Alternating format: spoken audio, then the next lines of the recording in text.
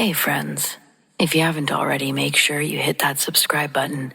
It's one of the most powerful ways you can help the channel grow.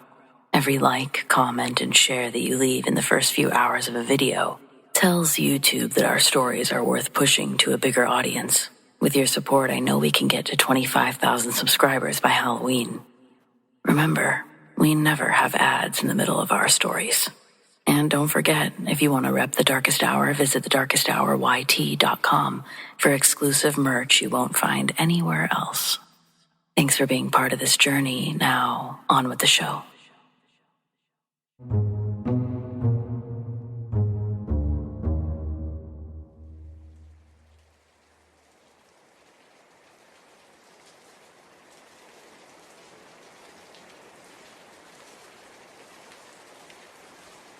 The memory comes back on silent nights, usually when the refrigerator clicks on. Its low thrumming, sounding just enough like the dead hum of a deactivated amplifier to trick my ears. I haven't lived in the Lookout 7 Tower for almost a decade, but sometimes the stillness of my apartment is a perfect echo chamber for the quiet terror of that last week. I was a radio purist, a solitude addict. That remote fire lookout station at Klamath National Park was my heaven. My only real lifeline to the outside world was the ham radio setup that I'd hauled up there. A beautiful, complicated array of wires, dials, and a meticulously tuned vertical dipole antenna. The static was my white noise, and the familiar voices I caught were my only neighbors. The most consistent voice belonged to a man named Dusty. He was a retiree, a fellow ham operator down in a small town about 50 miles south. We talked for 2 hours every Tuesday and Friday. Same time, same frequency. Dusty had a low, gravelly voice, one that sounded like he'd smoked a pack a day for 50 years. He talked about gardening, the price of gasoline, and the weather. Simple things, human things. The change started subtly. About 3 weeks before I finally left, it was a Tuesday. "Well, you just hold up there, Leo," Dusty signed off. "Don't let those big trees fall on your head. 7-3. I smiled.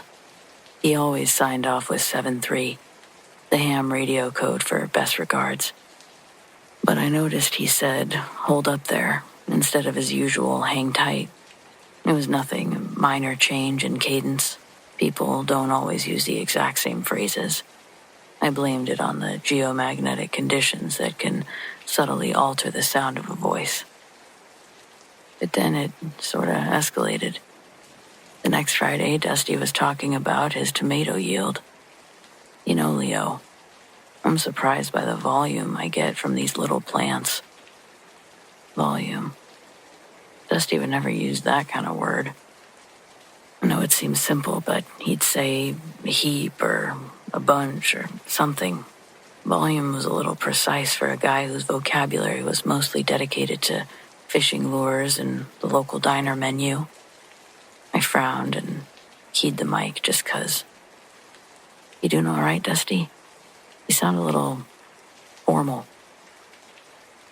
There was a brief silence, a stretch of dead air that went on for too long. And then the voice returned, pitch perfect. "Oh, I'm just great, Leo. Good old Dusty. Just talking about my little garden. Gotta go, neighbor. Clouds are moving in." There was something just so off about all the things he was saying. The phrases were close, but off-key. There were times when Dusty wouldn't remember what we talked about.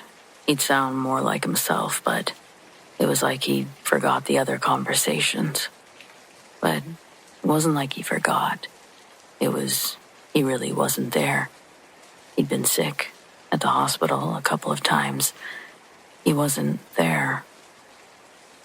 He said that might happen a few Tuesdays and Fridays while he was going through treatment. I tried not to press him on it, because clearly he was telling me something personal. but I started to feel like this was some sort of mimic I'd talked to. Didn't have a great feeling about it. I think for me, the terror began when the transmission stopped being so one-way. I started to hear things between our calls. During the static breaks, I was alone, fiddling with a dial, and I'd happen to let out a short, frustrated sigh. 5 seconds later, a burst of static, and then a clean, crisp sound. A sigh, right back through the speaker. It was my sigh. I began to test it sometimes, tapping my pencil against the desk. Tap, tap, tap. Moments later, the microphone would pick up the faint, almost swallowed sound of a tap, tap, tap in the silence.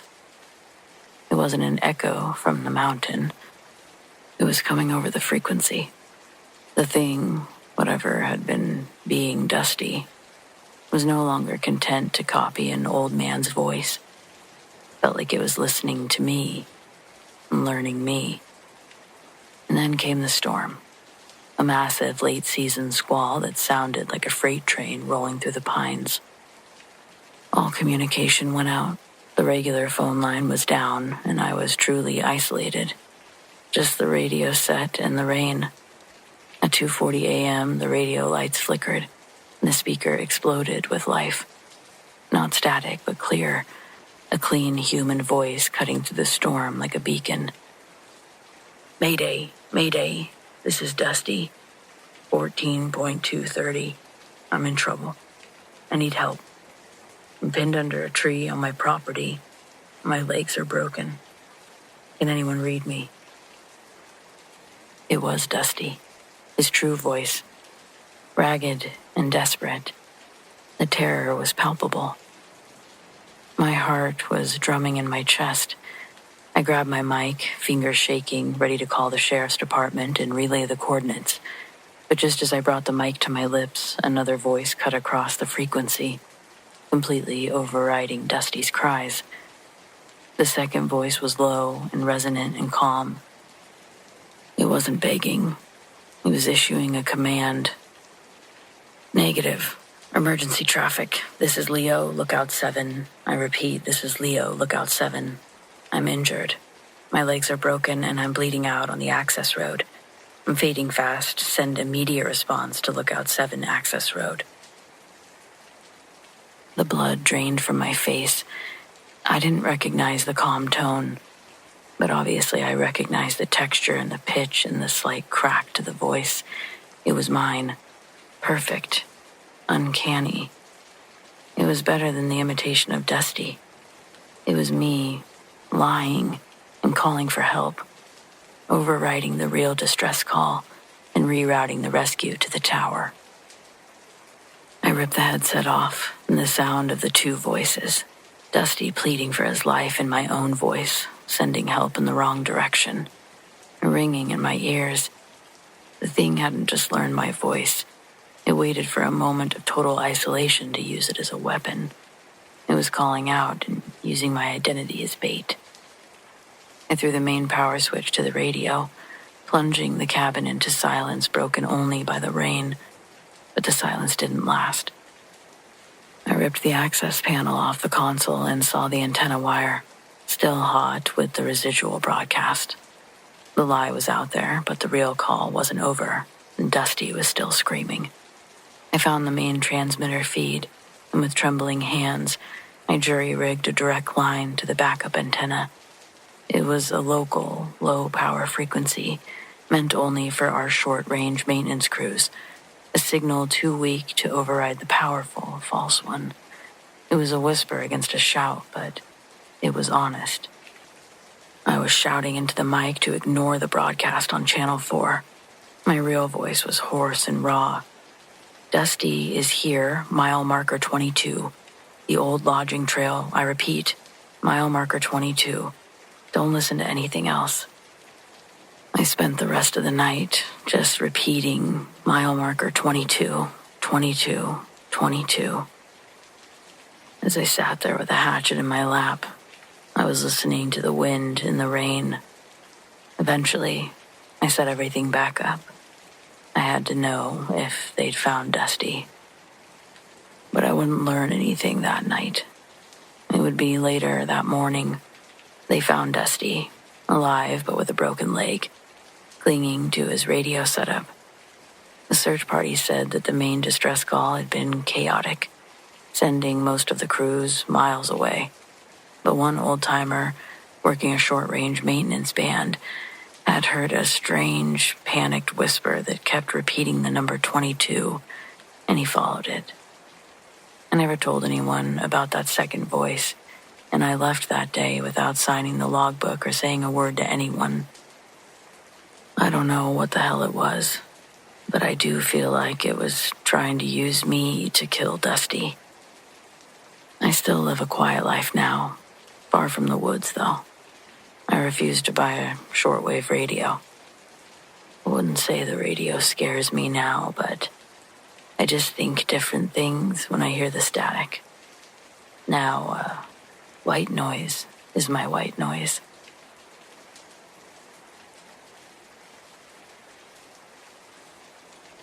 I've always been drawn to the echoes in old things. As an antiques dealer, I don't just see objects. I see the hands that have held them, the lives they've witnessed. When I bought my place, the Winslow Victorian, a sprawling, ivy-choked mess just outside of town, it was a ruin, but it felt alive. It didn't just have an atmosphere, it had a personality. Eventually, I'd go on to name that personality. I called her the Widow. The house was subtly haunted, a gentle, almost benevolent presence. It wasn't the slamming doors of the movies, it was little gestures of comfort. I'd be reading late at night, feeling a chill, and a heavy wool blanket that I'd left downstairs would suddenly be draped over my shoulders. My favorite teacup would appear, rinsed, ready. I genuinely felt like I found a kindred spirit, a lonely old house that appreciated my company, my restoration efforts, and the life that I was breathing back into its beautiful bones. Thank you, I would whisper into the silence after these events. I was never afraid. I felt protected. That sense of protection curdled into possession the day I met Charles. Charles was a historian who worked at the town library. He was kind, funny, shared my passion for the past. I invited him over to see my progress on the parlor. The moment that he stepped across the threshold, though, the temperature dropped, a palpable 10 degrees. As we were talking, a massive antiqued framed mirror, a piece of furniture that had been bolted to the wall, leaned forward, not falling or swinging, but listing out from the wall. Charles, who was standing right beneath it, instinctively ducked. When we looked up, the mirror had settled right into place. I smiled weakly, but I felt the house and its jealousy. The next time Charles called, the moment I picked up the receiver, the line was filled with awful, loud sounds. It sounded like the ocean trying to pour itself through the phone. I hung up, trembling. When I tried to call Charles back, the rushing sound was gone, replaced by a sound I couldn't place. 1,000 tiny, quick whispers, unintelligible but frantic. I noticed that I started canceling our dates, and then I stopped calling my sister. I rationalized it as getting overwhelmed by the restoration, but deep down there was a part of me that knew I was appeasing the house. It felt like possession. I was becoming the solitary inhabitant it demanded. The climax came on a rainy Thursday. I was sitting in the library working on a blueprint when I finally snapped. The isolation was too much. I need a life, you selfish wreck, I shouted. Standing up and throwing my pencil down, I was actually yelling at a ghost. The house didn't rage back. It didn't throw a lamp. It simply was. I walked to the front door, turned the knob, and it wouldn't move. I forced it. I was going to see Charles. It didn't budge. tried the back door, the kitchen door. All were inexplicably jammed, as if the wood had swelled up instantly. Every window in the room I saw now, it was either warped shut or had a piece of sash painted over. Not recently, but hundreds of years ago, now holding fast like iron somehow. I ran to the attic because I needed light, I needed air. I pulled down the fold-out stairs and scrambled up. The attic was dark and dusty, but there were vents there. While inside, I heard a deep, wet scraping sound coming from inside the walls. A groan of stressed wood and plaster, like something massive was adjusting its weight and contracting. The air felt vicious and heavy. The house was settling in, tucking me into its foundations. I felt smothered. The attic had a tiny round porthole window, too small for me to fit through.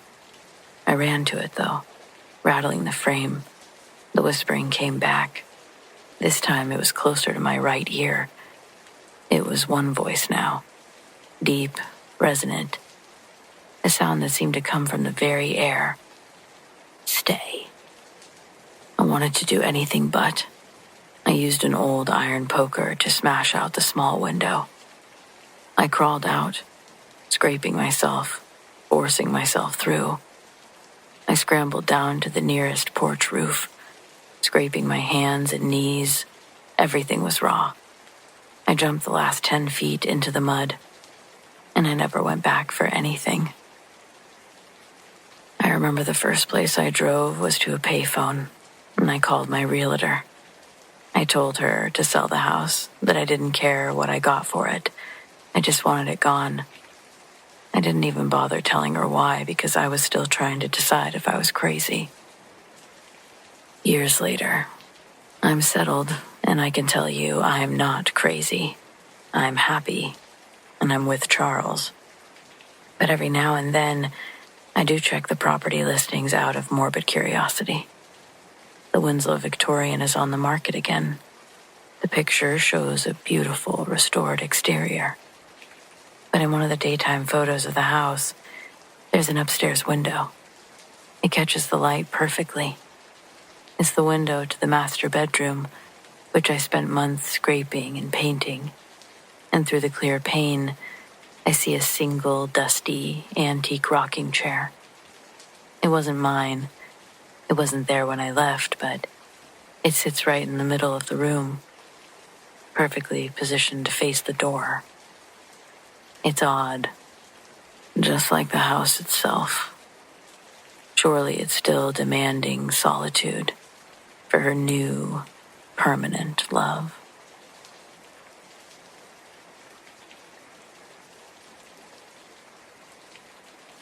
I am someone who values precision. I track my mileage, my heart rate, and my caloric intake down to the decimal. Hiking isn't really an escape for me. It's a rigorous exercise in control. I know the local trails in the Columbia Gorge better than I know my own apartment layout. And that's why the 15 minutes that I'm about to speak about completely broke me. It happened last spring on the Eagle Creek Trail, a route that I've taken at least 50 times, no exaggeration. I was about 4 miles in, heading up toward the falls. At 3:05 p.m., I stopped to photograph a huge, oddly shaped cedar, a landmark that I used to calibrate my pace. I checked my GPS, checked my heart rate monitor, and pressed the button on my cheap, trusty stopwatch, just to time the next ascent segment. I remember turning away from the cedar, taking 2 steps toward the incline, and inhaling a deep breath of pine-scented air. And then nothing. The next sensation was an overwhelming wave of disorientation, a cold nausea that felt like waking up from a deep, dreamless sleep. My chest was tight. My phone said 3:20. I immediately stopped my stopwatch and it read 15:02. 15 minutes and 2 seconds were gone. I wasn't injured. My pack was still snug. My water bottle was still capped.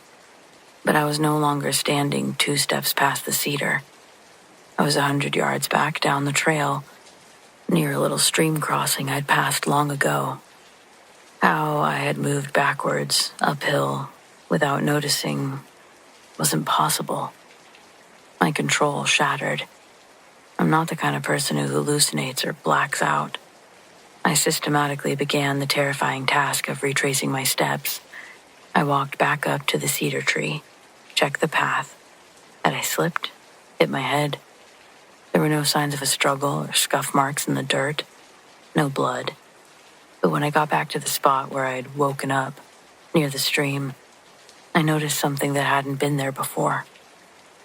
Tucked away between 2 boulders, not naturally, but with deliberate, meticulous care, was a small 3-tiered pile of stones. A cairn. My heart started to pound with a bit of franticness, uneven rhythm.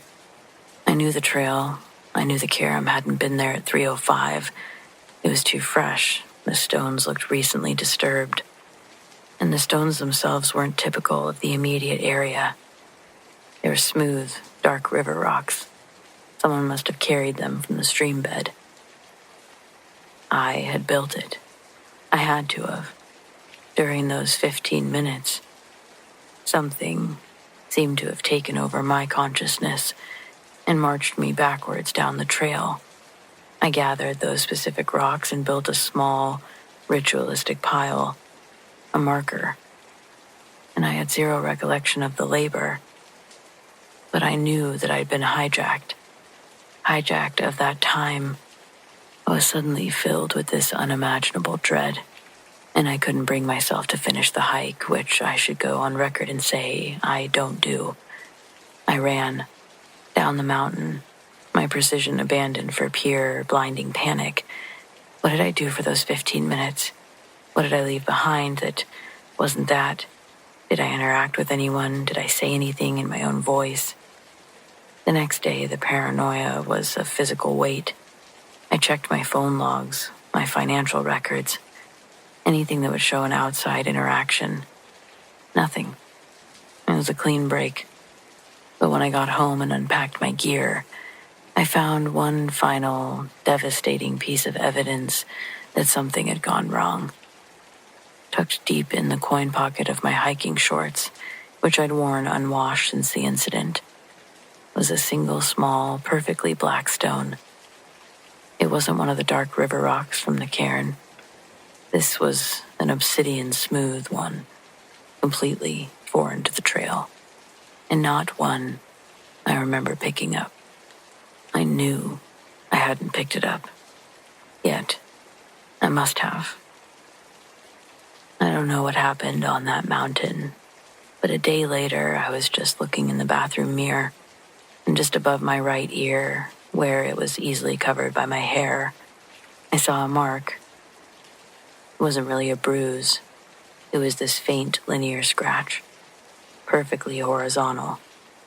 It was so fine that it looked like a pencil mark, but I'd never seen it before, and it lasted for days. And sure, that could be nothing, but I do know this. There's a 15-minute hole in my life, and during that time, I believe I was fully functional. My body was active, and my consciousness was elsewhere. And the thing that replaced it was quiet. And I think it left a small mark. I just have no idea why. But I find that I look at people around me closely, my colleagues, my neighbors. I'm just checking for signs of their own lost moments or marks. That probably sounds crazy, but you have to understand that this experience, it felt crazy. And I've never had anything like it happen before or since. And I've been basically paranoid about it for 5 years. Still, nothing, but always, what was it?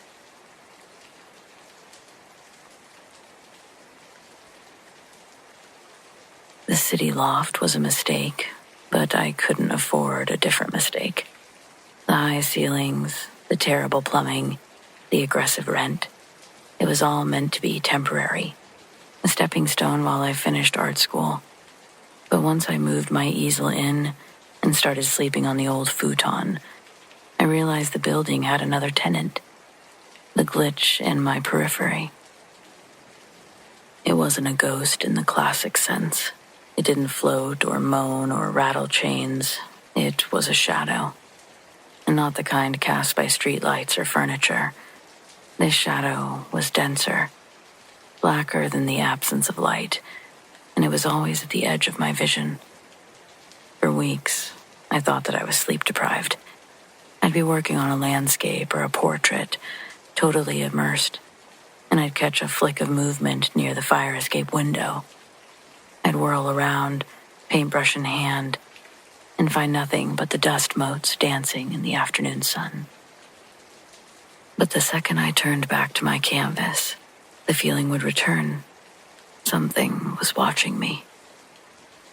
I started using the term the witness. It was a perfect descriptor for its passive, relentless presence. Its sole purpose seemed to be observation, silent and eternal. I tried every trick in the book to catch it. I installed cheap motion sensors. I hung mirrors at weird angles.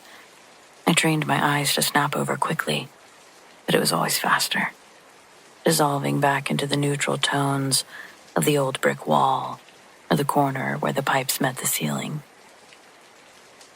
The witness didn't frighten me with jump scares. It terrorized me with exhaustion. Its presence was constant, low-grade fever anxiety that made sleep impossible. How could I close my eyes knowing that it was there, silent and still, just outside the perimeter of my gaze? I took issue when I realized it was stifling my work. My focus, which was my greatest artistic tool, was shattered. Every painting began to feature a void, a smudge, a patch of canvas that I couldn't bring myself to fill, always located at the lower left or upper right, the places where I most often saw the shadow. I was unintentionally painting the negative space it inhabited. One night, after 4 straight days with only an hour of sleep, I got up to splash water on my face. I stood in front of the bathroom mirror, a large unframed rectangle that I'd leaned against the wall. I saw my reflection, pale, haunting, dark circles under my eyes, and then I caught it in the corner of the mirror, behind me, in the space between the shower curtain and the wall. It wasn't a smudge of black. It was the outline of a person. It was tall and unnaturally thin, a silhouette cut from felt. But what set the cold dread through me was its posture. The shadow had its head slightly tilted, the way you tilt your head when you're contemplating a painting. And then I realized it was perfectly mirroring my own reflection's posture. It was contemplating me. I spun around and I saw nothing in the same space, just the white ceramic tub and the beige wall. I looked back at the mirror. My own reflection had moved, but I saw the impression of the shadow was still there. It was like I was looking at a charcoal black doppelganger. That was the night that I stopped sleeping entirely. I became obsessed with catching it, with proving it was real. I set up my DSLR camera on a tripod, connected it to a laptop to record 24/7. I sat in the dark, watching the feed. Hours passed, and the camera showed nothing, just the apartment, static, empty. I felt a weird surge of relief. It was just exhaustion. It was my mind playing tricks on me this whole time. I leaned forward to turn off the camera. As my fingers hovered over the keyboard, I glanced up at the laptop screen. For a fraction of a second, as I moved my hand into the light, the shadow of my own hand was cast on the wall. But the shadow person was on the screen, in the live feed. It was pressed up against the wall, blacker than the darkness all around it, still tilting its head. This time I could see its eyes, but they weren't eyes. They were just two tiny pinprick spheres of a vicious, incandescent light. They were looking right at the camera, through the camera, at me. But then, as if realizing that I'd seen it, it didn't dissolve. It lunged. The black form rushed the camera lens, filling the screen with blinding blackness before the camera faced up entirely, as if it had been touched. I could see that it was now recording the ceiling. The laptop screen went dark. That camera never turned on again.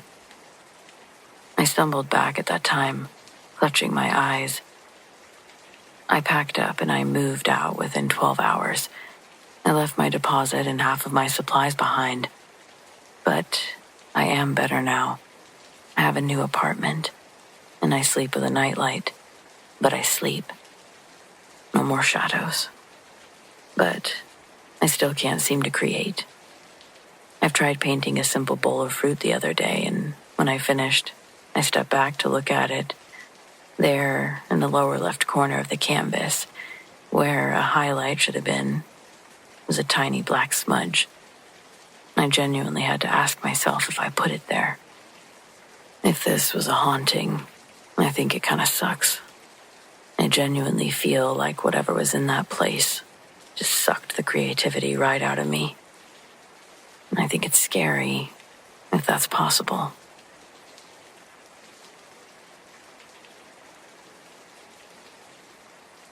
I don't know where to start, so I'll just lay out the timeline. My daughter, Lily, is 3. She's at that cute stage where she's constantly talking and has the most distinctive high-pitched giggle. That giggle is everything to me, which is why what's happening felt like psychological torture. A couple of months ago, I'd be in the kitchen, and I'd hear a faint little, "Mommy," from the hall. I'd check, and Lily would be fast asleep in her crib.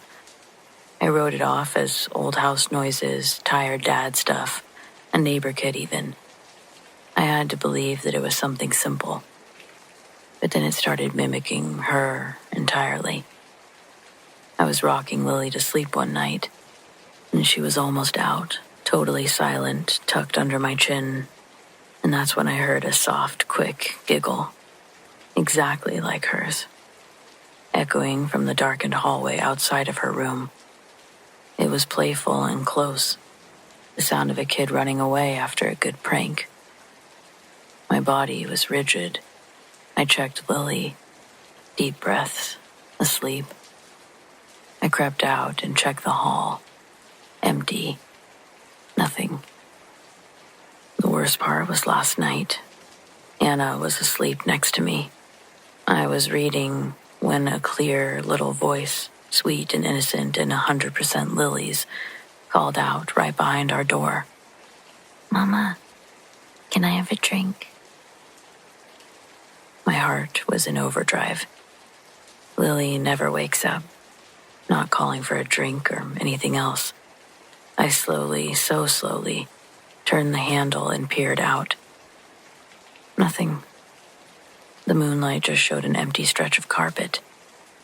I tried to tell Anna this morning, tried to explain that it wasn't a creak or a dream. It was a copy of our daughter's voice. She gave me that look. You know the one. You're stressed, you're tired, you need a break. That's what she kept saying. "Honey, it's your mind playing tricks." I felt so small. I honestly started checking for signs of stress-induced psychosis. Then, this afternoon, I was outside weeding.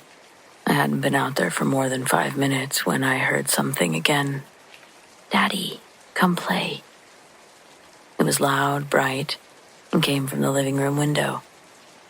I dropped my trowel and sprinted inside, expecting to find Lily somehow awake and out of her crib. She was still fast asleep in her room.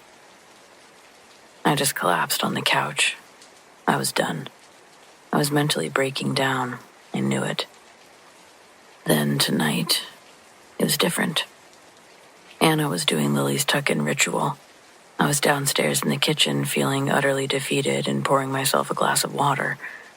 And then I heard her call my name, not loud but urgent. She came down the stairs. Face was pale, like she'd just seen something disturbing. "What is it?" I asked. She leaned in, lowering her voice, even though Lily was upstairs. I was tucking her in, and she told me. She said, "Mommy, when you call me from the other room, it doesn't sound like you. You sound funny, like you're playing a game. Do you hear me too, Mommy? Do you hear me that's not me?" I just stared at Anna. That knot of fear that I'd been carrying all of a sudden transformed into a stab of icy dread. I wasn't crazy. I could tell by Anna's look that the pity was gone, and it was replaced by raw fear. So, yay, I'm not crazy. But that just means that there's something else in the house. Something smart enough to learn voices. Something that tries to lure us to random places. Anna looks devastated. She feels terrible for dismissing me, but also hopeless. I think she's second-guessing every giggle, laugh, and voice that she's heard. But at least she finally believes me. But yeah, we're just standing here completely clueless, both of us, as to what to do next.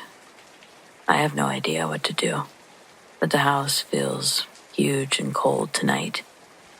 I'm really not looking forward to seeing what it can do next.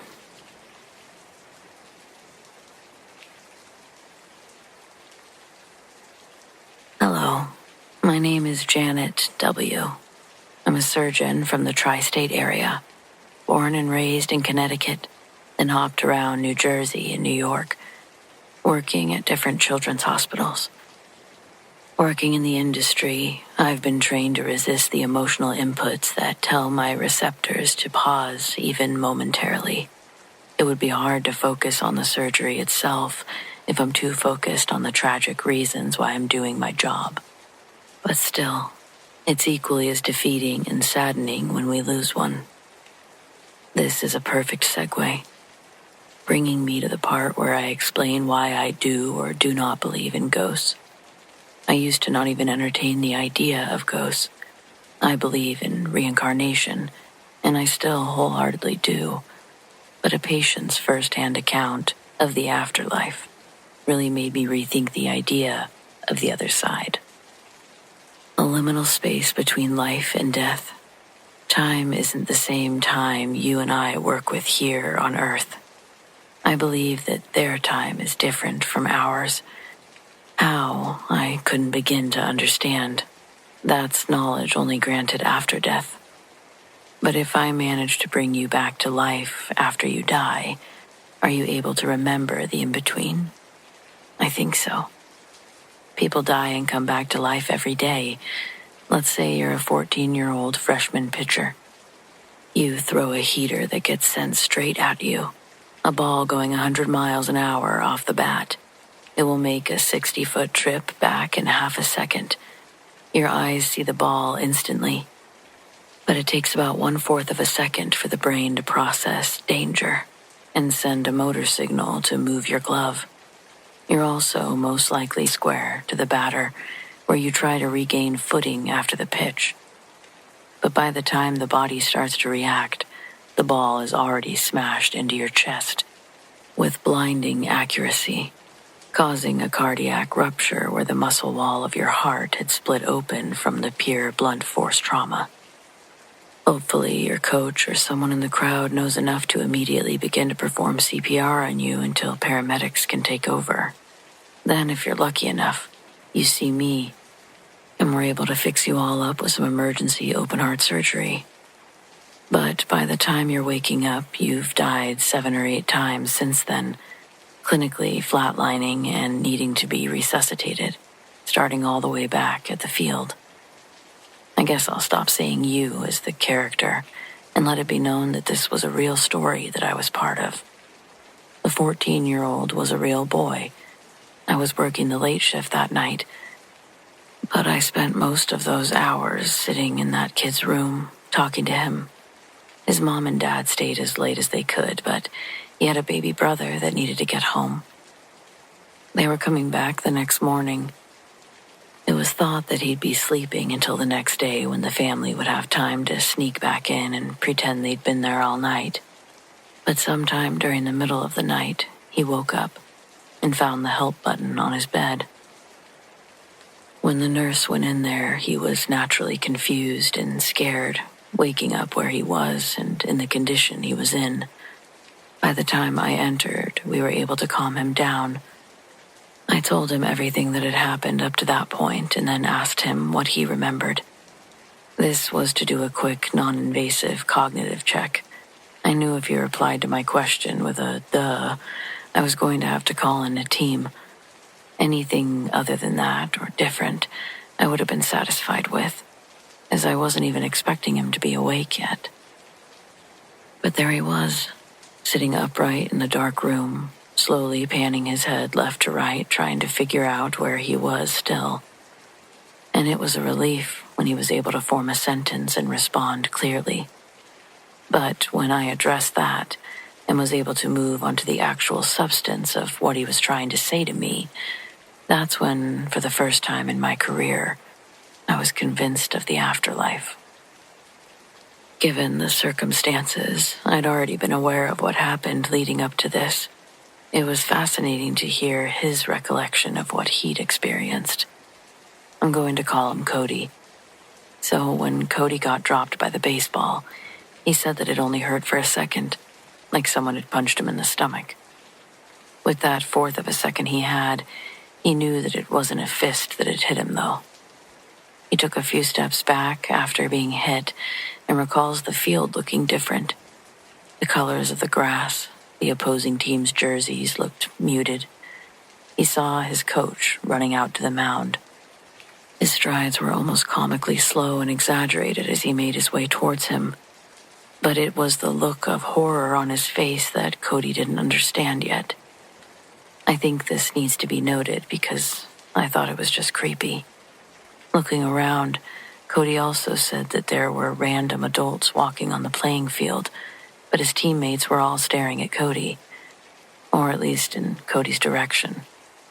I'm sure their eyes were all staring at what he found when his coach finally got to the mound and went down on his knees. That's when Cody saw him start doing CPR on his own body. To make sure I'm following along straight, I ask, "You saw your coach performing CPR on you?" And he said, "Yeah, but he was standing right next to him as he did it." Then the paramedics came, and he almost didn't get into the ambulance with them before they shut the door. But it felt like magnets were in his chest, pulling him towards it. Sitting in the back of the ambulance watching the paramedics work on him, he realized he wasn't really sitting. He also wasn't really standing. Any physical activity had been reduced to a leisurely float. A current he let pull him like a fishing lure attached to his body.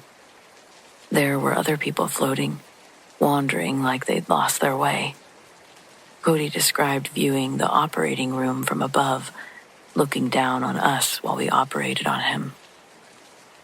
He correctly identified the number of surgeons in there and could even hear us talking to each other. After watching us for a while, he had a vision of his parents in the waiting room, and somehow that vision acted like a portal that moved him into the waiting room with his mom and dad. They couldn't hear him, and his hands went through them when he reached out. His mom was crying, sitting in the chairs by the large fish tank that we have, and his dad was talking to a nurse who was writing on a clipboard. Cody said that he didn't like the waiting room. There were other floaters in there that scared him.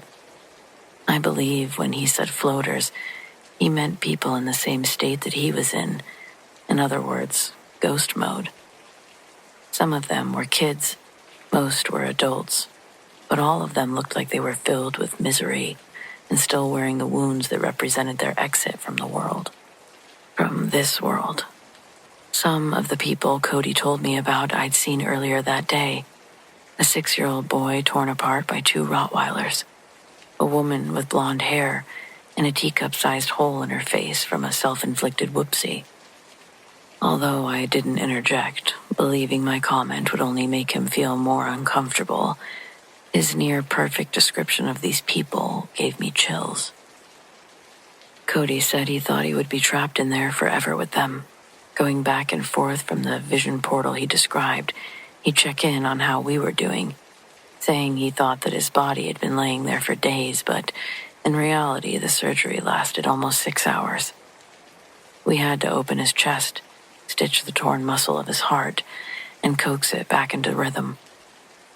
When we finally rolled him into recovery, his skin was pale as milk, and his chest was bound in tape and wires, but we saved him. I asked if he remembered going back into his body, or how did that work, and he said that he was in the waiting room with his parents when the magnet feeling became the strongest he'd felt it. He said that the stronger it got, the more he started to feel physical pain again. He'd almost forgotten about the physical pain that he'd stepped away from. The portal pulled him back in without him having to envision it first. That's when he used the little strength that he had left to pull himself into a seated position on the hospital bed where I found him. Ever since then, if a kid flatlines on the table while we're performing surgery on them, I like to look up and wave them back down. I don't do it expressively to call attention to myself. I just think that's where they're going to be hanging out, and my acknowledgement of their situation might entice them back into their bodies. I think it's worked more than a few times. I don't know. I'm sure credit should go to the medical team doing their darndest to keep that pulse steady. I'm also hands deep in that process too, and who knows? It could be a little superstitious. And I definitely wouldn't write it in any medical thesis I'd ever have my name on. Maybe spirits don't float to the ceiling and I'm discreetly waving to nobody. But maybe my little waves their guidance back home. Who knows? I don't, so I can't say it doesn't work either.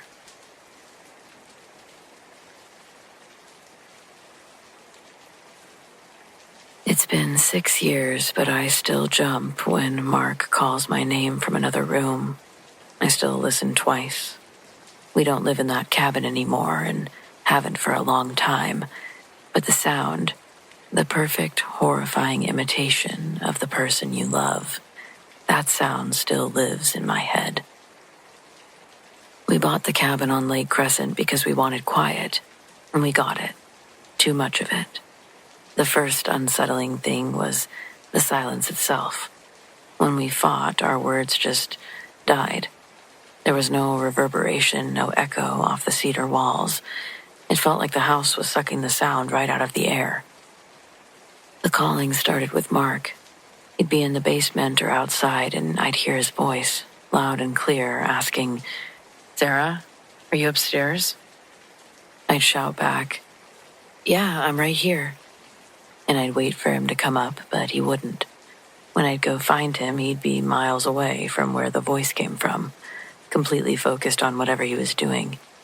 He'd look at me like I was crazy when I'd ask why he called my name. I didn't believe him at first.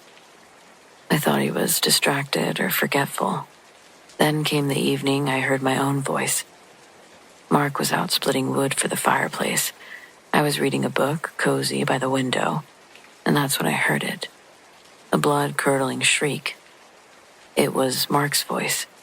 Not just loud, but frantic, screaming. "Sarah, get out. Get out now." I threw the book aside. My heart seized up, convinced that he was hurt, or that a bear had gotten him. I ran to the front door and yanked it open, braced myself for whatever horror I'd find. As I did, I heard my own voice. "Don't go. Don't." The door opened now. I saw Mark was 10 feet away, calmly stacking logs. He wasn't even breathing hard. He dropped the axe and stared at my face. "What happened? You look like you saw a ghost." "I heard you scream," I whispered. barely able to breathe. Right inside the living room. Sounded like you were being attacked. And I heard me. He walked towards me. His face was a mask of confusion. Sarah, I haven't made a sound. I've been here the whole time. I was genuinely freaked out. This wasn't what I ever had in mind when I thought about paranormal activity. It wasn't a spirit that we had to see. It was a thing that could perfectly copy the one person we trusted most in the world. It was a mimic. A thing that had no voice of its own, but was slowly building a dictionary out of ours. It felt like the sounds got smarter. That's when it became true horror. One afternoon I was alone. Mark was at his part-time job down the road, and I was fixing lunch when I heard it from our bedroom. Mark's voice, low and tender, whispering, "I love you. You know that, right?" I froze and my knees went weak. It was that exact phrase, delivered in that exact vulnerable tone that he'd used on a specific night after I'd confided a deep, private fear to him. It was a secret sound, one meant only for me. My first thought was that he'd come home early to surprise me. I started to walk towards the hall, a happy smile forming. Then my eyes darted to the coat rack. Mark was wearing his heavy blue rain jacket that morning. The voice that I'd just heard had a tiny, faint accompanying sound, the creak of the old leather jacket that he'd wore on weekends. I didn't open the door. I didn't even breathe, I feel like. I just stood there, listening to the silence, knowing that Mark wasn't there. The thing that wasn't him was there, perfectly reciting the most intimate, sacred moments of our lives. It was basically learning to be him. I backed away, grabbed my keys, and sat trembling in the car until the real Mark came home. That was the night we decided to leave. We packed the next morning, moving with a desperate, frantic urgency. As Mark was strapping a box to the roof rack, I was about to close the trunk when I heard the final terrible echo. It was Mark's voice, coming from inside the cabin, from the empty darkness of the main room. It was cold and flat. It was perfectly possessive. "Go back. You can't leave me." That was all we needed. He heard it. We didn't finish loading. We just got in the car and drove, leaving behind half of our things, and the thing that was slowly wearing our marriage like a costume. I know now it wasn't a traditional haunting. It was a creature of sound, like an acoustic parasite. It didn't want to hurt us physically. It wanted to override us, replacing our genuine voices with its terrifying echoes. Every time Mark calls my name now, even in our perfectly ordinary city apartment, a part of me has to listen twice. Terrified that it's not my husband speaking, but the thing that remembers the sound of our love.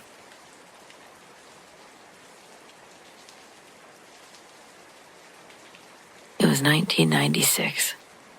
I was 22, fresh out of community college, and I needed the overnight job at the Ames Industrial Park warehouse.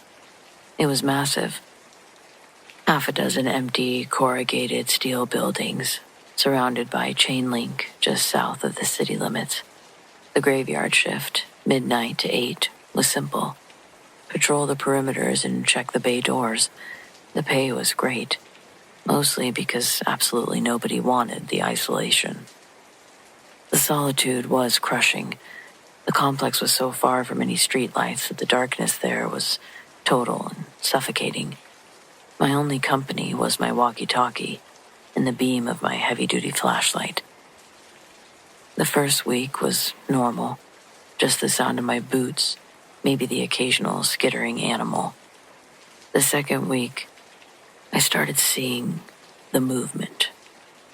They were shadow people, but not the quick, blurring kind you hear about. These were solid, human-shaped forms, utterly black, as if they were cutouts of pure shadow. They weren't scary in the traditional sense. They didn't have glowing eyes or sharp teeth. They were just there. I saw one on the east perimeter. It was standing by the abandoned loading dock, facing the wall. I shined my flashlight right at it. The beam went through it, but it didn't dissipate. It remained perfectly defined. Three-dimensional void. It was too tall to be a person, but too solid to be a trick of the eye. It didn't react. Then I saw a second one, and a third. They were lined up about 30 feet apart, moving with agonizing slowness toward the north end of Warehouse 4. They moved in silence, maintaining a uniform distance, shoulder to shoulder with the wall. This didn't seem like a haunting, more like a procession. Over the next few weeks, the sightings escalated. It wasn't just a few individuals anymore. It was a fleet. I started seeing them every night, and they were always engaged in some kind of bizarre, coordinated, and pointless activity. In Warehouse 2, I saw 8 of them standing in 2 perfectly straight rows of 4. They were simply facing each other, unmoving for hours. In the parking lot, I watched a line of about 20 shadow people, marching in a slow, precise spiral pattern, walking until the leader reached the center, and then the whole pattern would dissolve into the asphalt, only to reform 30 minutes later and start the loop again. And because of that, I was able to show somebody else. Did they admit they thought it was paranormal? Absolutely not. Were they terrified? For sure. One night, I saw a dozen of them standing along the ridge of the roofline, their silhouettes perfectly cutting the pale, starless sky. They stood there facing out, like guarding nothing. The lack of malice, I guess, made it more interesting than unsettling. They never looked at me. They never tried to chase me. They never made a sound. I could walk right up to them and they wouldn't break their stride or formation. They were simply doing a job that didn't exist for an eternity. I felt they were ghosts of routine, of forgotten, endless labor. I realized I wasn't witnessing a moment of tragedy. I was watching the fabric of the place, the silent bureaucracy of the dead. The true moment of terror for me happened about 3 months in. I was doing a patrol around the main administration building. I was nervous, scanning my flashlight beam, trying to stay ahead of the jitters. Suddenly I saw a shadow person across the yard, facing my direction. I stopped, it stopped, and for the first time, one of them broke formation. It appeared to be mimicking what I was doing. I knew this because as I tilted my head, I saw it do the same thing. I felt a profound, chilling sense of being recognized. Then I heard my walkie-talkie crackle, which made me jump. But it wasn't the dispatcher. It was a faint, muffled sound, like heavy paper rustling, and then a series of 2 quick, low-pitched clicks. The shadow person lifted an arm with impossible stillness. It moved its hand, a black cutout of a hand, as if it was waving me forward. Somehow, I was sure that I was witnessing the remnants of people performing tasks they'd been forced to do in life. They were moving inventory, standing for roll calls, making entries into registers that vanished decades ago. And the one who waved me forward, it wasn't threatening me. I guess more asking me to join the routine, inviting me to step into the formation. I didn't go near it because I'm not that brave, or maybe I'm just that smart. I quit that job a week later. I only ever showed the one person, and I've never really told the full story. How do you explain that you were haunted by a fleet of shadow accountants performing an eternal, pointless inventory.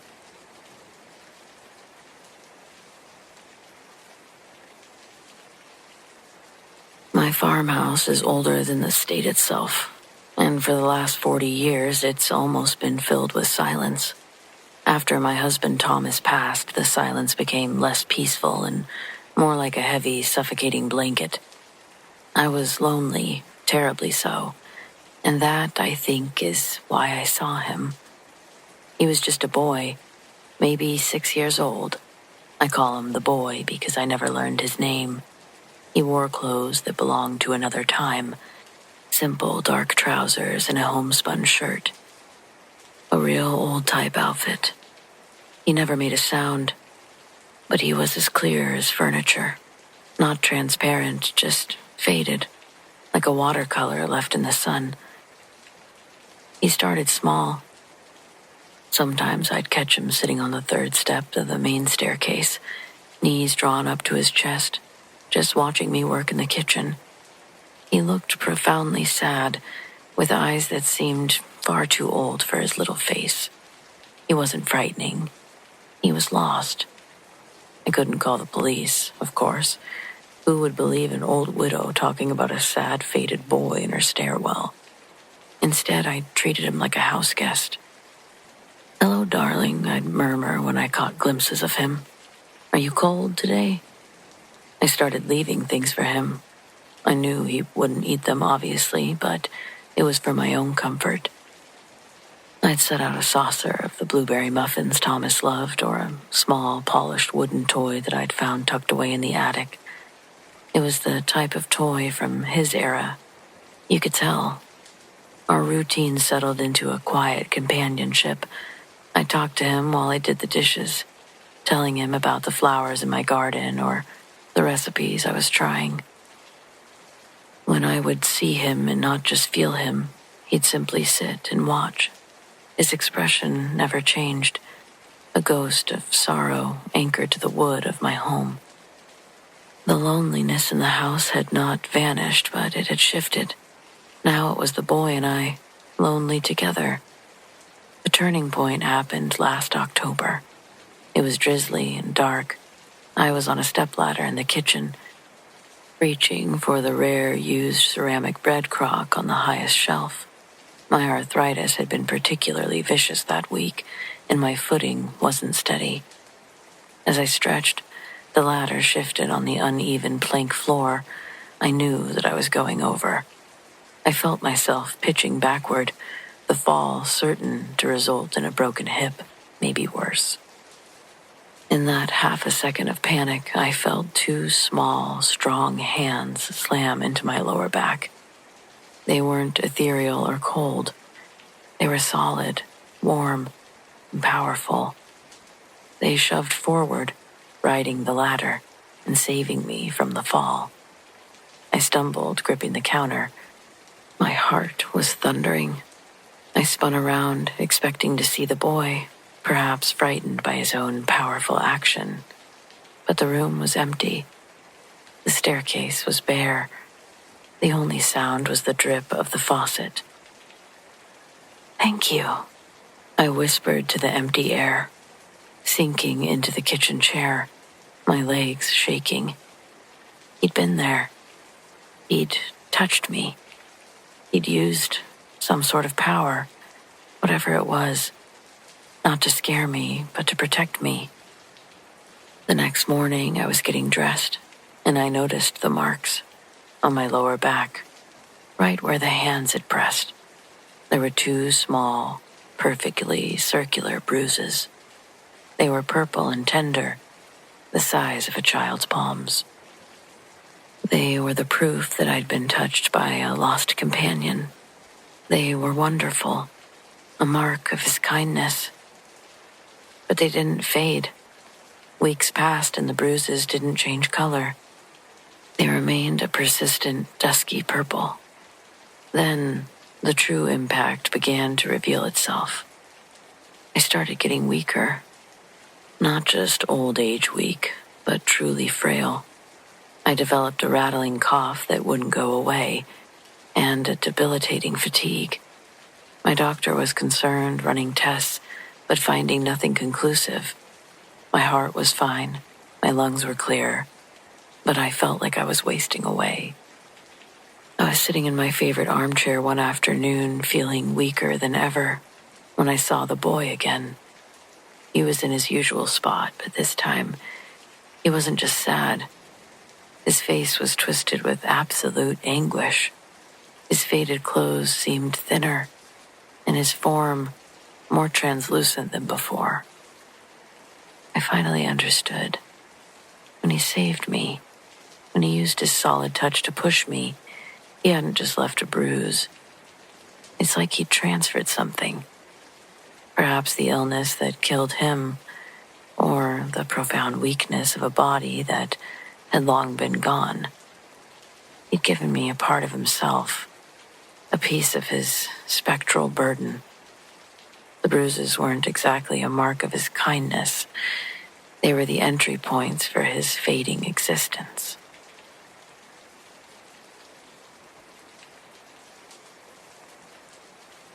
I was a huge idiot. That's the simplest way to explain how I ended up with this scar. Back in the early 2000s, I wasn't some veteran paranormal investigator. I was just a loudmouth skeptic. I thought that I was smarter than every campfire story, every weird legend about abandoned places. My plan wasn't to find ghosts. It was to prove that every moan and chill was just old plumbing and drafts. This exact attitude is what led me to Westwood State Hospital. Everyone local knew the place. It had been shut down for decades, but the stories persisted. All centered on the terrible history of a doctor in the mid-20th century. We'll call him Thorne, who was infamous for his bizarre, cruel treatments. They said that he used to lock the worst patients in freezing water as a form of shock therapy. The hospital was a ruin, a monument to misery, and people swore that Thorne's spirit still held court in the lower levels. I broke in one night in 2002. I only took a handful of things, a sturdy flashlight, a cheap tape recorder just in case, and a basic thermometer. I wasn't mapping drafts, I was looking for the infamous hydrotherapy rooms in the basement, the rumored epicenter of the hauntings. When I found them deep underground, the air hit me like a physical barrier. It wasn't the fresh, earthy smell of a basement. It was dense, stagnant, and tasted like metal and dried rot. I managed to get inside a small concrete cell, the old solitary confinement area. I sat down and made myself wait. I wanted the silence. That's when the temperature dropped. I wasn't watching a fancy meter, but I felt it. The air around me didn't cool. It solidified. It felt like being suddenly submerged in an invisible, paralyzing ice bath. I could feel the cold steal the heat right out of my skin, and my lungs seized up, not from fear, but from the shock of the temperature. I couldn't move, I couldn't shout. I was frozen solid, sitting up. Then came the weight. I felt a tremendous, crushing pressure on my left shoulder. It was heavier than any man and colder than anything earthly. And it was digging in, right next to my ear. I heard the sound, one that didn't belong to any language, not any I know. It was a vicious, wet, hissing whisper, a rapid-fire snarl that was absolutely saturated with pure clinical cruelty. It seemed like the sound of a hateful man giving a diagnosis to his victim. I felt the malice pour over me like black oil. And when the pressure finally abruptly released, I collapsed, gasping for air. The cold vanished immediately, but my heart was hammering so hard, it hurt. I didn't even bother trying to grab my gear. I stumbled out of the horrible cell and didn't stop running until I was on the highway, shaking myself to pieces in the driver's seat. I thought I'd survived with only a story. But it was the next morning when I was checking myself for cuts, I found the evidence. On my left shoulder, Where the pressure had been, there was a mark. It was shocking. It wasn't a bruise. It was a circle of bone-white skin, totally void of color, as if the life had been sucked out of it. And right across the center were 5 perfectly, deathly white fingerprints. They were pressed into my skin with impossible force. A brand of absolute supernatural cold. My doctor looked at it confused, told me that he had no explanation for the pigment loss. The mark is still there. It's the proof I never wanted, I guess. But the mark isn't just a scar, really. Feels like a tether. Whether the spirit of that awful doctor gets close or when he does, usually when I'm alone and quiet, the mark starts to radiate that impossible, painful cold. I feel a knot of ice in my shoulder that spreads down my arm.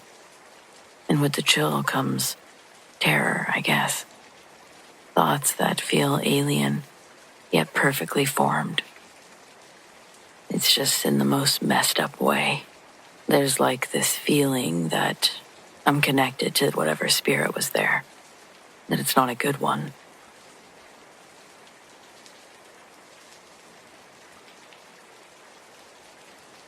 This story isn't mine.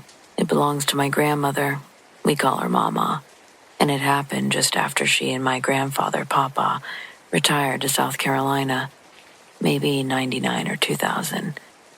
They bought a house on this quiet, curving street where everyone knew everyone's business. And Mama, well, she was the chief of that business. She'd tell me, a person's routine is like a signature, honey. You can read the whole story of their life and how they walk to their mailbox. I never thought it made much sense, but God love her. The Millers were their cross-street neighbors. Mama always said that they were the most beautiful, most unsettling mystery on the block. The Millers were maybe in their late 60s then.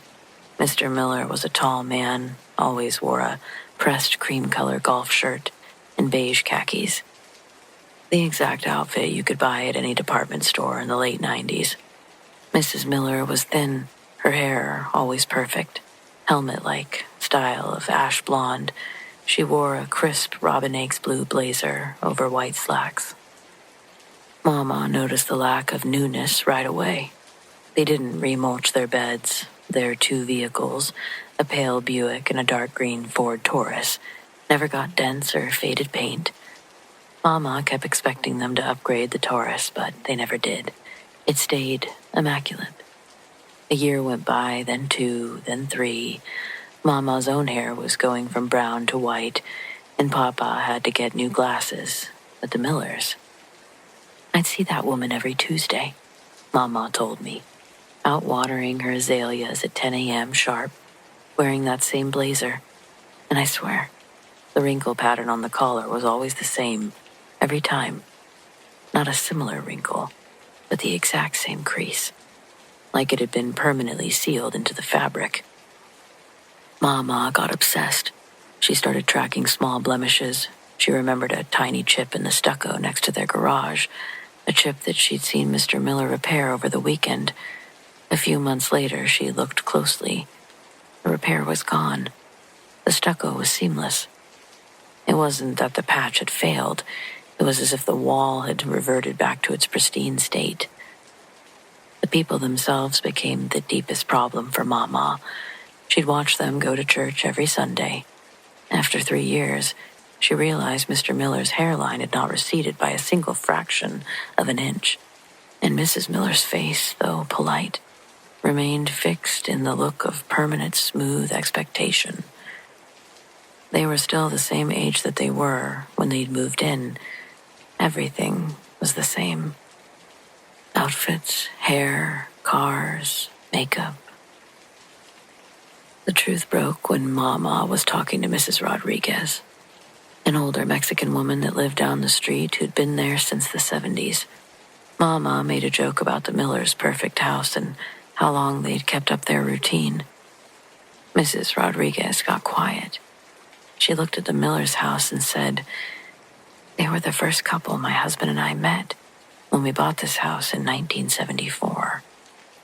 They looked exactly like that. They said they were waiting for their son to visit.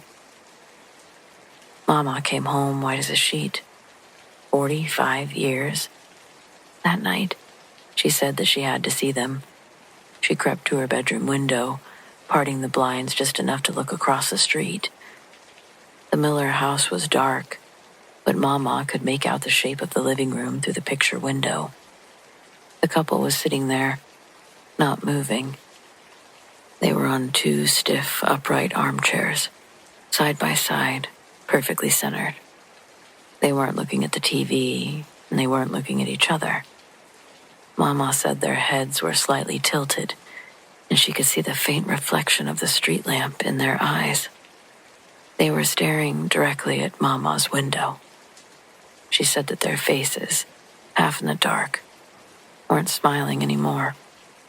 They looked hollowed, smooth, like something had been worn down by an impossible amount of time. Mama said she never looked across the street after dark again. She didn't really associate with the Millers. She decided that they weren't stuck in the past. They were stuck waiting for something or someone to finally give them permission to be new. In all seriousness, Mama believed them not to be human. And given the story, I'm thinking she's right.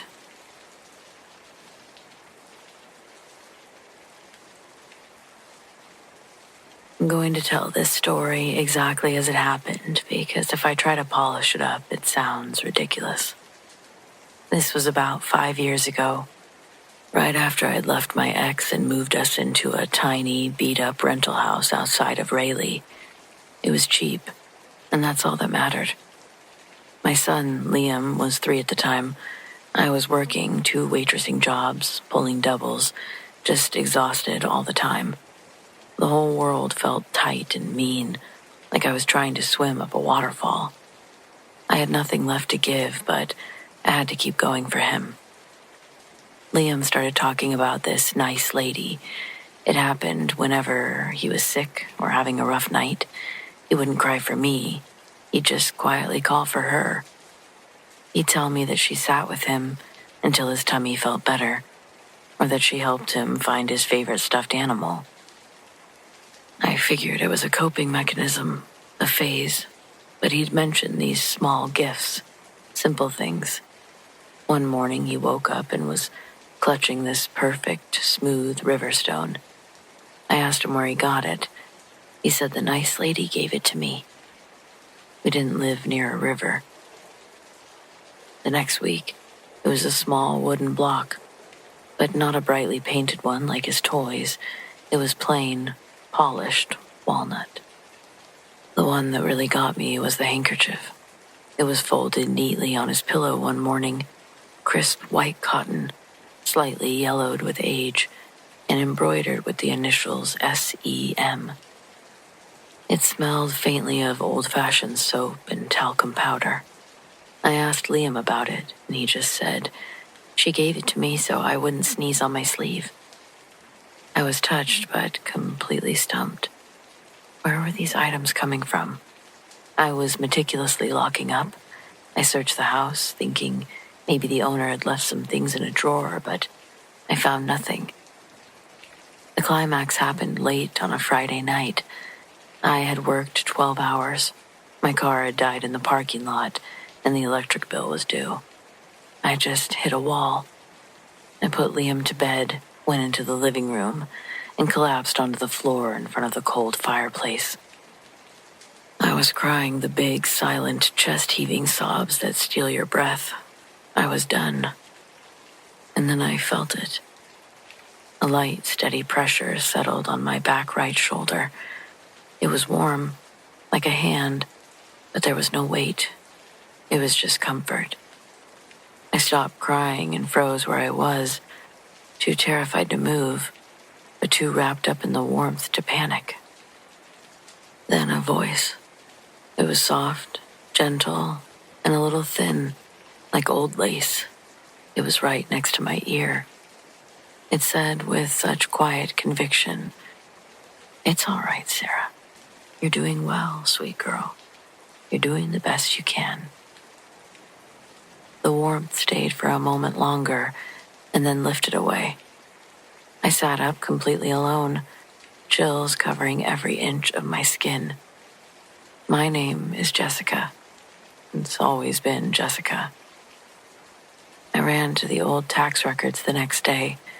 The house had been built in 1948. The couple who owned it from the mid-60s to the late 90s. What was their name? Sarah Ellen McDaniel. And her husband. The husband had died overseas, leaving Sarah to raise their son alone in the house. I don't really think that the woman who visited Liam was a malicious spirit or even a lost soul. She was stuck in her own beautiful, quiet routine, a spirit of nurture and survival. She wasn't comforting me, Jessica, the struggling mom. She was comforting the memory of herself, Sarah. I never heard the voice again, but I kept the handkerchief. I started feeling like maybe, just maybe, the weight on my shoulders wasn't all mine to carry.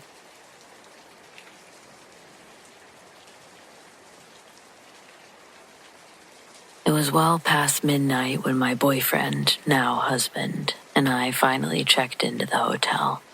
We were utterly drained, hours on the road followed by the usual exhausting dance of family obligations. The air in the hallway was thick and smelled faintly of chlorine and old carpet, the way all mid-range hotels seemed to smell. Our room was on the upper floor, anonymous and silent. We were too tired to truly look at the room.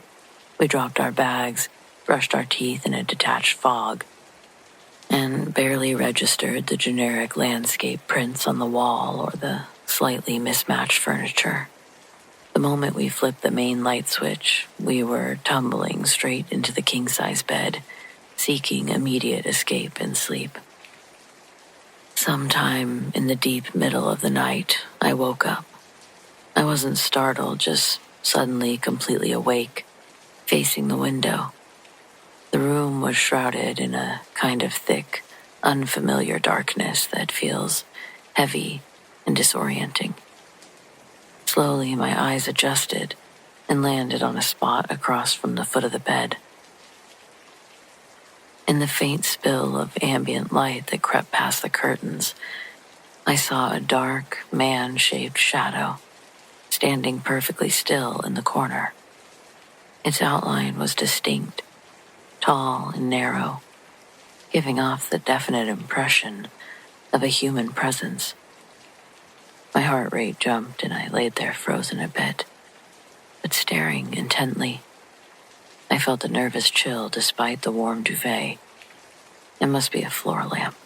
My tired, rational brain finally concluded. That corner looked empty, but maybe the maid service had moved a reading lamp there, or maybe it was a strange coat rack.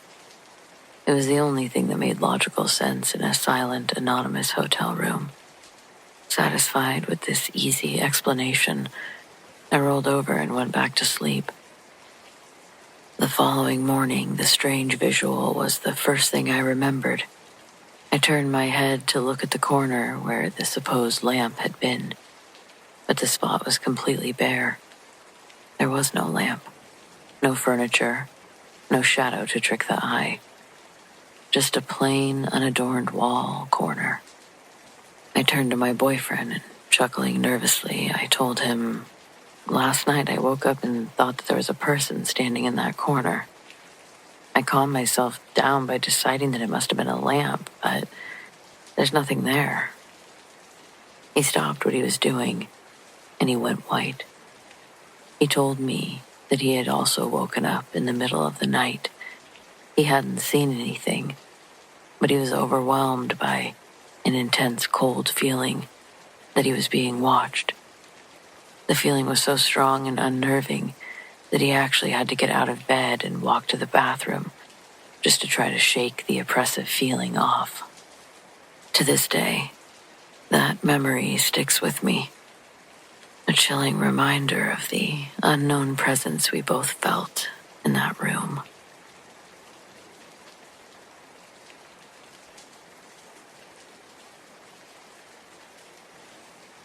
For 10 years, my childhood home was run by a force that just liked to break things and torment my mother.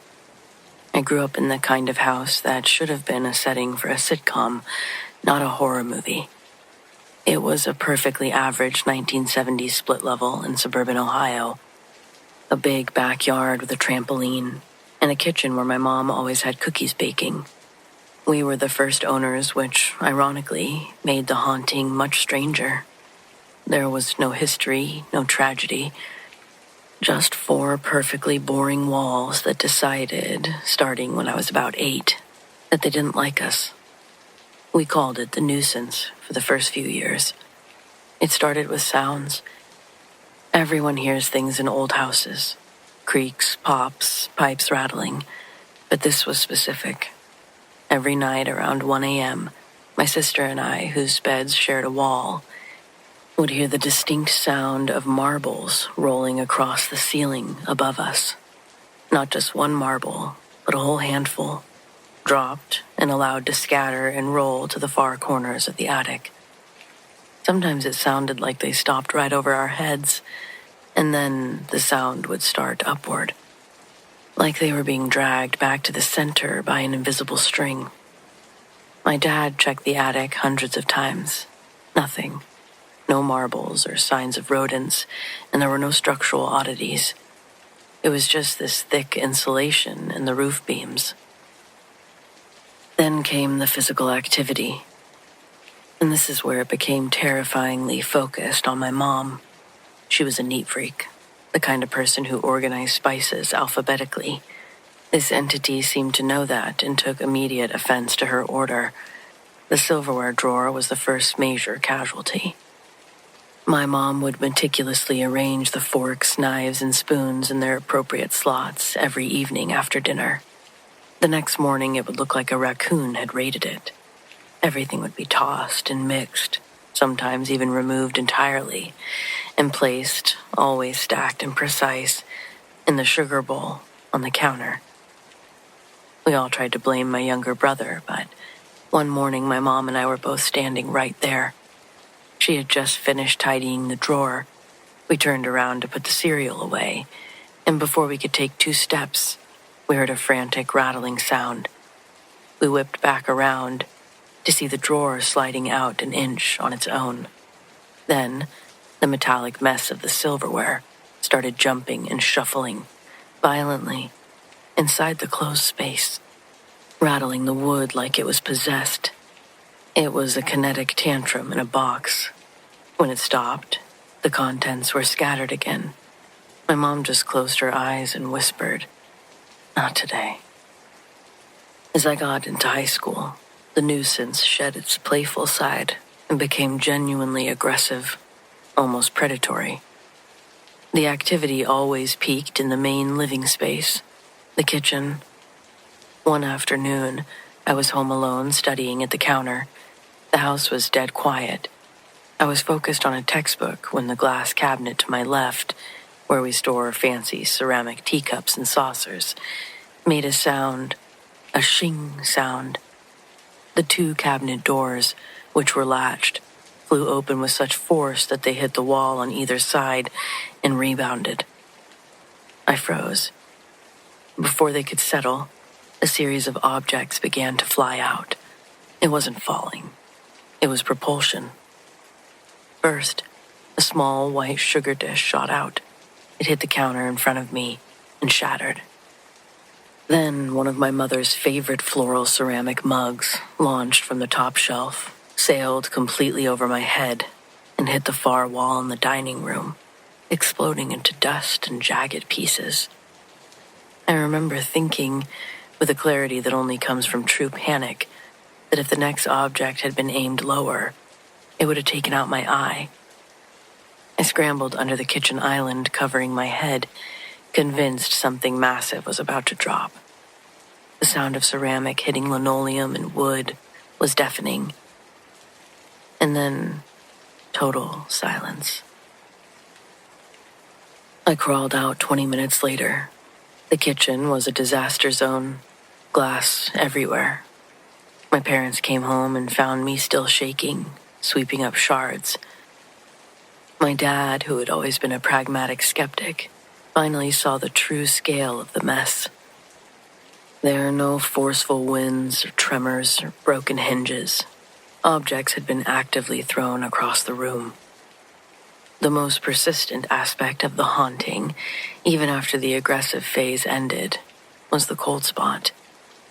In the corner of our dining room, right by the sliding glass door, there was an area about 4 feet wide that was always freezing. Even in July, if you walked through it, it felt like someone had opened a freezer door directly onto you. And it carried a faint metallic odor, like ozone or freshly extinguished match. After the kitchen incident, my parents were terrified. My mom called a local priest who specialized in house blessings. He came in, was polite, performed the ritual, sprinkling holy water and reading scripture. It didn't stop the cold spot, but it did seem to work on the poltergeist. The aggressive kinetic energy and activity, the throwing, the drawer shuffling, the loud crashes, those things stopped instantly.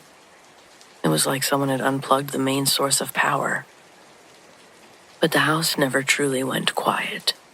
The marbles inside the walls still rolled at 1 a.m., just softer sometimes. The cold spot by the dining room stayed, and the faint smell of ozone remained. It was a constant reminder that something was still there, lurking in the corner, still agitated, but just watching now. My parents finally sold the house when I left for college. My mom said that she couldn't stand the anxiety anymore. The real estate agent asked my parents why they'd decided to move after being there for 20 years. My dad, without missing a beat, just shrugged and said, "We were ready for a change." While going to my parents' new apartment, I saw the new owners pulling into the house one afternoon. I had to pass it to get to my parents. I noticed they had a little boy, maybe 6 years old. I remember a bag of bright plastic toys next to him on the driveway. I immediately saw his future, a night when he'd be tucked into bed, and he'd hear the sound of marbles rolling above his head. And he'd know, just like I eventually did, that he wasn't alone.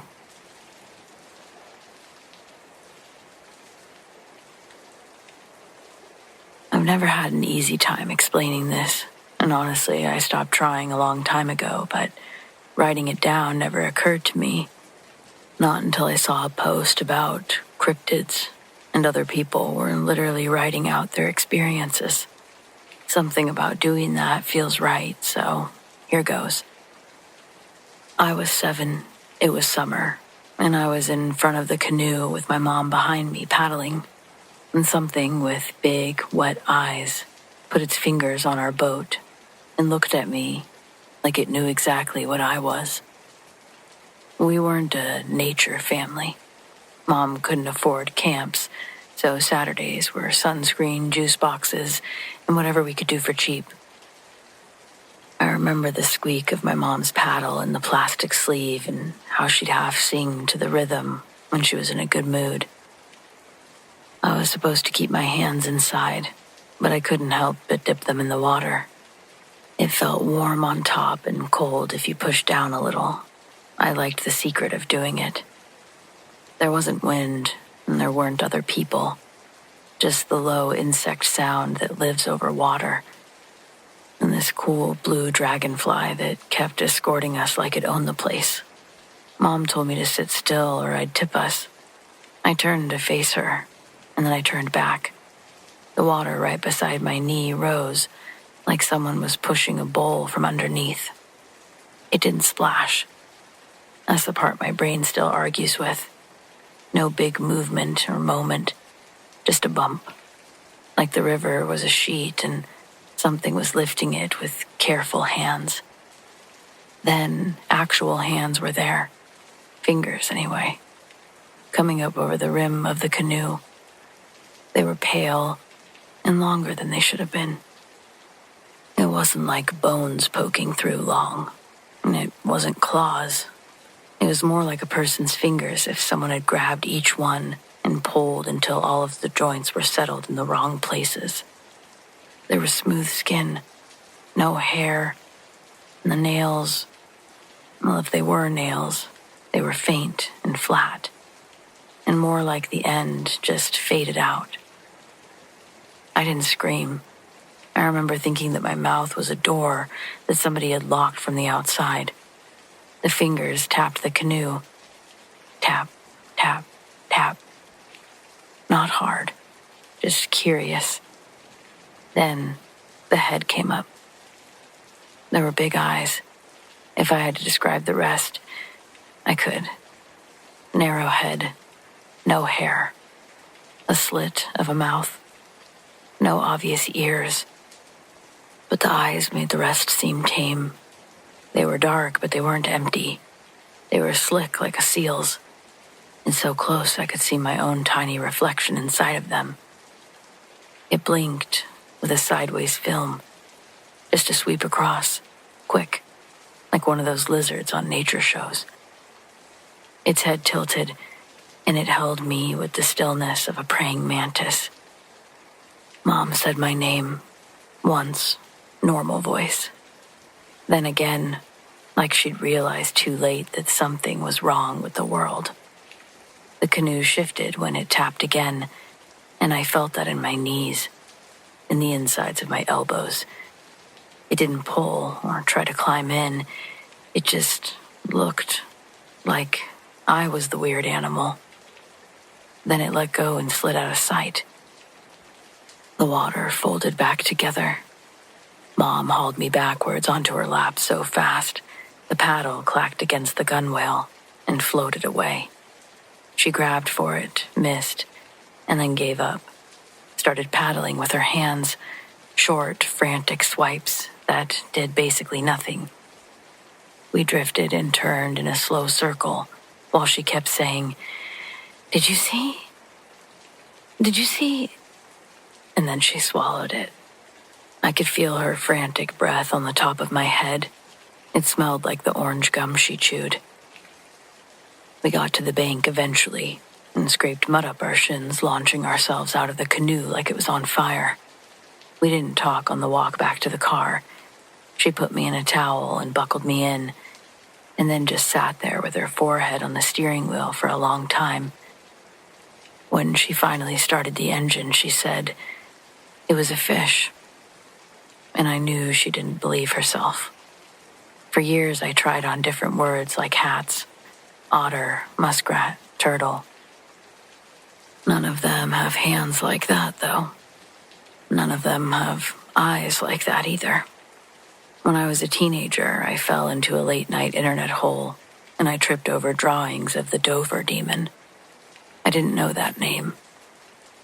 Then I found Monegashi on a site that looked like it was built in 1998 and never updated. Thin body, big eyes, long fingers. Sometimes water, sometimes rocks. The sketches put a cold weight in my stomach. I recognized them immediately. It was that same feeling of the canoe rocking a little under me. It was the tap, tap, tap. I brought it up to my mom once in college, in the kitchen while she was rinsing grapes. I said, "Do you remember that thing on the river?" And she said, "No, way too fast." And then softer, "I don't like that story." She set the grapes down like she'd suddenly forgot what they were for. "I had a nightmare last week," she said, and then changed the subject to tuition. She really won't talk about it. I don't go on the water if I can avoid it. I know that might seem dramatic, but pools are fine, mostly. Big rivers, not so much, and no canoes. I'm not trying to lure anything up for a look at me again. Sometimes I think about how it didn't grab. It could have, right? It could have tipped us over or pulled my hand, but it didn't. It looked and let go. The mercy in that makes me more uneasy than if it had been aggressive, I guess. Predator behavior, I understand. Curiosity is weird. People online say that the drawing is a copy of a scary drawing, and I get that. But the drawing, it came after for me. The memory is its own animal. I'm older now. I can rationalize things to make myself feel better. I'm good at calling a shadow a tree.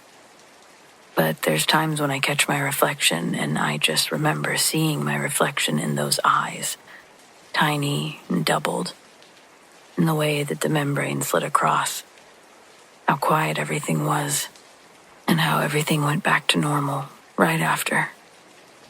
But it happened. It put its fingers on our boat, and it knew that we were there. It blinked, like a person might blink when a camera flashes. And then it was gone.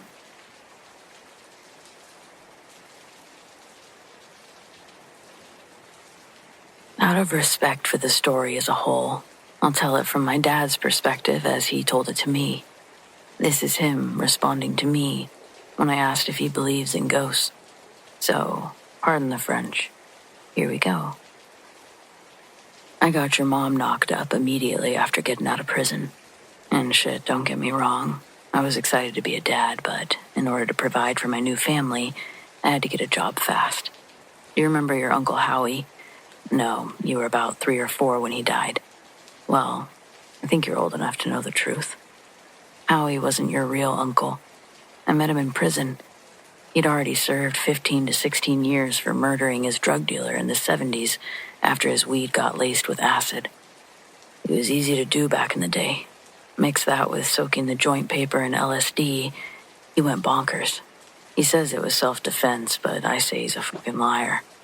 Prison was good for him, though, because when I met him, he was completely sober-bober. I was serving a way shorter sentence for that armed robbery thing, but Howie got released 2 years before I did. But during those 2 years, we were still in contact, you know? He says he's got a job lined up for me when I get out, so boom, right when I'm released, I call him asking about it. He tells me, yeah, I'm lead on the grounds team at Golden Hills. I'm thinking, Golden Hills? Isn't that the cemetery? He tells me no, it's a graveyard, not affiliated with the church. Fuck it, cool. That night I pulled my loud-ass chopper out of Grandma's storage shed. After some oil and gas, it revved up and I was able to show up to work the next day. The shit Howie had us doing was like mowing lawns, clipping the hedges, picking up the garbage, you know, and it wasn't a bad gig. I was there for over a year before going to work at the plant. Well, this happened a few months after working there. It was just me, Howie, and some dude named Taylor, and it doesn't really matter. He was doing his own thing. Howie was freaking out because of an upcoming funeral that was going to be held the next morning. It's a full day's work with 6 guys all pulling their weight. With only 3 of us that day, we were all assigned our own set of things we needed to have ready that day with no assistance from each other.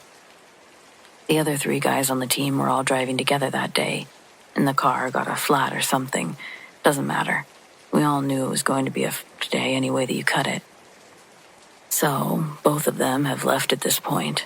Howie's going to get flowers and decorations, and Taylor's sent to Home Depot to get a tarp and a canopy and a drill. I stay behind to get the plot dug deep enough to have the coffin tossed in it. We have a big excavator that we use to move around all the dirt for this kind of job, but that day, it shit out when I tried to start it up. I ended up calling the flower shop from the phone inside. I tell the lady working there to have Howie call me when he gets there. Phone rings 5 minutes later and I tell him what happened to the excavator, and then I ask what we're supposed to do in this situation. He tells me to grab a shovel. I'm sure you've dug up some holes when you were little.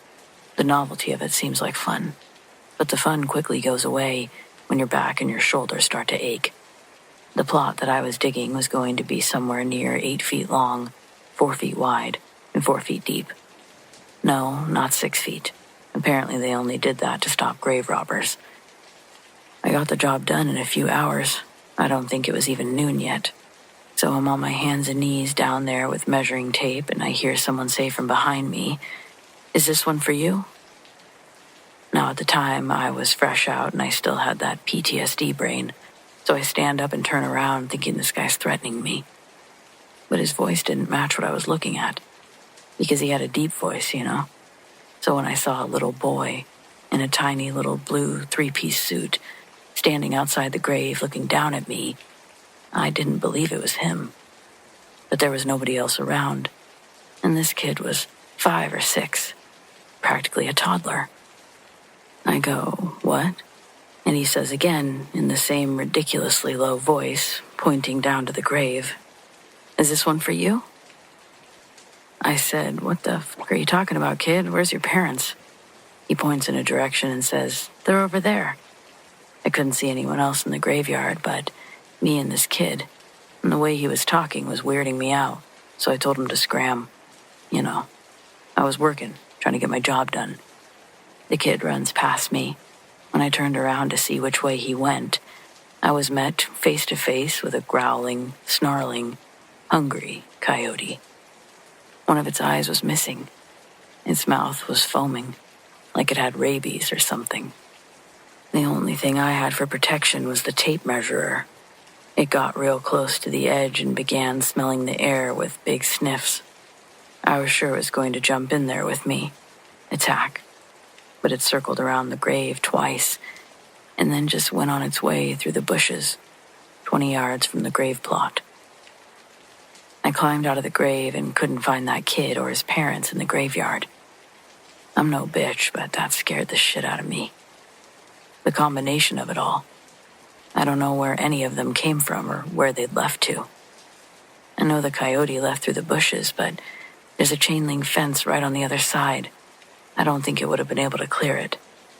But by how it went into the bushes, it was like he went right through the metal. A few minutes later, the guys got back. I was already done with my end of the job that day, so with them there to lock up, I didn't waste any more time being there. I got on my chopper and woke the dead with my exit. Weeks later, maybe months, I'm mowing the plots, and there's one grave that I have to do by hand because of the way that the tombstone's built. The bottom part stretched out into the little sandbox.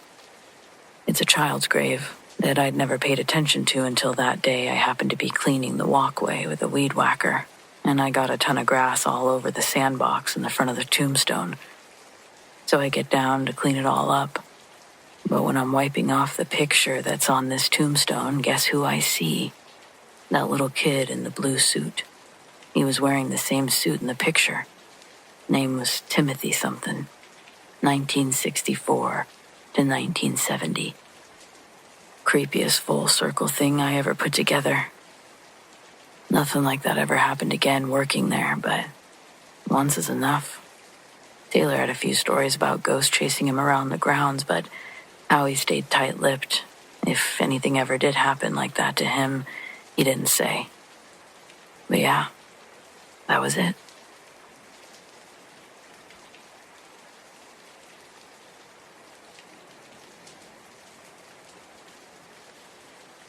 I'm a 29-year-old female in northern Louisiana. My husband and I just moved out here with our son after my brother died 2 months ago. He didn't have any kind of will, so everything automatically just came to me. And since we were living in a cramped, slummy apartment, we decided to move. My brother overdosed, collapsed in the hallway, but we've always been skeptics, so the possibility of a haunting wasn't even on our radar. I was barely holding it together in general.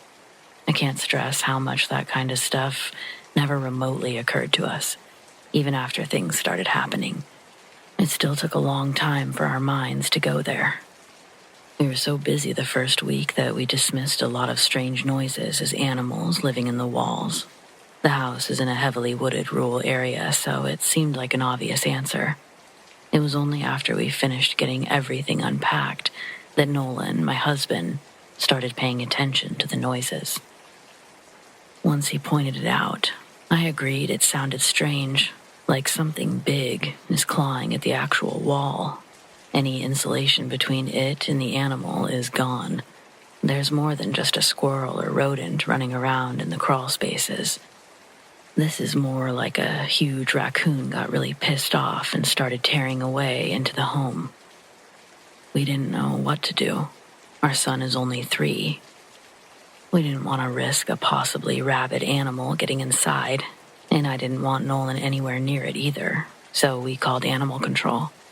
After their second visit, they said the only thing they found was a family of squirrels, which were safely relocated. But we insisted that there had to be more. We showed them a video of a particularly intense scratching incident. It convinced them to check again, and larger traps were placed, but nothing else was captured. It got to the point that animal control recommended that we call the police in case we had a squatter. We were immediately freaked out. I'd seen body cam footage of that shit on YouTube, so we called the cops. They checked everywhere, but there was no trash or makeshift bedding like they'd usually find in those circumstances. If not for the video, I don't think they would have believed us, but they agreed the noise was concerning and asked us to call them the next time it happened. Nolan didn't tell me until later, but they were worried someone was coming in and out purely for the sake of scaring us. We heard it the next night, and the same officers returned, but it stopped less than a minute before they arrived. They searched everywhere, but still came up empty-handed. The officers were kind enough to stay for an extra 20 minutes, just in case it started again, but no such luck. During that time, we shared our whole story of why we moved here, and the police suggested it could be my brother's ghost. That was the last time we involved authorities, not because we were offended, but we were starting to think the same thing ourselves. The police being involved was all we had left grounding us to reality. It made it real, tangible, but after hearing them say it too, that was hard. It took close to a month for those events to play out, but that wasn't the only thing going on during that period. Our son never had a problem sleeping in his own room until we moved here.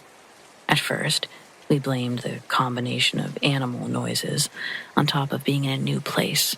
We let him stay in our room while he adjusted, but we were equally unsuccessful on this front. If the noises happened during the day, we would take Grayson to it and explain exactly how animals sometimes crawl into people's homes to build their nests. Then I found several YouTube videos of cute, fluffy raccoons being safely relocated. If anything, it worked too well. Grayson was not only no longer afraid, he was adamant that we needed to adopt the raccoons. Since he was no longer afraid of the noises, we thought that he would return to his room. But then he told a horrifying story about a man coming in and sleeping next to him. I almost fainted until he added that the man had a purple face, puffy blue lips, and a chin covered in whipped cream, like a cartoon character.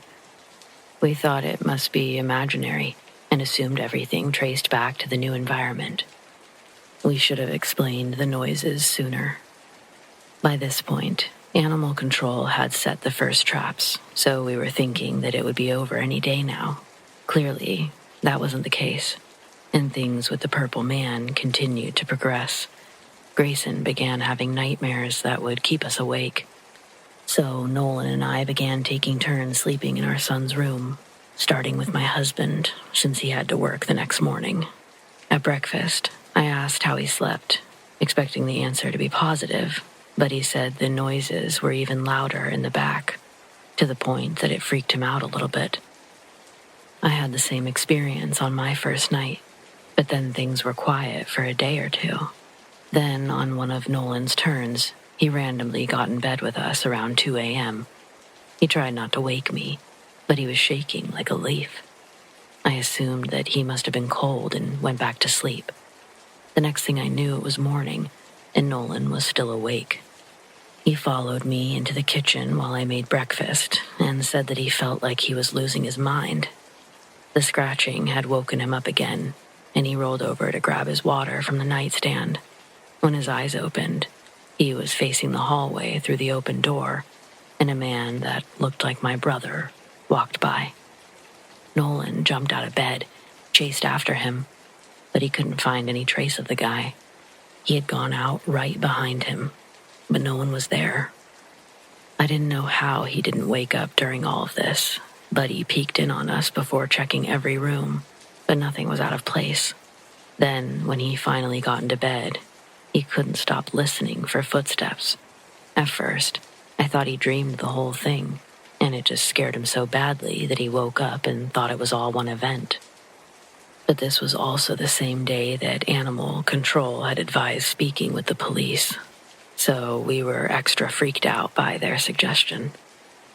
I admittedly panicked pretty hard at first, but after the police did their search, I began to look at everything from a calmer perspective.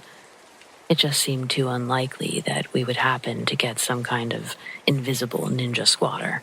So I stuck to my original theories and stayed in the other room as planned. As expected, the scratching noise eventually woke me up, so I looked around but saw nothing and no one. I quickly fell back asleep, and even with that one interruption, it was the most sleep I'd gotten since this all started. The next night, however, is what did me in. When the scratching noise came, I just laid there waiting for it to stop, and it did. But then someone sat at the foot of the bed, and my heart stopped. When I opened my eyes, the weight vanished, but it didn't feel like anyone stood up. It was just there 1 second and gone the next. I almost retreated into the master bedroom, but the longer I was awake, the more I began to doubt myself.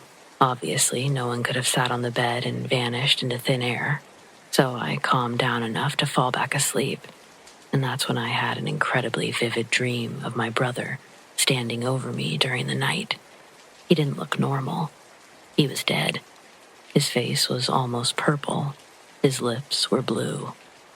And there was something off-white, kind of like vomit, around his mouth and down his chin. Suddenly, that description didn't sound like a cartoon anymore. I told a friend what was going on, and she fully believes my brother is haunting us. But I don't want to believe that. Not because I'm a skeptic, but because I can't cope with the fact that my brother could be trapped in that state for, ever? I don't even know how that's supposed to work. It was right after this that we had our final chat with the police, and why their ghost joke made us so uneasy. Unfortunately, my son never got to meet his uncle, but I set out a handful of pictures in front of Grayson, and I asked, do any of them resemble the scary man? I was even more freaked out when he picked up the picture of my brother, so I started researching spirits and hauntings like crazy. We tried different cleansings and simple rituals, but things only seemed to stay the same or get worse.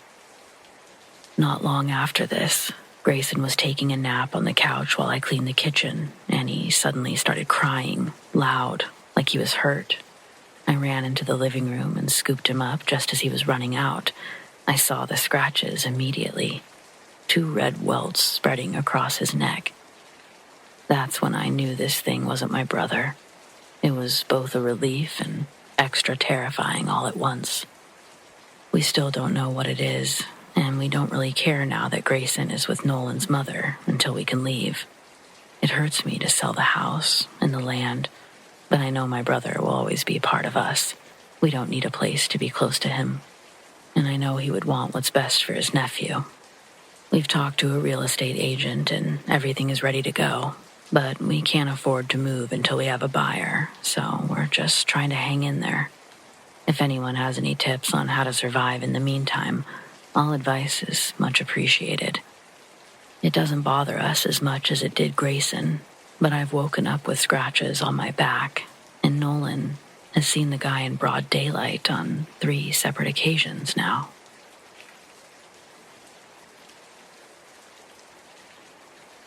I should say firstly that I've never harmed any living creature for pleasure. I do have blood on my hands, mostly from my service in the military when I was a younger man. PTSD never goes away. It's an uncontrollable, unconscious reaction from a lifetime of memories lived by another man, a young and naive man, the husk I grew to emerge from. When I discarded my old shell, Talks of it could reanimate the corpse to dance in vivid memories so real you'd swear you were there again. Memories I have no interest in revisiting, but I believe prefacing this is necessary in order for the next part to fully make sense. After discharge, I was still active in the Ready Reserve for a few more years. My first wife, Jackie, and I fell in love with the suburbs of D.C. Jackie was a nurse at the Veterans Hospital. I would struggle to hold down stable employment through the first year as a civilian. My mind was damaged, and I was barely functioning. The worst episode occurred when I was working at a Safeway. I was on a knee opening boxes of milk to start stocking in a big refrigeration unit. The cooling fans in there are loud. A coworker walks up behind me to put something in the refrigerator. I don't notice her, but she accidentally knocks over a jar and it explodes. The noise startled me so much that it had triggered a flashback, and I black out. Blacking out is something unreal. At first, my eyes were fixed on brown cardboard. Through the holes, the rows of gold-capped glass jars, each filled with white milk, that would clink and slosh around as I pulled them out. Then, in the blink of an eye, I realize I'm standing. My coworker's back is pressed against my chest. My left arm was holding her like a bear hug, while in my right hand was a box cutter. The door to the refrigeration unit is opened, and in the doorway, shoppers are staring in. In front of them, my boss has his hands up and is walking towards me. My ears fully dial back into frequency, and everything hit me all at once. I instantly released the woman and dropped the box cutter. I was lucky not to have gone to prison that day. They decided not to call the police. My boss served in World War II. He understood the horrors of war, but he could also see that I wasn't fit for normal life yet. As I scrambled to find other work, the offer that we'd previously put down on a house had finally been accepted. Thankfully, Jackie was smart enough with money. She'd stashed away the money in a coffee tin under her vanity for months. We had just enough to move in, but in order for us to continue our residency, I needed to find a job fast. The first couple of months after moving in were the most stressful and put the most strain on me and Jackie's marriage. We did everything in our power to make the house feel like a home, but it just never did. Even with the heat up and the lights on, the cold, dark energy was inescapable. I was drained every morning because I'd be plagued by night terrors almost every night. The dreams I had were also no longer amidst the backdrop of North Vietnam. Instead, the setting began to resemble home, visions of my neighborhood after a catastrophic disaster. The sky above is colored orange from a glow of distant fires, and violence fills the street as neighbors turn on one another for resources. Internalizing my trauma was the worst thing that I could have done for myself and my relationship, but we were both increasingly stressed, both at our breaking points. I kept it from Jackie, in fear of becoming more of a burden in her eyes, further scrutinizing my sanity and ability to provide a stable household. Soon enough, the night terrors would reach a level I've never experienced. I began to question if I was awake or asleep when they decided to haunt me. In our bedroom, we had a walk-in closet with sliding doors. I was reading a book late one night when I heard the wooden doors of the closet quietly rattle. I looked up to see them both gently slide open. I got chills like never before, and the hair stood up on the back of my neck, then my whole body. I'm staring into the closet. The shade of darkness grows deeper the further back my eyes try to focus. Then, from the floor up, the blackest of colors inside the closet begins to morph and take shape, eating every ounce of reflecting light. It resembled a slow-rising plume of smoke, or vines, as it started to grow into a human shape. The figure was female, and the smoke she grew from continued to fall through the ground like an endless dress. I did the only thing that I thought I could do, the only thing that I used to do when I'd see images of war, and that was to close my eyes tight, try to fall asleep before they became too real. I'd come to find out that that was only the entity introducing herself to me. She would be a fixture in my peripherals during the day and night. I would see her take form in the corners of the room, but I would never interact or look over. She looked like what I used to see during active duty. The ghosts of men you killed in battle that day follow you on your march back to the barracks. With the moon at our backs, our shadows in front of us would be joined by other shadows. Sometimes you could outrun them. Sometimes they'd run with you. Observations everyone in the platoon experienced, but didn't always share out loud. The first winter Jackie and I spent in our house was bitterly cold. A new pipe would burst seemingly once a week, and I'd have to crawl under the house to fix it. I hated getting down there in the crawl space. That's when I'd be tormented by this female entity. I could feel her crawling around with me, faster than I could move. My flashlight would catch her as I swiveled for tools. I'd suppress my fear just enough to keep my hands from shaking as I finished the job. Then, that same winter, we receive a call from Jackie's sister. She'd sustained a pretty extensive injury slipping on ice. Jackie would need to stay with her through the new year to help out. Jackie had to catch 2 buses to get to work every day. She and I would talk on the phone every night, and I would visit her on lunch breaks, but it wasn't the same. We missed each other more than we knew. Ironically, I think this time apart made us appreciate each other more. I filled my time with odd jobs around town, doing my best to stay out of the house as long as I could, before having to return in the evening. I was alone, but I wasn't. It was impossible not to feel like I was constantly being stalked within the confines of my home. Out the window, I watched my neighbors hang up Christmas lights without a care in the world. The gutters and doors of my house remained bare. No wreath, no tree, no decorations. There was no point in wasting the effort if I was going to be the only one pretending to enjoy it. With Jackie coming home for the new year, I decided to stop feeling sorry for myself and spruce the place up a little bit. I picked up some candles that were festively scented, some new blankets for the couch, all of our favorite foods.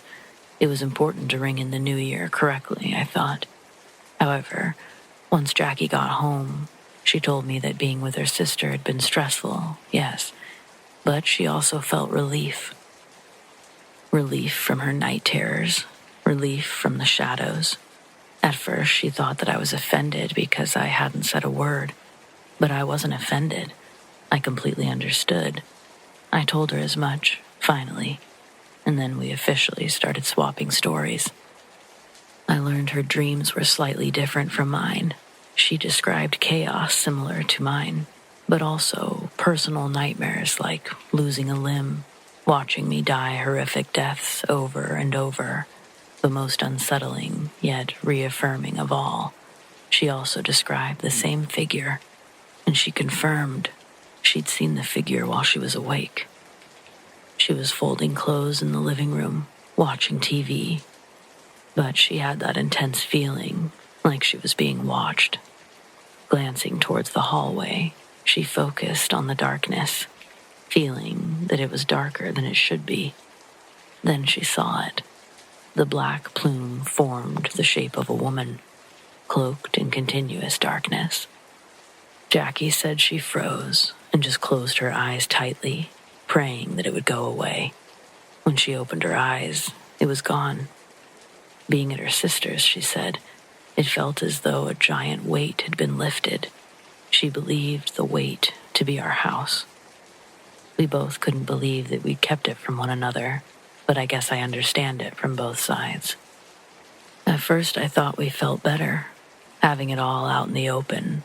We were motivated to try and figure out what to do about this feeling, what to do about the house. And I wish that we'd made it that far, but for several reasons. Some I can explain, others I can't. Everything really did start to fall apart. Our careers, the house, our relationship itself. We had no time to do much of anything except for work and try to get some sleep in between doing so. Night terrors continued. Shadows intensified, manifesting in more places than just the closets, the hallways, the corners. It was everywhere. This figure haunted us until we surrendered. Jackie and I ended up filing for divorce after we sold the house. There was no bitterness there, but we were both exhausted. We didn't stay close, but we ran into each other maybe 6 years after the divorce at a mutual friend's funeral. I wasn't going to bring it up, but Jackie did, asking me if I ever saw that figure again. Honestly, I hadn't thought about it. In fact, I was sure that I hadn't thought about it since the moment we sold that house. And she said the same thing. Until Jackie, I always assumed all of my nightmares were my own. Any horror I experienced, I assumed, was superficial or the result of recalling a more horrific time. Though I don't know exactly what we experienced, I at least know that I wasn't alone in that one.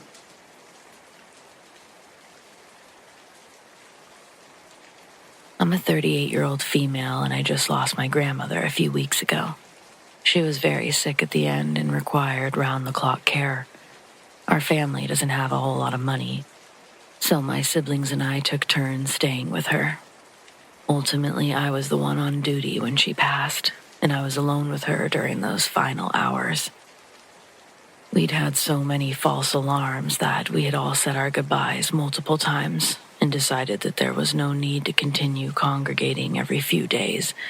For the first part, she wasn't entirely herself anymore anyway. Lucid moments were few and far between, and it caused her a great deal of stress to have a crowd of strangers hovering over her. That last night, however, well, I guess she seemed like herself. She recognized me and knew what year it was. She also remembered that Grandpa died 15 years ago, and that was usually her greatest area of confusion, so I thought she was fully lucid.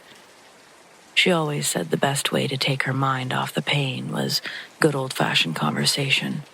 At the end, especially, her favorite thing to do was just to reminisce with one another. I was especially grateful for these moments. I learned so many things that I'd never known about her, like how she backpacked through Europe after college. You'd think that would be something that she spoke of more often, but she was a bit wild in those days. So I can understand why she wasn't eager to share that particular story with her grandchildren, nonetheless. I really thought we were having a lovely moment, but then the conversation shifted to how she met my grandfather. Now, as far as I knew, she had a loving 53-year marriage to the sweetest, gentlest man in the world. He was one of those grandfathers that always slid you a candy when your parents weren't looking, and growing up, my siblings and I had all been very close with him. Whenever we stayed with our grandparents, they always seemed so in love. We definitely never saw them fight. I don't think we ever heard Pops raise his voice. So you can imagine my confusion when Nana's story went from our first date had been the best night of my life to I never dreamed that Satan himself was hiding behind those big hazel eyes. I couldn't believe my ears, but when I tried to speak, she cut me off. No, Brenda, I can't die with this on my conscience. Had she not used my name or had her words not been so clear, I could have rested easy knowing that they were just mindless ramblings. But this was wholly unlike any of her past episodes. Her eyes were clear, her tone was sharp, and her expression was deadly serious. But her actual story was so foreign that I felt she was speaking another language. According to her, Pops was a cruel, selfish man who controlled every aspect of her life. From the day they said, "I do," he alienated her from her friends and family before they had their first child, belittled her when they were alone, and became violent when he drank. But only with her, never the children. She wasn't allowed to have a job either. I'd always thought that she'd chosen to be a stay-at-home mother, but now she was claiming that Pops forbade her from having a career. When my mom and sister were kids, they loved Pops so much that she knew that they would blame her for a divorce, and she couldn't bear the thought of losing them. Bingo nights were one of Nana's few freedoms. For over 30 years, she went every Wednesday and most Sundays. Sometimes she would proudly display a random trifle that she'd won, but they were always small, simple prizes. I think the most expensive thing I saw her with was a $20 gift card for Outback Steakhouse. Well, little did I know that Nana was apparently a bingo legend. She played a lot of cards at once, and she often won. I would have never dreamed that you could win real cash prizes playing bingo, but apparently that's a thing. The most that she ever won was $500, but that was during a rare trip to the city. The games they hold in our area are done on a much smaller scale, but even so, she saved every penny of her winnings for over 30 years. By the end of it, she had almost $20,000 hidden away. The only problem was where she kept it. Nowadays, it's not that difficult to go out and open a secret bank account behind your spouse's back, but things were done differently when Nana had first started squirreling away her money. She didn't have anyone that she trusted enough to hide it for her. She was forced to use the shoebox method. It was hidden in the very back of her closet, buried beneath all the old junk that she could pile on top. Then came the day that Pops returned from work in a new car, one they definitely couldn't afford, and it was filled with presents for the children. Nana was immediately very nervous. She didn't know if he'd gotten a promotion, a new job, but his biggest highs were always followed with even bigger lows, and that one was shaping up to be a doozy. She had learned to play along when these things happened, at least until she could determine his true motives. He never did anything out of kindness. After the kids went to bed, he began pushing her buttons on purpose. You know that thing people do. They say things that they know will upset you, but they do it in a quote-unquote nice way. So when you do finally snap, they can act like you're the asshole. That's the situation she described. Nana was used to ignoring him when he did it, but this time, he kept bringing up her bingo nights, secrets, and lying. The more he talked, the more certain she became that he had found her money. And she was right. It was the worst night of her life, and the first time she ever gave serious consideration to just ending it all. But she had the kids to think about. On the other hand, she also knew that she would never find a way to get that much money again. Pops made damn sure that she never played another game of bingo. Finally, she decided that if her life was over anyway, she might as well take him with her. I don't want to say what she used because I have no idea what kind of people may be hearing this, and I can't live with contributing to a murder. But she poisoned his food every day for weeks until he became sick, so sick that he couldn't leave bed. Doctors tried a variety of treatments, but nothing seemed to help.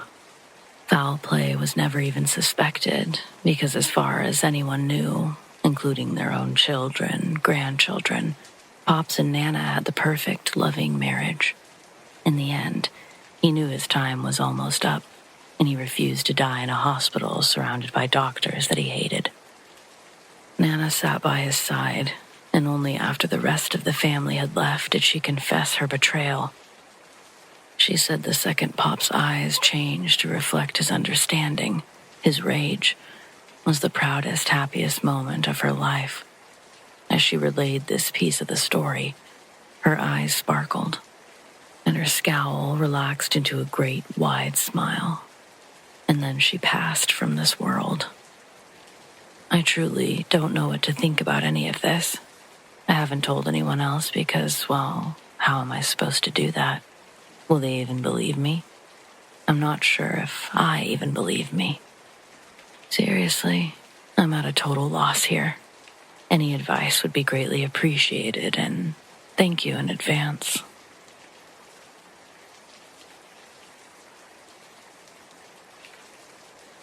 My dad's a long-haul truck driver, and as much as he'd hoped that I'd follow in his footsteps, I chose a different path and decided to major in finance.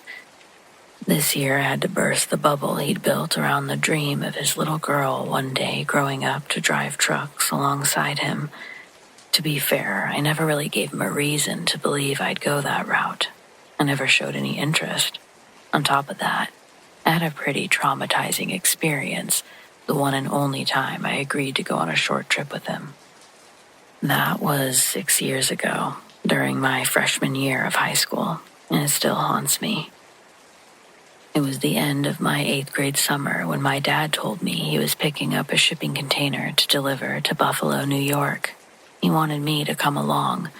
At first, I declined, but then he sweetened the deal by offering a trip to New York City afterwards to buy new school clothes. After some quick back and forth in my mind, I agreed, which made him over the moon.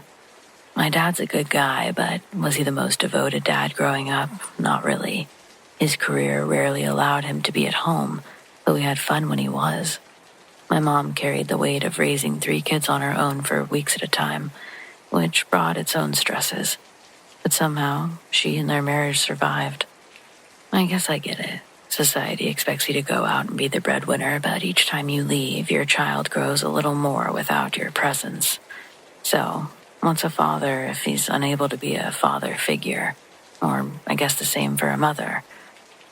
Anyways, in my case, my dad's a pretty decent guy named John, and even though he may smell a little like diesel sometimes, I'm still glad that he's my dad.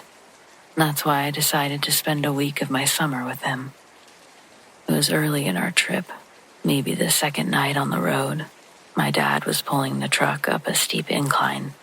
The engine struggled with every inch of the climb, and through the black landscape ahead, both of us noticed a soft orange glow just over the hill. I had my window rolled down, and the smell of burning gasoline and rubber filled the cab.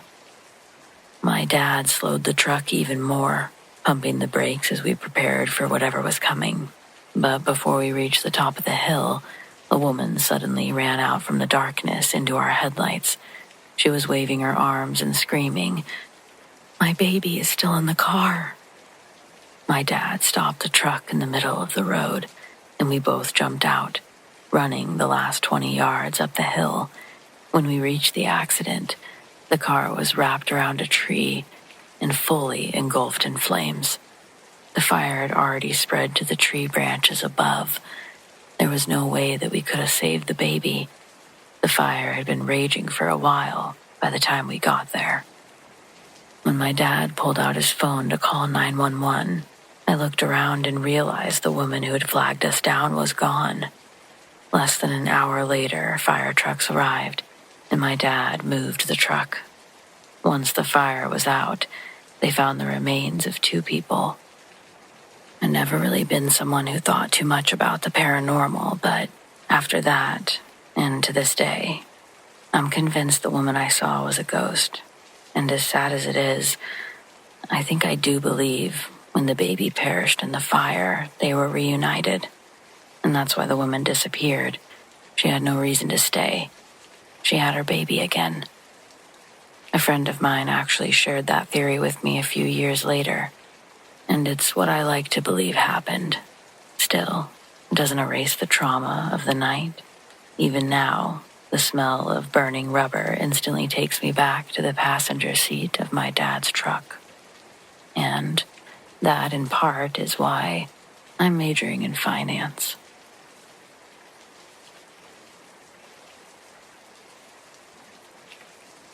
In 2007, our district closed down the middle school and built a shiny new one across town. The old building sat behind a chain-link fence, brick walls deteriorating, windows black with dust. Its gym doors were chained shut, probably like a warning.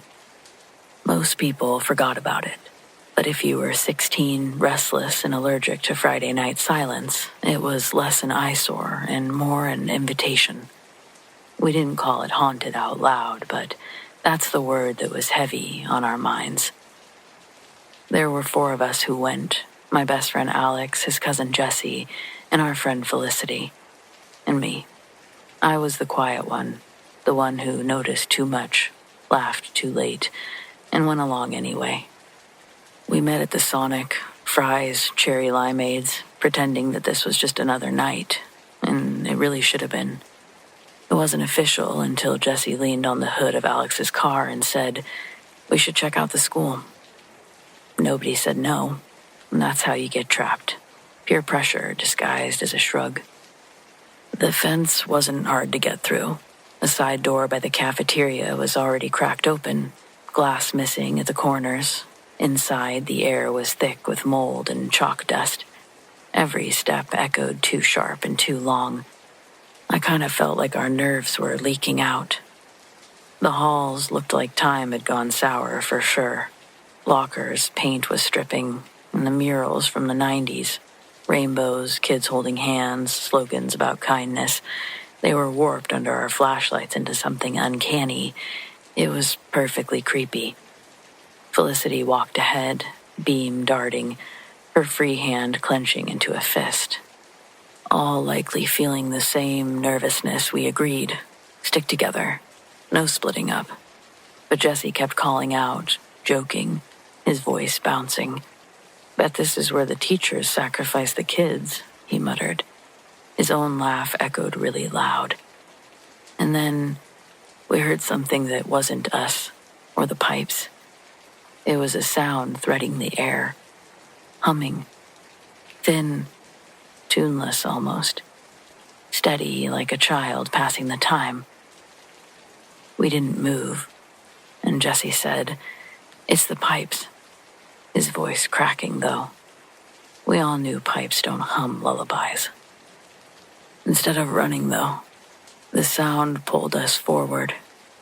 My sneakers, everyone squeaking on the tile. We passed the science wing, glass tanks filmed over with green haze. Empty but eerily left in place. The humming led us to the gym doors, big double doors chained together. Rust was bleeding from the handles, but through the gap came the voice. It was a bit higher now. Clearly a girl humming, younger than any of us.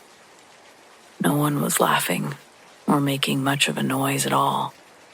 Felicity whispered, "Don't open it." Her voice was trembling. I thought that it might break.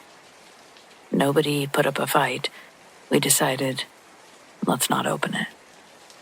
Despite the unease, we stood there longer than I thought we would have. The humming, it felt aware, like they knew we were there.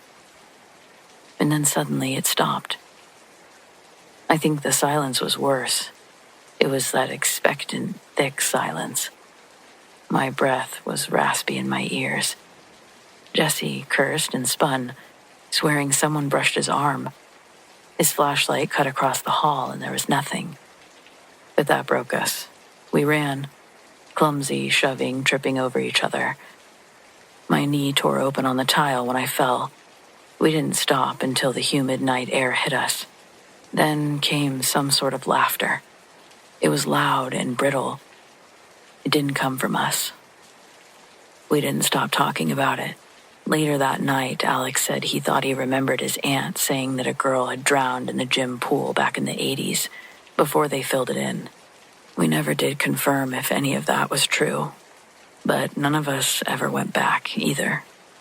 Eventually, they bulldozed the entire thing, and it was just an empty lot. Still, over the years, I've considered going back to that empty lot or whatever it might be now, and just listening, seeing if I can hear that humming. Part of me wants to know if I could experience something so unexplainable twice. And yet, I've never been able to bring myself to do it.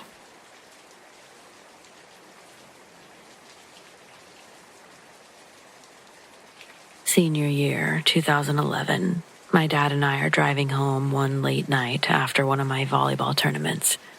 We live in Elma, Washington, which, if you don't know, it's rural as hell.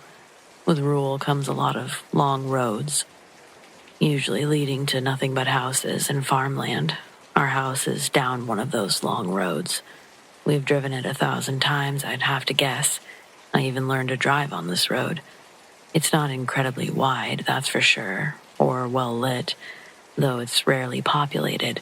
We're never driving that fast because we don't hate our community. Plus, that night it was raining, and that's another reason to drive slower. Anyway, it was dark, raining. We'd been driving for over 2 hours, and I'd been dozing in and out most of that time. But now that we were on our road, I was bright-eyed and bushy-tailed.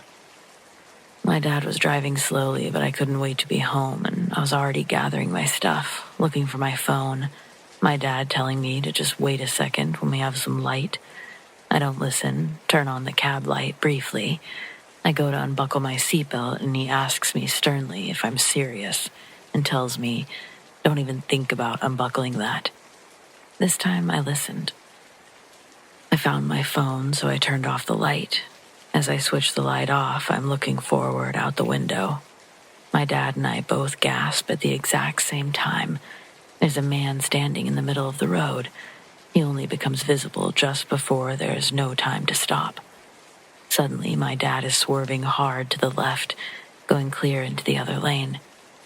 He tried to overcorrect, and the combination of the rain and last-minute maneuvering, we didn't make a full 360, landed ourselves in the ditch. My dad checks to see if I'm okay, and thankfully, I'm fine. Once he confirms this, he immediately leaves the car and runs to the road. I grab my phone and follow him up the embankment.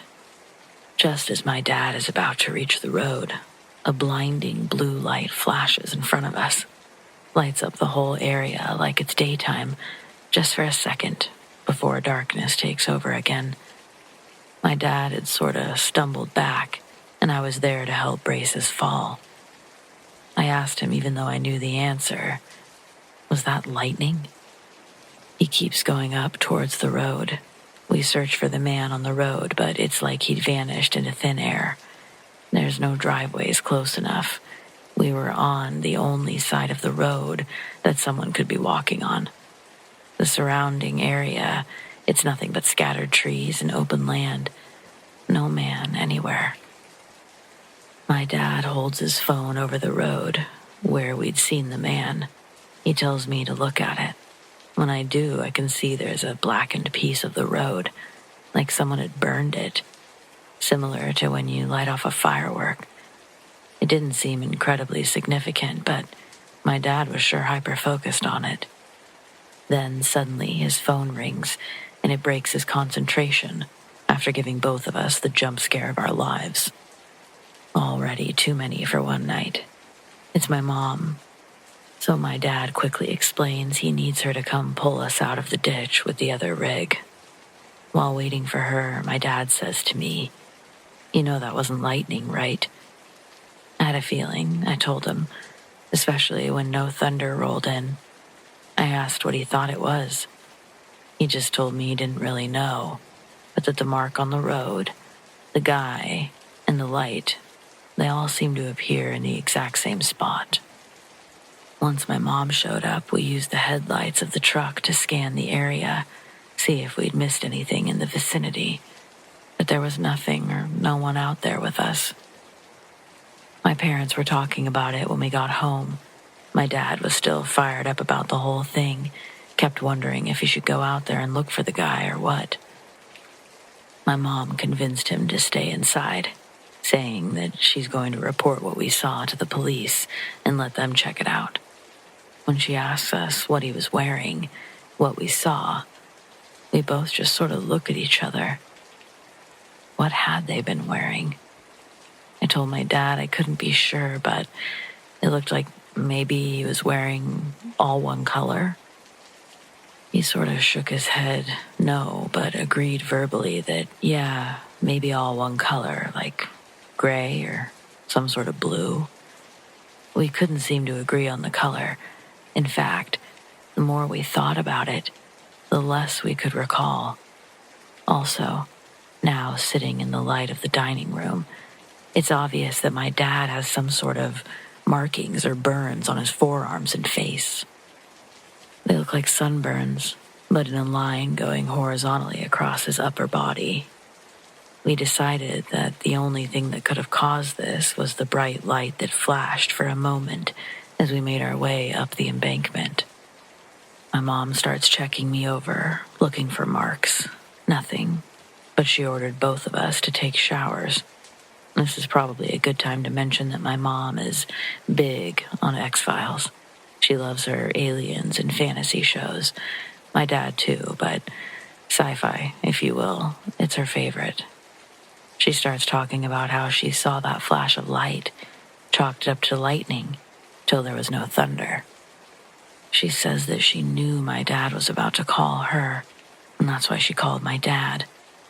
She also points out how it's odd that neither of us hit our heads, but we seem to be having memory problems from the last hour. We couldn't deny that what she was saying wasn't entirely insane. It was actually odd how we couldn't really recall any details of the figure in the road, and that we'd even started calling it the figure instead of the man.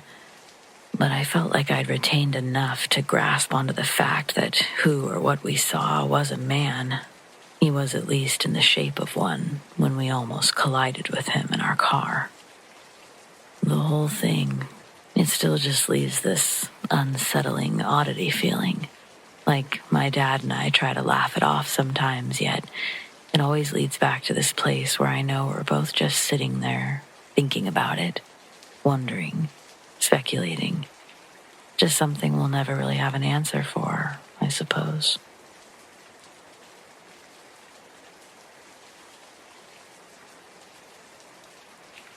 My grandpappy, he wasn't a man for fences. He never was. If you asked him where the boundary of our land lay, he wouldn't point to a rusty wire or a stone post. He'd point to the settle line. I told you once. I told you 1,000 times, boy, he'd say, chewing on a stalk of dry wheat grass. You keep to the good ground. You stay off the settle line. The settle line didn't look like much. It was just a little dip, maybe 50 yards long, over on the other side of the property, running parallel to the creek. The ground there was always dark and spongy, and a little cold under your boots.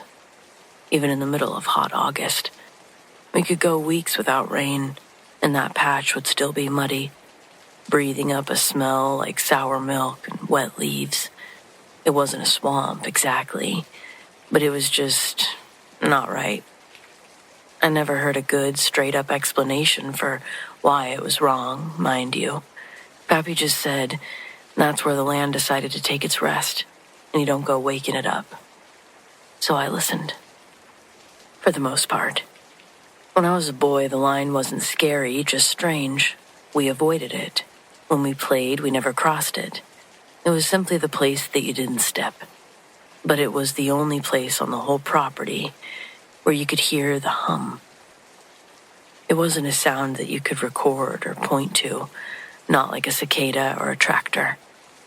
It was low and steady, felt less like something in your ears and more like a gentle pressure deep in your chest. A low, vibrating thrum, the kind that you hear standing too close to a big generator. But this one had no engine. Pappy said that the hum was the line talking, just letting you know it was there. And the louder the hum, the worse things seemed to be going. You'd hear it loudest when we'd have a bad crop, when the winter came too hard and froze the spring bulbs, or when a good cow went missing.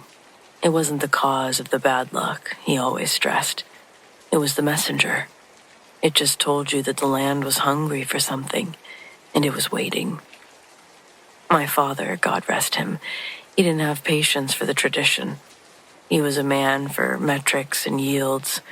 The year that I turned 18, the market for feed corn was high. And he looked at that 50 yards of dark, fertile ground sitting idle, and he saw nothing but money. It's just bad drainage, Pa, he told my grandpappy, who was already frail by then. The soil sample came back better than the rest of the North 40. We're wasting good acreage. Pappy just shook his head, looking out at the spot where the land looked sickly and purple in the evening light. Son, that soil is rich because it hasn't had to give up on its dead in 100 years. You start asking and it'll start taking. But Dad, he was hard-headed. He brought in a hired crew with a big yellow tiller. The second that blade broke the settle line, the hum surged. It wasn't a low vibration anymore. It was a noise that made your teeth ache and your eyes water. The workers stopped and looked around, pale as ghosts. My dad had to pay them triple to finish the plowing. They got a good yield that year, the biggest ever. But my father never stopped twitching in his sleep after that, and the hum, it never really faded back down to a whisper. It was just always there, low and heavy. I was smarter than my father, I believe, or so I told myself. I only crossed the line once, about 15 years ago, just to cut the travel time down for a water pipe. I only went a few feet in to the bad dirt. I was just in and out. The hum didn't scream that time, but it felt like the air had turned to syrup around me, heavy, suffocating. That night, I swear I could smell the sour milk and wet leaves inside my bedroom, 50 yards away, and I knew I had paid for that shortcut. Now, my land borders Mr. Henderson's, a nice enough man who bought the farm next to us, maybe 5 years back. He's a city fellow, trying to raise goats. He keeps telling me that he wants to build a big metal shed for his feed, a perfect aluminum structure, all gleaming and industrial. He came over last week all smiles, with a surveying pole in his hand. "I think I finally found the perfect spot, Jack," he called out to me. "Right along that little muddy trough. It'll be nice and secluded." I walked over there with him and my stomach dropped. He was planning to put a big, bolted shed smack dab in the middle of the settle line. I tried to tell him, using every polite word I knew about old traditions, the bad drainage, and how crops never grew right there. He just laughed, pulled out a contractor's printout. "Nonsense, Jack. A little gravel and concrete slab. It'll be the driest spot on the property." He poured the foundation 2 days later. He hammered the first aluminum roof panel in yesterday morning, and I'm sitting on my porch right now, 50 yards away, drinking weak coffee, and the hum is back. But this time it's not a vibration or a thrum. It sounds like a slow inhale. Sounds like something is waiting for Mr. Henderson to lock the door to that new shed and to turn his back. And then, I don't know what, but I'm certain that he'll pay for that.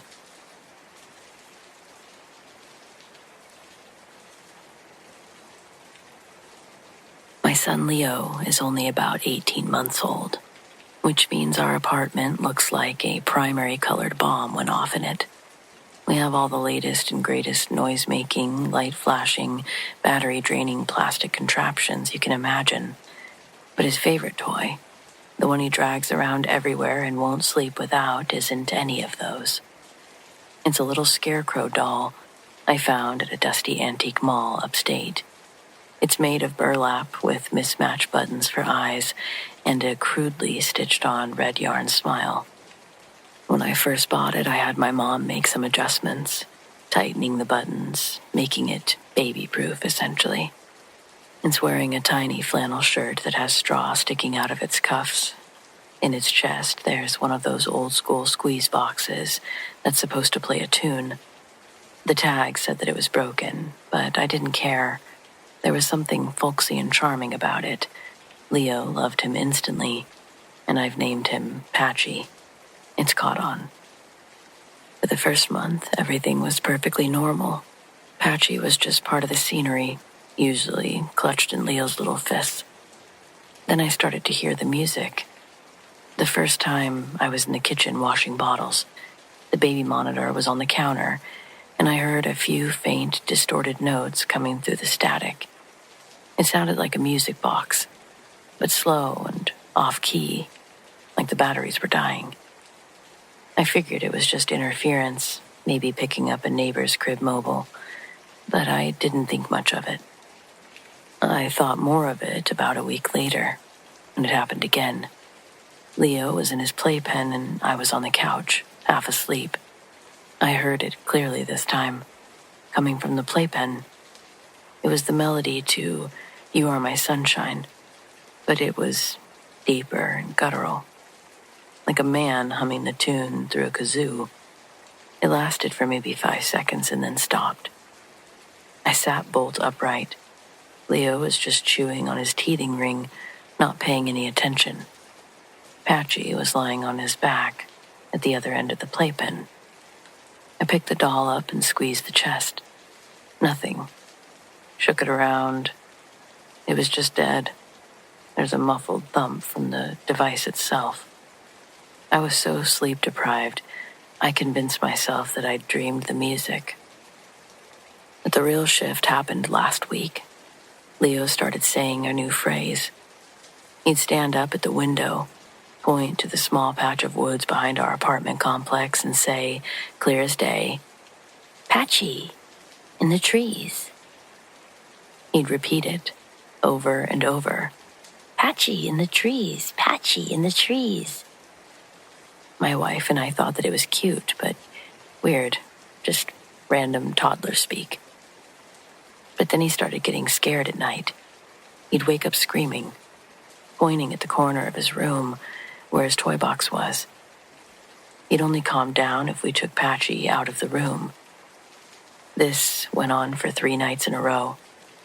On the 4th night, I was woken up around 3 a.m. by the same distorted music. It wasn't coming through the monitor, though. It was coming from down the hall.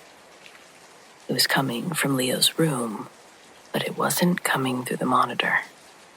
It was the full melody of "You Are My Sunshine," slow and dragging, in that same awful deep tone. It sounded like it was being played on a warped record. I flew out of bed and I burst into his room. The first thing I noticed was the chill. The window was wide open, the screen pushed out and hanging crookedly from one corner. Leo was standing up in his crib, sobbing and pointing. He was pointing at the windowsill. Before I could question why I hadn't heard Leo's screams through the monitor, I was looking at the windowsill, and Patchy was sitting there, perched on the edge, its little button eyes facing out into the darkness of the woods behind our building.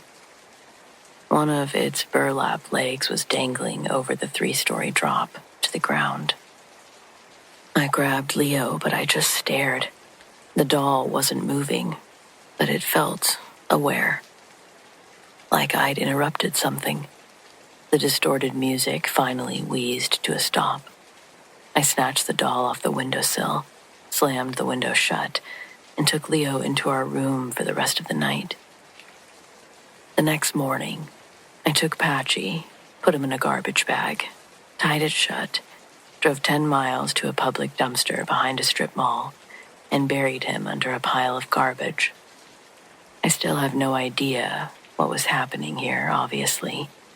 But when Leo says, "Patchy in the trees, now," it doesn't sound cute. It sounds like a memory. And I can't shake the terrifying question that keeps me up at night. Was the doll trying to get out? Or was it trying to let something in? I'd really like to believe that getting rid of the doll was the right move. So that's what I choose to believe.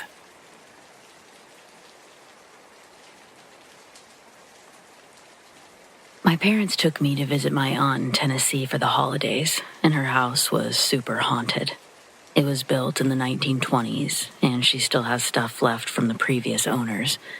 It had belonged to an elderly couple, but the wife had died 3 months after her husband, both in the same home, and no relatives ever claimed any of their possessions. The property sat empty for several years before a family purchased it in the 60s, and they had a son that would one day marry my aunt.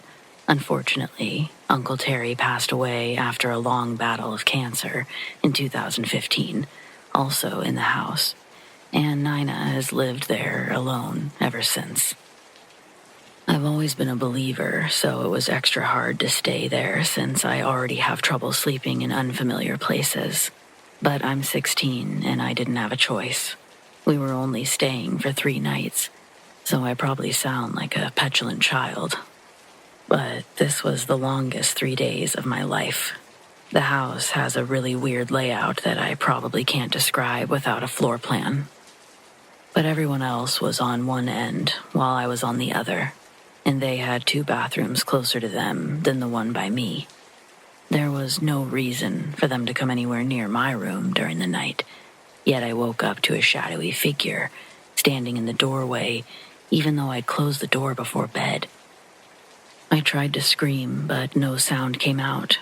I've never shaken so badly as when I tried unlocking my phone, but when I got the flashlight on, the figure was gone.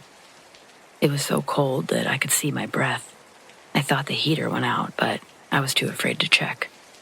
I kept imagining a hand shooting out from under the bed to grab my ankle, and I just couldn't move. When morning finally came, I went to breakfast looking as tired as I felt.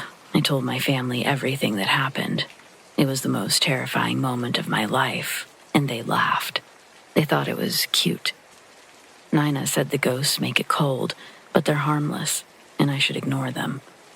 I don't understand how someone just ignores a shadowy menace figure watching them sleep. But I could see they didn't care. On the second night, I was watching Netflix in my room when I realized how late it was getting. I hadn't brushed my teeth or gotten any water yet, and I didn't want to be moving through that dark house after everyone else was asleep. When I made it to the bathroom, the downstairs light was still on, but everything was pitch black when I came out. I wanted to skip the water, but my throat went bone dry just because it knew I didn't want to go downstairs. My aunt's tap water is a dirty brown color, so drinking from the faucet was out of the question. Finally, I choked down my fear and ran straight for the stairs where just enough moonlight streamed through the windows to reveal a hunched shadow figure standing at the top of the stairs. I barely kept from screaming, but a soft gasp escaped as a burst of cold air rushed past me. I guess it heard me because its head whipped around and the figure rushed towards me. It felt like being punched in the gut, and I ended up shivering on the floor for several minutes. Water completely forgotten, I ended up crawling most of the way back to my room. It was another long, mostly sleepless night. But I got through it knowing I only had one more. This time I kept the encounter to myself, but my parents said that the TV in their room turned off and on throughout the night. They found the ghost shenanigans far less funny when it interrupted their sleep, but I kept my mouth shut. My aunt said that one day she came home to find every chair in the dining room knocked over, and the lights were randomly flickering. Yet she told the story like she was sharing a funny anecdote. If I hadn't witnessed so many things firsthand, I would have assumed she was going senile because some were just that extreme. But something is clearly in that house, and despite what she wants to believe, it's not friendly. I only had one other encounter with it, and it almost broke my neck. I got through the entire last night without incident, and I was so excited to be leaving the next day. All that morning, I was packing stuff up, loading it into the car to hurry us on our way. I know that makes it sound like I was being careless and tripped, but I wasn't. I slowed down on the stairs, knowing full well we'd be staying longer if I broke my leg.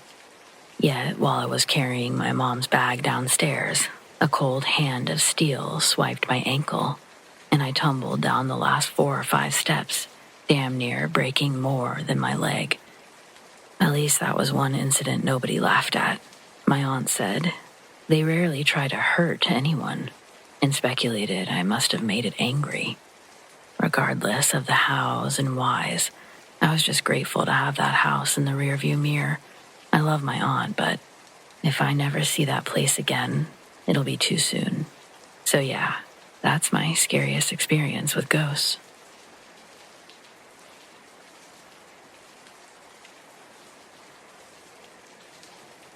I've had this question for years now.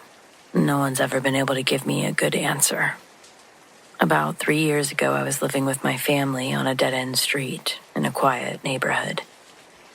And by little and quiet, I mean the kind of place where everyone knew everyone, or at least knew each other's business. It was late, close to 2 a.m, and I was sitting on the porch scrolling through my phone, half awake and trying to convince myself to finally go to bed.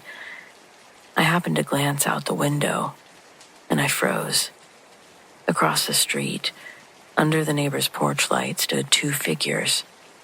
One was tall, and I mean unnaturally tall, well over 6.5 feet, maybe 7. The other was much shorter, maybe child size, but his proportions were off. Both were completely black silhouettes, like shadows that had peeled themselves off the ground. They weren't just standing there either. They were talking. I could see their arms move, the tall one gesturing, the short one tilting its head. They were solid, but somehow not real. Like my eyes were struggling to focus on them. I thought this has to be a tricky shadow, or maybe actual people standing in a weird angle, but there wasn't anyone in that house who matched those builds. And even if there was, they had no reason to be out there talking in the freezing cold at 2 a.m. After a few seconds, I blinked and they were gone. Just like that, though. No walking away. There was no car or sound. 1 second, these giant and small things were there, and then they weren't. I tried to brush it off, but things only got stranger after that. Before we moved in, the house next door had already seen its fair share of tragedy. A wife had burned down her home with her husband inside after finding out that he'd been cheating. The fire gutted the place and left the lot empty, the smell of ash still clinging to the street when we first arrived. In the house that we moved into, well, the previous owner shot himself in the head in what would later become my little brother's room. We, meaning my brother and I at least, didn't know that until we'd unpacked. Months passed quietly enough.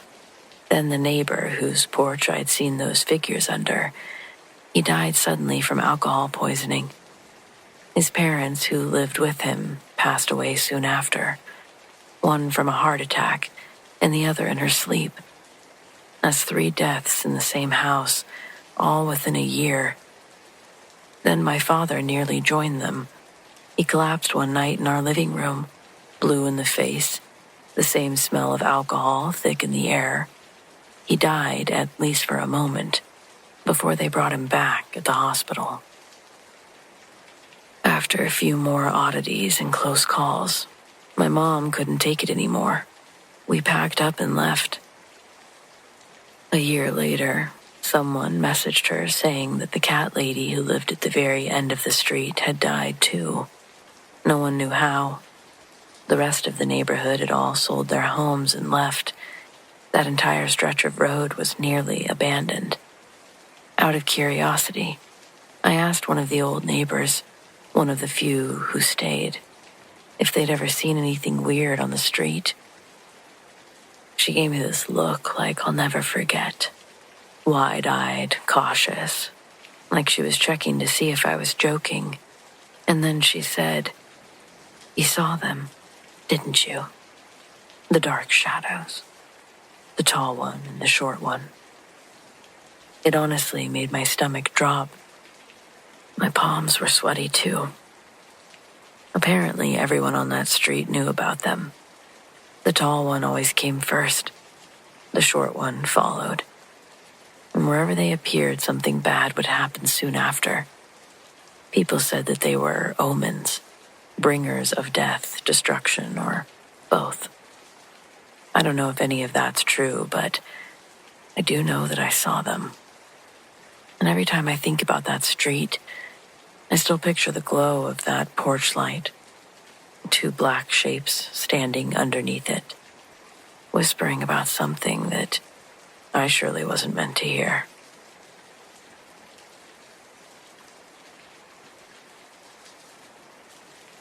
I grew up going to the state fair every summer. It was our family's tradition.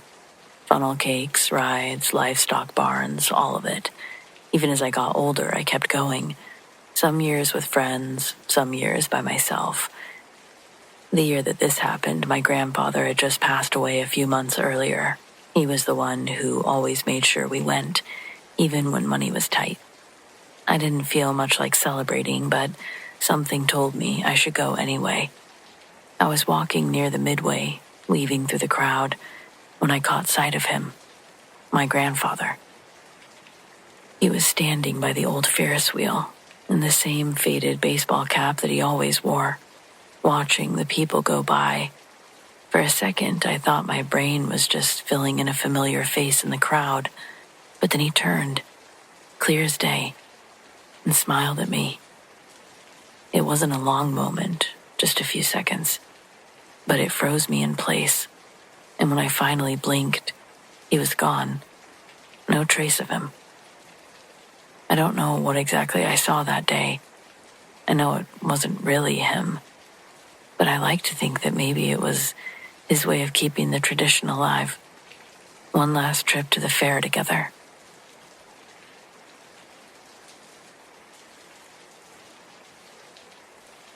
Back in the late 80s, I worked at this small family-owned supermarket in a quiet little town in southwestern Colorado. It wasn't much. A couple aisles of groceries, a deli that always smelled like fried chicken, and a row of humming coolers that never quite worked right.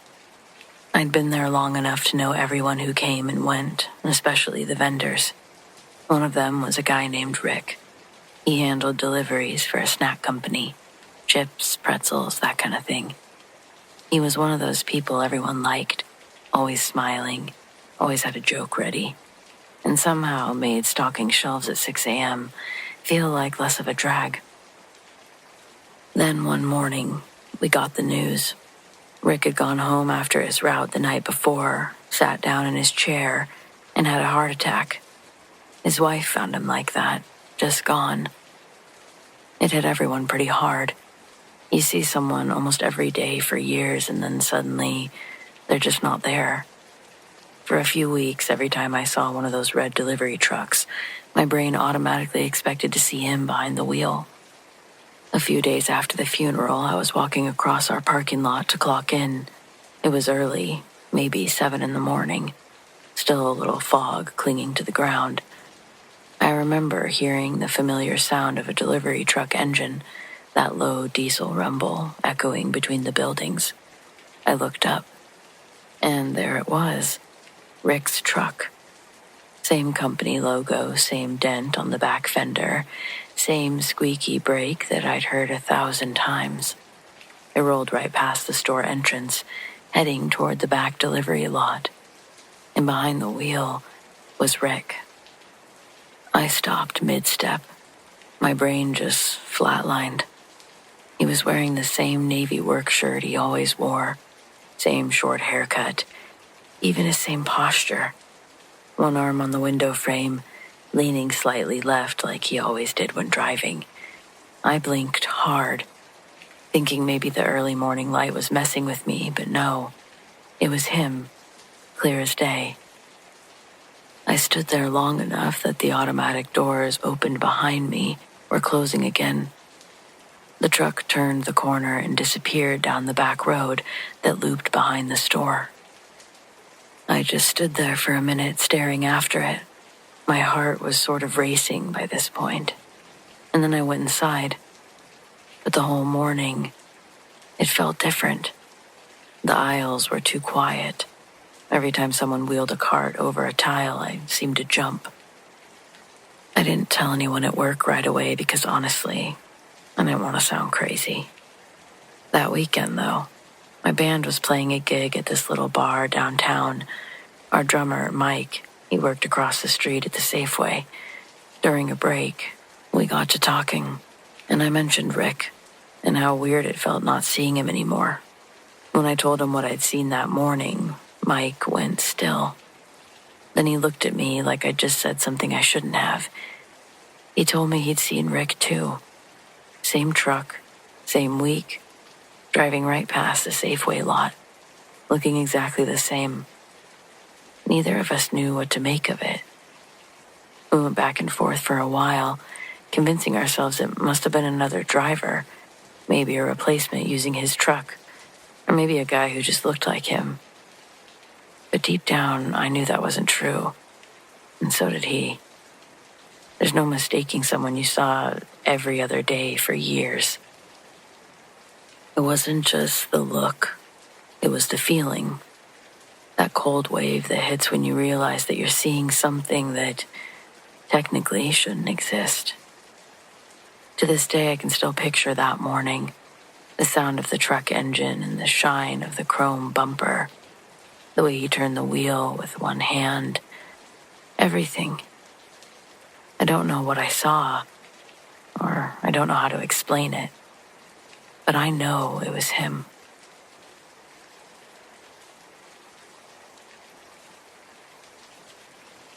I was 11 years old, angry to be staying with my dad and his new girlfriend instead of my mom. I'd already been there for almost 2 days and still had 3 more to go. I don't think my dad or his girlfriend did anything particularly wrong. The house was just boring, and I wasn't interested in socializing with them. They were all lovey-dovey to the max. I just felt like I was in the way. I spent most of the time sitting in my room, staring at the wall, since I didn't have a TV in there, and I didn't want to bother sitting with them, watching MASH or something else I couldn't stand. One evening, while sitting in my room, I see someone walk by my window. They looked to be about my age, a girl. Holy crap, I could have a friend. Immediately, I dove towards the window, and I opened it wide enough before sticking my head out. I wanted to see if the girl was still there. She should have been, but she wasn't. I walked into the living room and I asked my dad, "Who's the girl that's walking around outside?" They both looked at me, confused, and my dad asked, "What girl?" I explained what I saw. My dad sort of scoffed. Of course he didn't believe me. That's what I was thinking.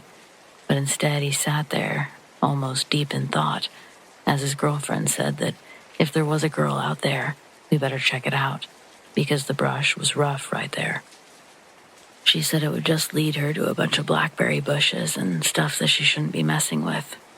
My dad hopped up to put his shoes on, and for the first time, I was kind of excited to do whatever he was doing, so I followed him outside.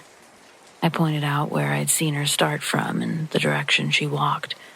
Sure enough, as we walked the path, it was essentially a dead end.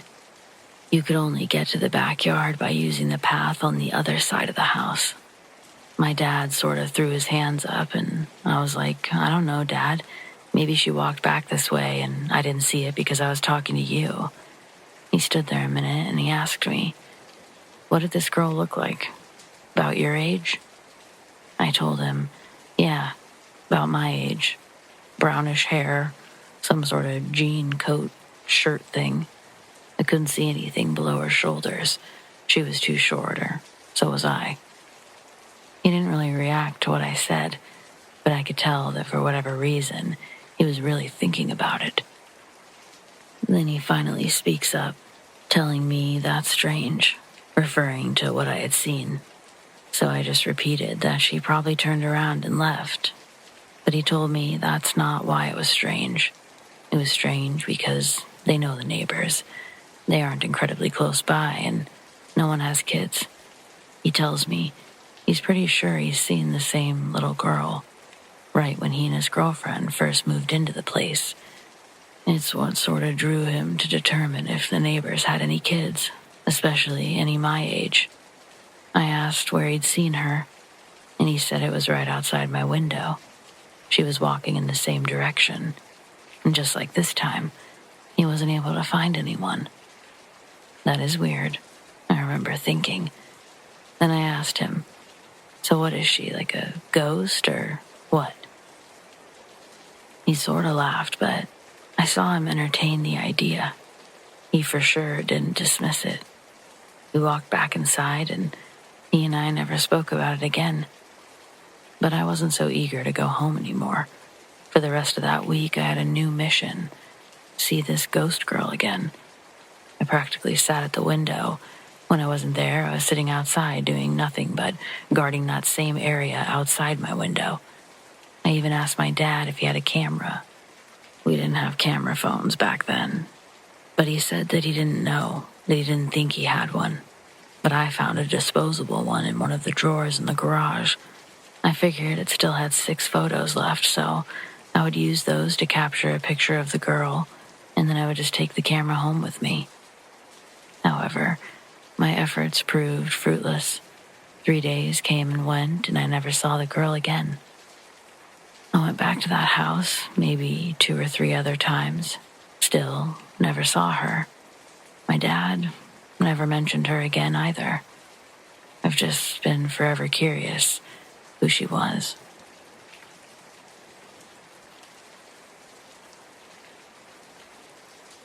I moved into an old farmhouse about 2 years ago. It's one of those places you drive past and immediately picture in sepia. Peeling white paint, a red barn leaning a little too far to one side, and a front porch big enough for 4 rocking chairs.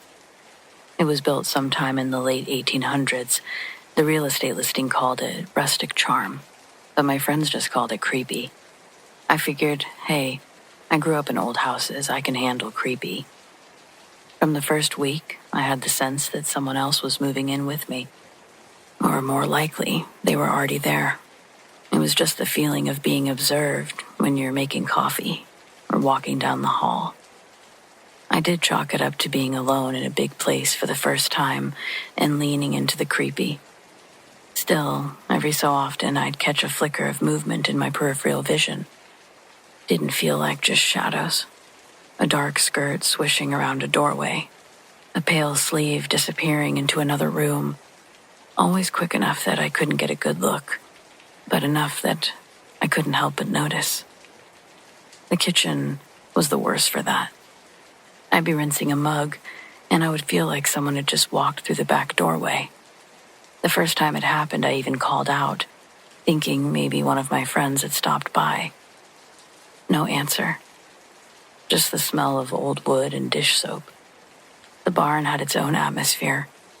Cold, even in the summer. But the house felt like it was living. I certainly didn't feel alone.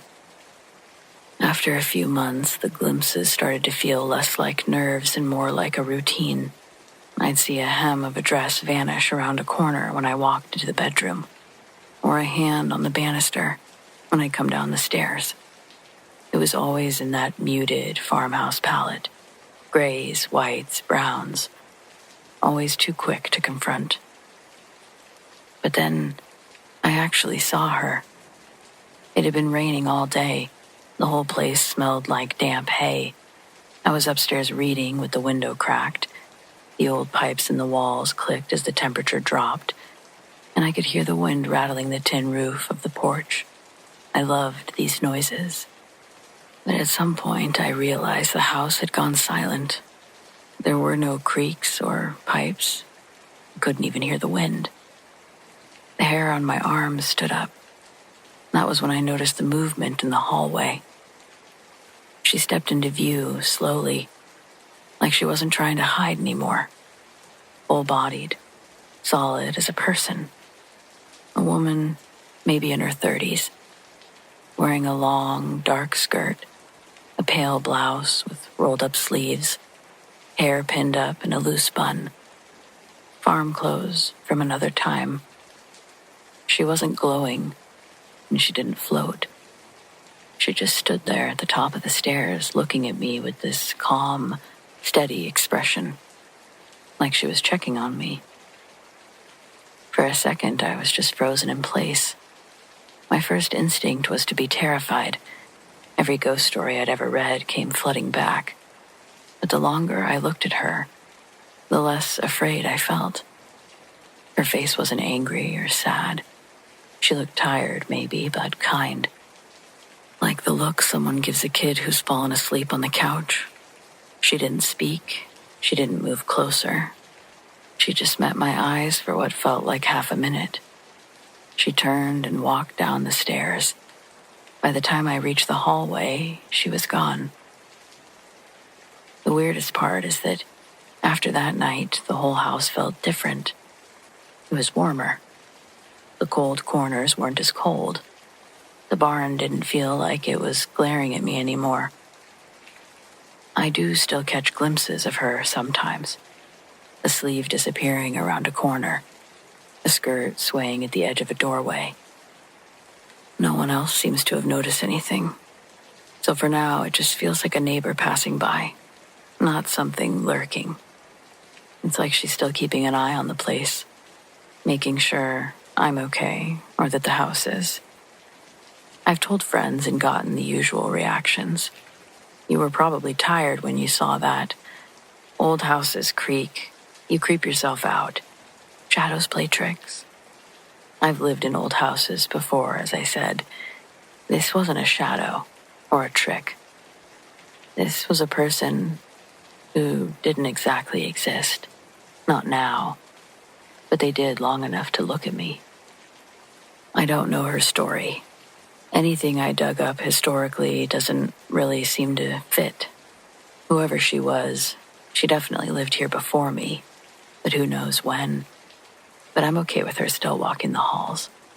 The house doesn't feel so empty, but it doesn't feel haunted in the sense of scary either. It feels tended to. I'm grateful there's no slamming doors or opening windows. For an old farmhouse, I think that's about as close to a blessing as you're going to get.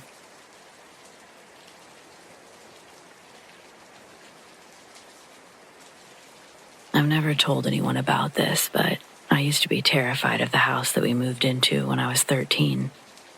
I'm an only child. My parents' bedroom was on the first floor, while mine was on the opposite end of the second floor. I chose it for that very reason, and regretted it by the third night. I was just going to bed when I heard footsteps coming up the stairs and down the hall. I assumed it was one of my parents and wondered what they could want so late. But the footsteps stopped just before my door. I waited for at least a couple of minutes, but they never moved or called out. So I opened the door to see what the deal was, and nobody was there. The next morning, I asked my parents which of them was creeping outside my door, but they denied ever getting out of bed. I thought my dad was messing with me, though I didn't care enough to press the issue. Spoiler alert, he wasn't. I'm not sure if it was weeks or months later before the next incident, but enough time went by that I'd written the whole thing off. And then I woke up in the middle of the night to the sound of footsteps pacing outside my door. I was terrified until remembering it was probably just my dad. Then I decided to beat him at his own game. Quietly, I crept towards the door. I pulled it open just as the steps passed by, but no one was there. It was just an empty hallway with nowhere to go. A cold breeze blew past me, and everything was dead silent. I was instantly terrified again. There was no explanation for what I heard, and I knew I hadn't dreamed it. The following morning, my parents denied any involvement. My mom joked that it was probably just a ghost. She and my dad both laughed it off, but that was the only explanation that made any sense. So I had to test the theory. That night, I took a bunch of candles into my room, and I held a makeshift seance. I only knew what I saw on TV, but I did my best to banish any lingering spirits regardless. I slept through the next several nights, but stayed up late that weekend, just to see if anything happened. The footsteps started just before 3 a.m., and it made my blood run cold. Again, they came up the stairs and began pacing outside my door. It continued for several minutes while I sat listening, frozen in terror. Finally, I worked up the courage to call out a tentative, "Hello?" Only once it was past my lips did I realize how awful it would be to hear a response. But thankfully, none were forthcoming. I tried to make myself get out of bed and open the door like the other nights, but I just couldn't. This time, my parents didn't find my story so endearing. They didn't want to hear about my mysterious footsteps anymore. And that was my last attempt for over a year. And again, at least a week passed before the next occurrence, maybe more. The footsteps were louder than usual and woke me just as before. I laid awake waiting for them to stop. But then there was a light tapping on my door, and a new level of fear coursed through me. It felt like it lasted an eternity, and even when it stopped, I couldn't fall back asleep. I'm pretty sure that's when my nightmares started as well. Sometimes I wasn't sure if something was a dream or reality, so I started leaving myself proof in various ways. Not too long after my 14th birthday, I woke to more tapping. But while I hid under my covers, the noises only got worse until the unthinkable happened. My doorknob began to turn. I could hear the metal and the slow creaking of the door opening. I couldn't not look at that point. I had to know what was coming through the door, for better or for worse.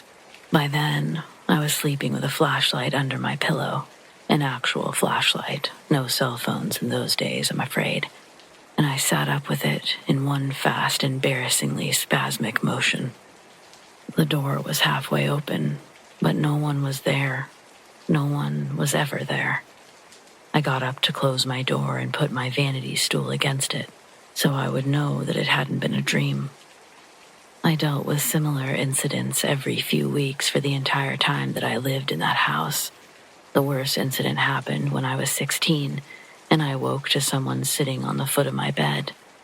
I lashed out with my feet and felt them connect with somebody's body. But once I sat up, the room was empty. After that, I started sneaking downstairs to sleep on the couch full time.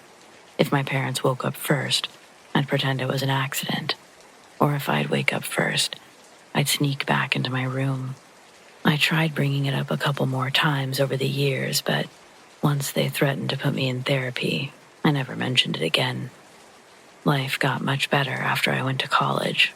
My parents moved to a brand new house while I was away, and I never saw our old place again.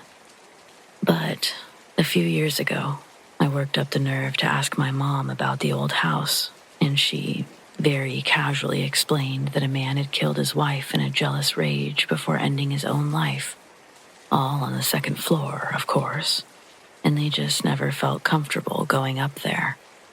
I was speechless. I'm still kind of speechless.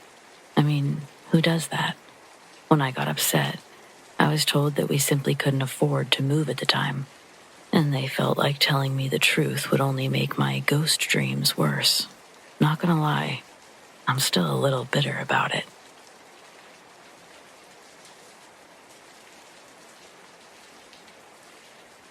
When my dad died in 1979, it was sudden and without warning. He was entering his bedroom to lay down and take a nap.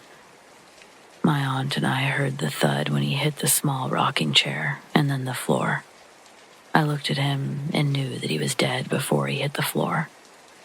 His routine each morning, starting at 5 o'clock, he got out of bed, got dressed, then walked through the living room, through the small swinging doors into the kitchen. He would go over to the chair between the small table and kitchen counter, plug in his coffee pot, sit down, and wait for the first cup to brew. When he pulled the chair out, it always made a slight scraping sound. After the funeral, I stayed on for a while in the back bedroom, just down a short hallway. The first time it happened, I wasn't sure how to react, nor if it had really happened. 5 o'clock in the morning, I came awake with the realization that someone was in the house. I crept out of bed, grabbed the flashlight, and tried to silently head toward the living room. The telephone was there, and I could call the police. When I got there, no one was there. I searched the house over. No one. I went back to bed thinking it must have been a dream. I was also coming down with influenza and figured that I had hallucinated. 3 nights later, 5 o'clock in the morning, I'm awake listening to footsteps. I had just gotten out of bed when I heard the swinging doors of the kitchen. I managed to sneak down the short hallway, flipped on the light, and nothing. Okay, and this went on for the rest of the week, until finally I just lay in bed, listening to the sounds, and then it took a horrific turn. I heard the chair at the table scrape out, and then the smell of coffee brewing filled the air. I could even hear the coffee pot brewing. I just lay there in bed, not knowing what to think, trying to not start screaming. Why, I'll never know. And after a few minutes, there was silence and no coffee smell. This went on for 3 nights. I called a friend of mine to come over and spend the night. I told him that I was trying to just recover from my dad's death and needed someone around. He agreed. He woke me up the next morning a few minutes after 5. "Billy," he whispered, "there's someone in the house." I calmed him down and told him to just sit on the bed and wait. And sure enough, we heard footsteps into the kitchen, the scrape of the chair, and the strong smell of brewing coffee. He quietly followed me in the dark to the kitchen. I turned on the light, and nothing. The coffee pot was not on. The chair hadn't been moved. The next move was quick and decisive. Robert was dressing, heading out of the bedroom door entrance to the outside, and he says, "I don't know what's going on here, and I don't give a fuck. I'm out of here." After 2 more days of the visits, I walked into the kitchen, stood in the middle of the floor, and shouted, "Dad, you can't keep doing this. You're dead. You died. Please, I love you and I miss you, but please go away. Go wherever you're supposed to go. I can't keep going through this with you." And then I broke down and cried like a baby. The visit stopped at that moment. No more. I've often wondered if sometimes when we die, if it's monstrously sudden, do we realize that we're dead? Do we try to continue on as if nothing out of the way has happened? Do we have to be told that we're dead and that we need to move on? I don't know the answer to these questions, but I do know what I experienced, and I know that Robert would never set foot in the house again, and he would never talk about that morning.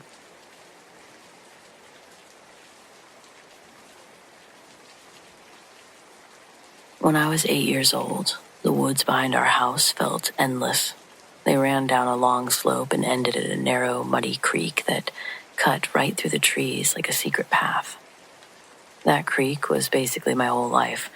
I spent hours there, skipping rocks, building forts, trying to dam the water with sticks and stones. The air always smelled like pine and that damp earth. And when you're a kid, that kind of silence feels safe, especially with home nearby. One summer afternoon, I was knee-deep in the water, stacking rocks when I heard someone call out to me. "Hey, buddy," the voice said. "You okay over there?" It startled me. I hadn't heard anyone approach. I looked up and saw a man standing on the opposite bank. He was tall, wearing an old dark jacket and a wide-brimmed hat. The light behind him made it hard to see his face clearly, just the shape of him and the way he leaned slightly forward, watching me. It was clear. He didn't move closer. He just stood there and said, "You're not supposed to be out here alone, are you? Come on, it's not safe. The water's higher than it looks." I remember thinking that was strange, because the creek barely reached my ankles. I told him I wasn't alone, that my mom was home. He nodded like he already knew that, and then he said, "Your mom ought to be worried. How about we get you out and get you home now?" There was something about his voice, calm but urgent, like he was trying to convince me of something important without scaring me. I hesitated, and he raised a hand, the first movement he'd made. "It's okay," he said. "Just take it slow. Watch your footing." "That's right, just like that." That was the part that sent a chill through me. The way he said it, like he wasn't really talking to me. I wasn't moving. I don't know why, but I suddenly felt cold all over. I turned and I ran through the trees, not stopping until I saw our porch light through the branches. My mom was outside when I burst from the woods. When I told her what happened, she went pale. She called my dad and then the sheriff.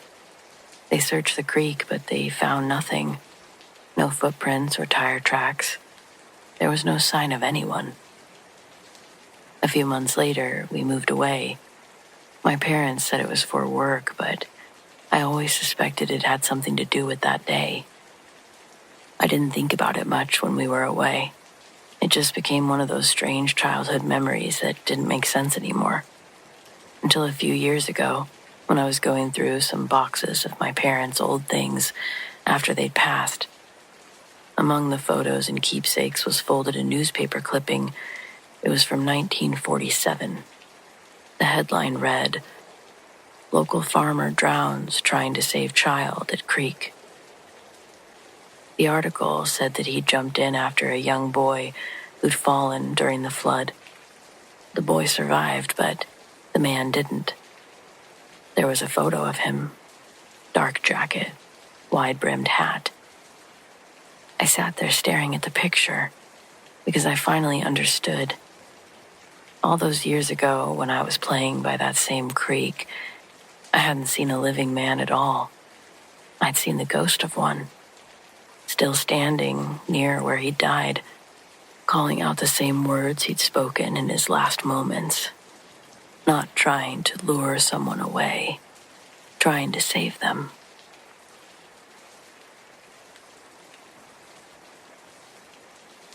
For about 10 years, I worked as a land surveyor, mostly doing contract work for timber companies up in the Cascades. It meant a lot of time alone, deep in the woods, sometimes for days at a time. You get used to the sounds of the forest, the wind, the birds, occasional snapping of a branch that still makes you jump. You learn what's normal. This happened on a job mapping a remote section of land northeast of Darrington. I was about a mile from the nearest logging road, setting up my transit. It was dead quiet, one of those days where the air is so still that you can hear the blood in your own ears. I really didn't expect what I heard next. Someone calling my name. Dave. It was clear as a bell.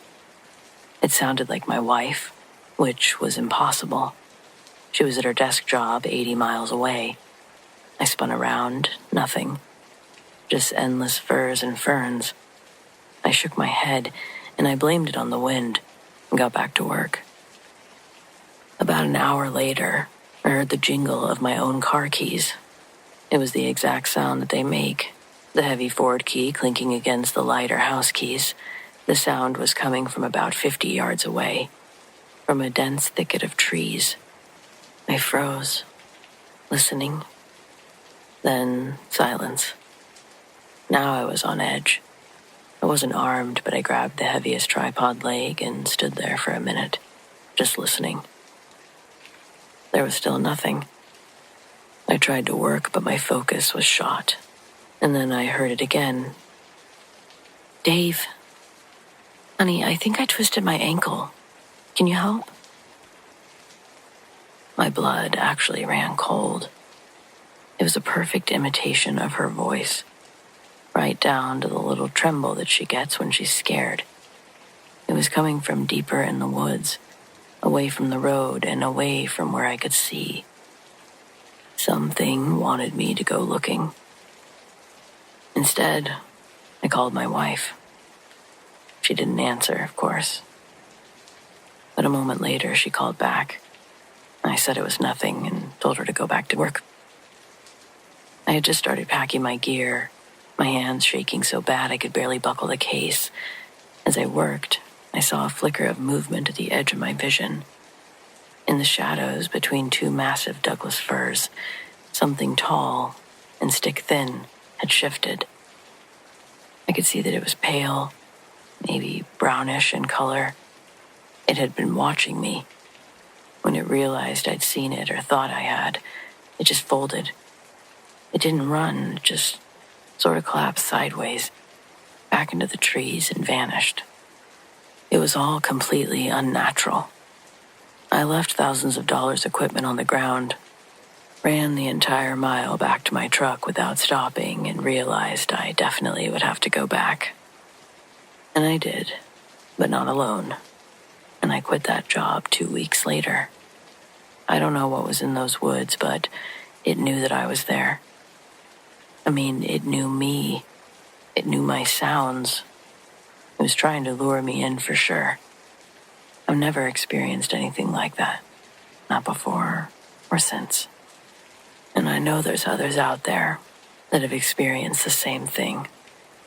It's just no one can seem to agree on what it is.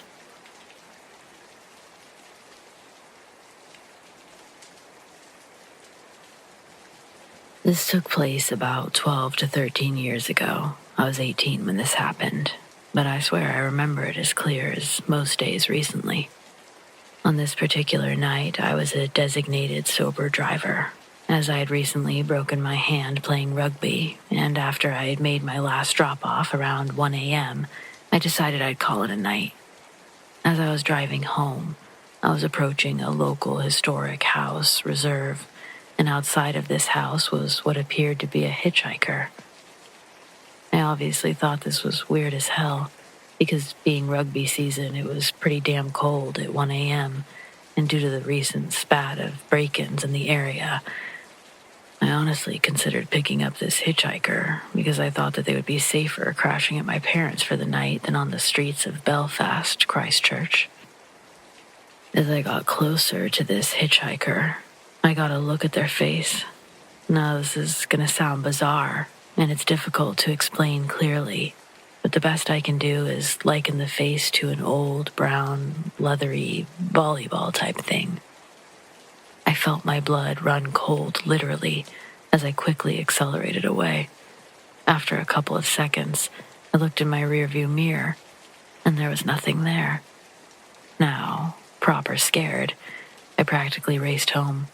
Once I got inside, I saw my parents just about to go to bed. My mom says, "Are you okay, Isaac?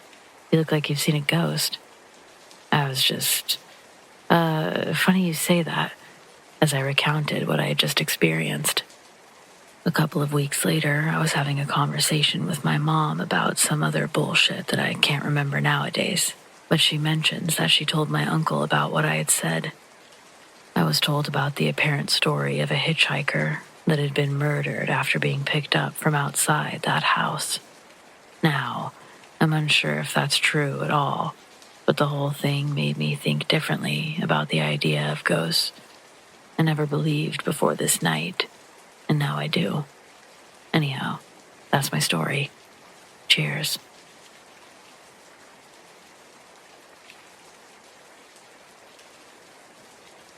Back in 1997, I lived in what I would call a bad neighborhood. It was in the San Fernando Valley, so it wasn't the worst that LA had to offer. The apartment was under the stairs halfway to the back. The rent was cheaper than the other apartments, and I was glad to have gotten it. It was just me and my girlfriend at the time living there. What was odd off the bat was that it had 2 steps from the door to the floor of the apartment. I don't know why, but it was the only one. In this apartment, it was cold almost all the time, despite the outside temperature. The kitchen and living room were open to each other, and the door led to the bedroom. You could see 80% of the apartment from the bedroom. The first odd thing that happened was that night. I could hear someone walking around outside my door, and then knock. Sometimes I was in the living room and could clearly see that no one was out there. A few weeks in, the TV and radio would start to turn on, and then the volume would go up. At the time, I figured that someone had similar electronics and that was causing it. It wasn't until a drawer came open in the kitchen and something fell out onto the floor one night. That's when I started to really wonder. It was my knife drawer, and the chef's knife was on the floor. I was in my bedroom. I could see across the apartment, and no one had been there. I started to ask the neighbors, but they mostly wanted to keep to themselves. The next night, I woke up to quiet sobbing that stopped when I went into the living room. The next day, I struck up a conversation with an older resident. I asked about my apartment, and he smiled. He told me that years back, there were some gang members that lived there. They used to make noise and trouble, and everyone stayed away from them. One day, they all got into a fight in the apartment and stabbed someone to death. They just up and left him there, and it took almost a week or so for someone to call the police, as it had started to smell. They couldn't get the smell out because it was in the subfloor. The solution was to tear out all of the carpet and tile the cement under it. Looking at the rough cement, 1-foot floor around the whole apartment, it made sense. He then told me there was more. I was like, great. The next people who would live there had a teenage daughter, and she had a boyfriend in the building. They broke up later, and he would watch her come and go with hate in his eyes. Luckily for him, he didn't hurt her physically, but what he did do was hang himself on the stairs just outside her door, looking at it. He knew that she left for work early, and of course, she found him. Later, I talked to the lady that lived in the apartment where her dead boyfriend lived. She said that she could hear someone opening her door and then walk down the hallway towards my apartment. I did not renew my lease after a year of ghosts and the actual dangerous gang members that lived in these apartments.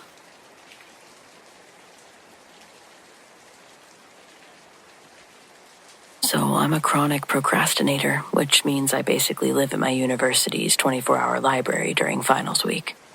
You get to know the other night owls, the same dozen students fueled by caffeine and despair. You also get to know the staff. There were 2 rotating night librarians. One was a friendly older guy named Bob, and the other one wasn't. She was a woman who looked to be in her 50s, tall, thin, always wore the same gray cardigan. I really only saw her a handful of times. She wasn't exactly friendly. I'm pretty sure she never said a word. She honestly never seemed to make any noise at all.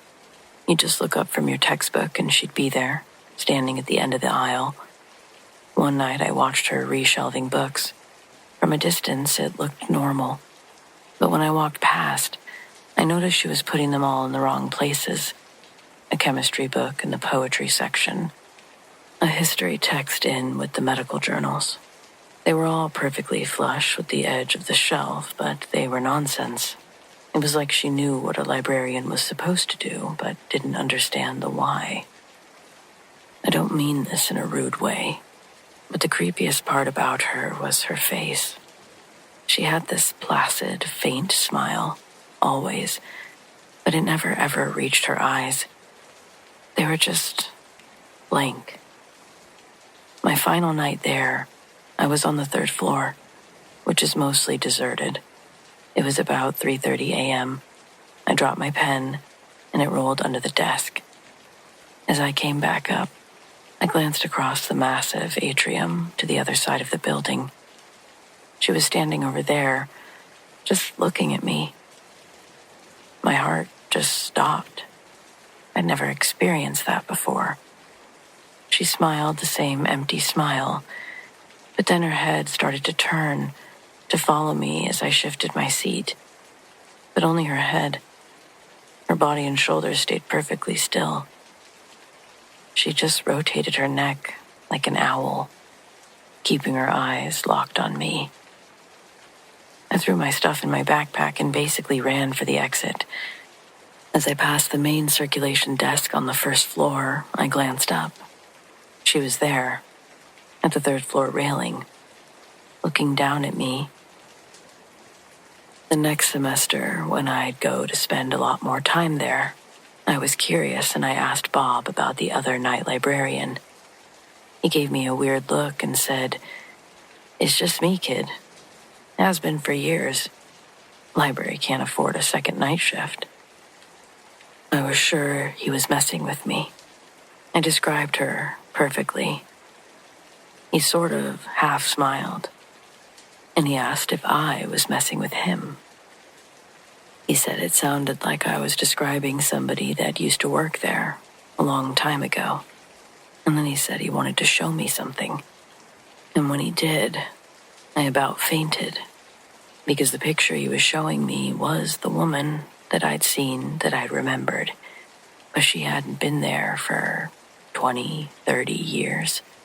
But she was, in fact, the night librarian. So when people ask if I believe in ghosts, I say, yes, I do.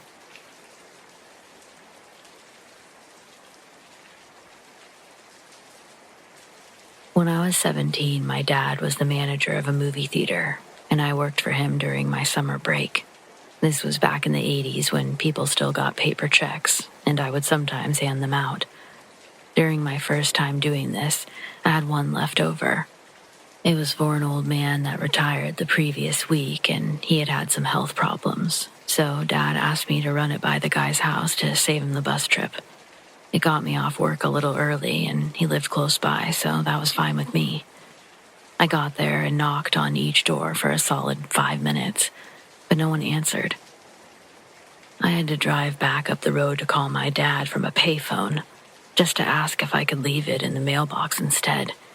He didn't like that idea very much and insisted that the man was definitely home, but probably asleep. I really wasn't happy about the prospect of knocking on this guy's windows, but my dad is a hard man to argue with. So I hurried back to get it over with. I tried the doors again first, just in case, but still had no luck, made my way to the backyard. Upon identifying the window supposedly belonging to the bedroom, I pressed my face to the glass and began tapping lightly, but stopped abruptly when 2 cats bolted away at the sound.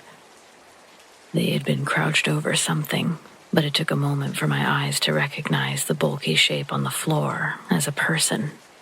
I could only see him from the waist down. He wasn't moving. Thinking he must have fallen recently, I tried the window, and it opened easily beneath my hands. That's when the smell hit me. There's nothing in the world like it. It's kind of sweet, but rotten at the same time, and I mean sweet in the worst way possible, for sure. Using my shirt to cover my mouth and nose, I stuck my head in just far enough to confirm what I already knew. The old man was dead. But not only that, the cats had begun eating away at his face. His lips, nose, and ears, they'd been gnawed away to the bone.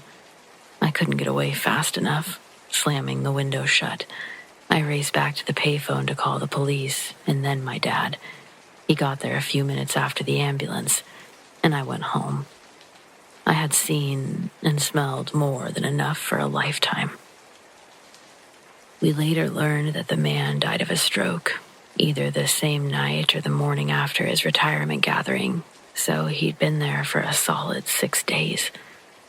His cats had one of those automatic feeders and water bowls, so they probably had food for the first couple of days, but once they ran out, well, I had nightmares that whole summer, and even though it's been nearly 40 years now, I still remember that smell and the look of his disfigured face like it was yesterday.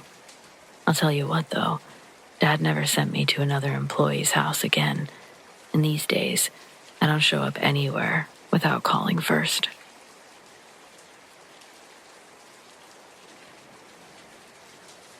I had a serious car accident in Dallas, struck from behind on the I-635 North and the I-35 West split.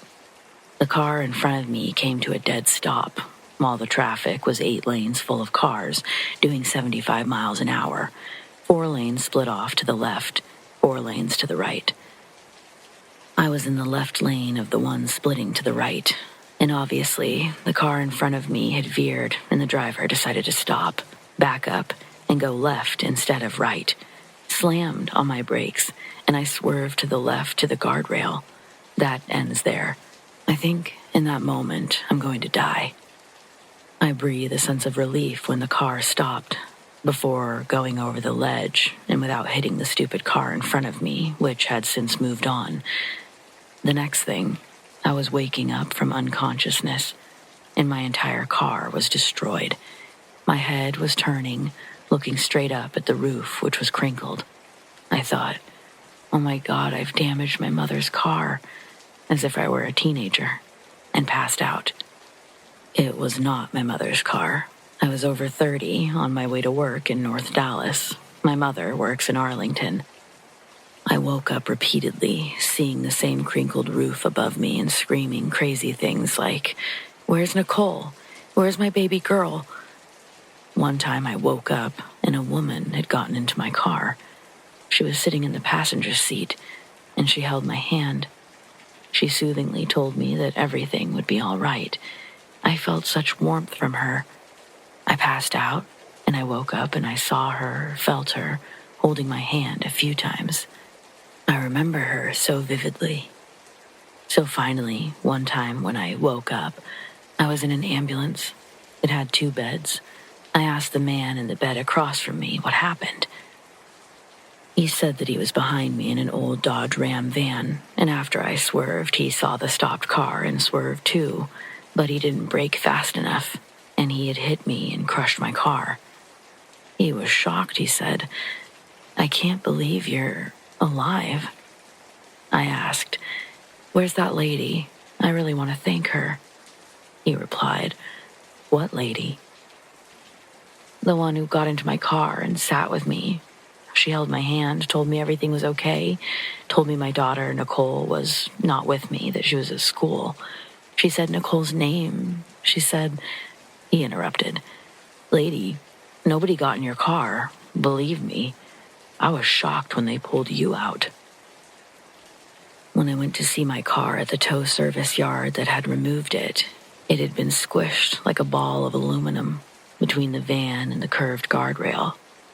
It was an Acura, and the only place that was not squished up was where I was sitting. There was no passenger seat. It looked like somebody had cupped a huge hand over me and protected me. I don't know if she was a ghost, an angel, or my imagination, but she felt and sounded real and acted and made me feel like she knew me. I'm grateful.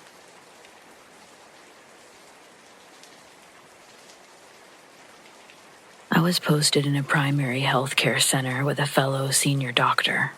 It was our night shift, and he had started to tell me stories of the time when he was doing autopsies in the same hospital. He was shifted to primary health care because he couldn't deal with the trauma that came later. He said that not all autopsies led to hauntings, but it was people who had killed themselves or cases of assault where the death was unnatural. It were these cases that led to some of the most disturbing paranormal activities. One such case he narrated that night was of a woman, mid-20s. She was first assaulted and strangled, and later her body was thrown in the well by her in-laws. Such incidents are common in rural areas of India. They hoped to escape the charges, but after thorough examination of her lungs by my colleague, the senior doctor, who had done her autopsy, it was obvious that she was killed first and drowned later. The in-laws of this woman tried to pay a hefty amount to him so as to escape the charges, but he refused. After that incident, he said that he often saw the woman, wet hair, bulging eyes, naked with a pale body, often sitting by his bedside, just looking at him. He said it wasn't sleep paralysis. He was shattered with fear one more time as he was combing his hair in the bathroom mirror and saw the same woman just peeking at him through the door. Only her eyes and her wet hair were visible through the mirror. It became so traumatic that he left that part of his profession completely, even though he was getting paid a lot for that job. He said he doesn't ever wish to go back.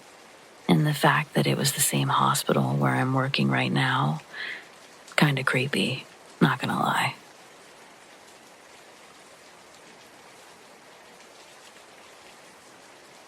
Years ago, I became good friends with my neighbor across the street.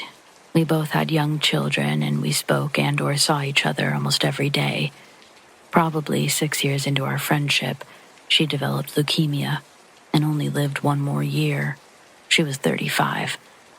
One day, I was looking out my front window, and I saw the car she used to drive pass by, turn around, and then it pulled up to the curb in front of her house and parked. I continued to watch, and I saw her husband and her 3 children get out of the car. The car was a light blue station wagon, one that she used to drive the kids around in, and her husband still had it. As I continued to watch, I saw her husband and the kids walk up to the front door of the house and go in. A moment or two later, I saw my friend get out of the car and walk to the door. I couldn't believe what I was seeing, but I knew for sure that it was her. I knew because when she got to the front door, she turned, looked at me, and waved. Then she, too, went into the house. I think she was telling me that everything was okay. I'll never forget that.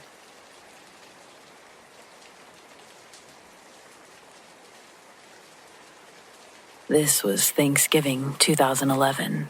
My aunt hosted, same as every year. The house was crowded, cousins in the living room, football on the TV, kids running through the hallway. Dinner was late, as usual. The dining room table was too small for everyone, so half of us sat in the kitchen. I ended up at the counter with my mom and my cousin Olivia and my grandfather. The noise carried between rooms, dishes clattering, people shouting over each other, but I heard a different voice. It came from just above my left shoulder, level with my ear. A woman's voice, clear but quiet, saying my name, just once. Though the voice wasn't entirely familiar, I just turned around to see who wanted me, and there was no one there. The space behind me was empty, except for the pantry door. I thought maybe that I'd misheard, except Olivia looked at me at the same time, and she asked, "Did someone just call your name?" Her face was flat. She wasn't joking. My mom asked what we were talking about. I told her. Olivia confirmed that she'd heard it too. My grandfather said nothing. He just stared down at his plate. Dinner moved on. People talked, laughed, passed plates. The moment stayed quiet between us. Later, when the kids went outside, I asked Olivia again. She repeated what she heard. A woman's voice close by saying my name. She said it was clear, like someone was leaning in. My grandfather spoke up. He said, "That's how your grandmother sounded when she wanted you to listen." He didn't smile when he said it. He didn't even look at me. She'd been dead for 6 years, and that was the end of it. The conversation shifted. The noise of the house swallowed everything again. Later, I was talking to my grandfather. I knew that the reason he couldn't look at me was just because he was sad. But I thought it was kind of wonderful. So I told him, "If that was Grandma, I think that's really nice." He finally smiled. He said that he knew it was, that he'd heard her before, and he hoped I'd hear her again. I did too, but I haven't heard her since.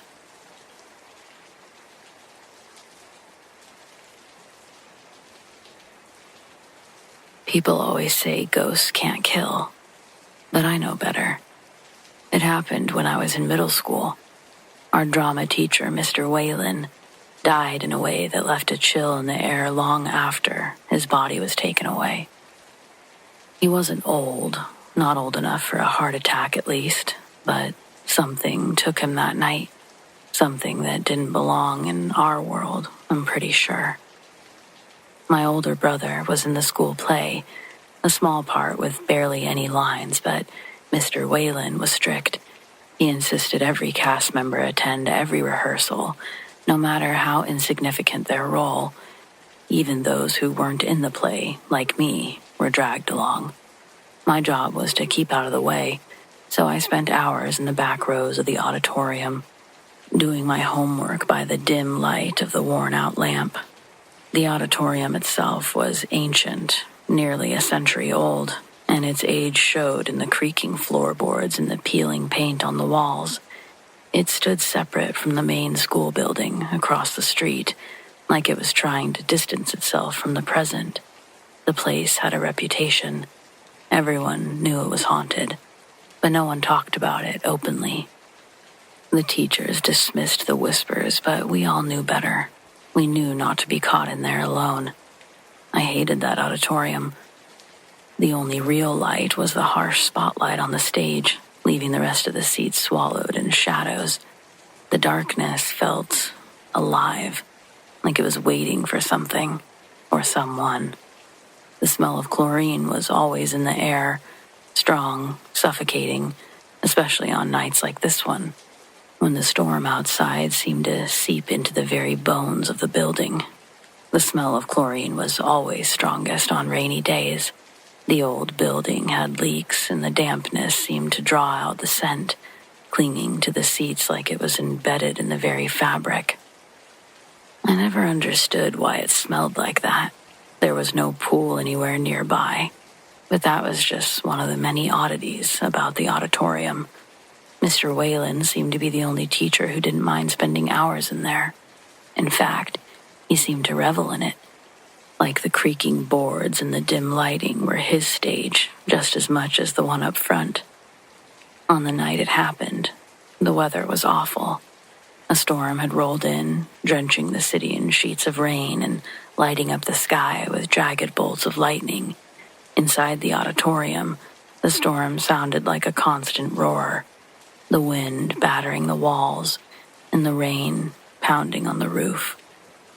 Rehearsal had gone late, the storm delaying some of the cast from arriving on time, and the tension in the air was palpable. Mr. Whalen had been unusually agitated all evening, snapping at the students for the smallest mistakes, pacing the stage like he was looking for something. I was in my usual spot, huddled in one of the back rows with my books, trying to focus on my homework.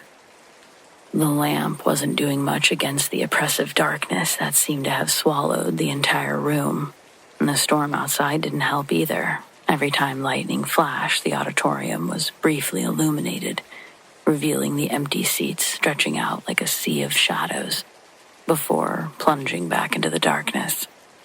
Each flash made my heart race a little faster, but I kept my head down, trying to ignore the uneasy feeling that had settled in my chest.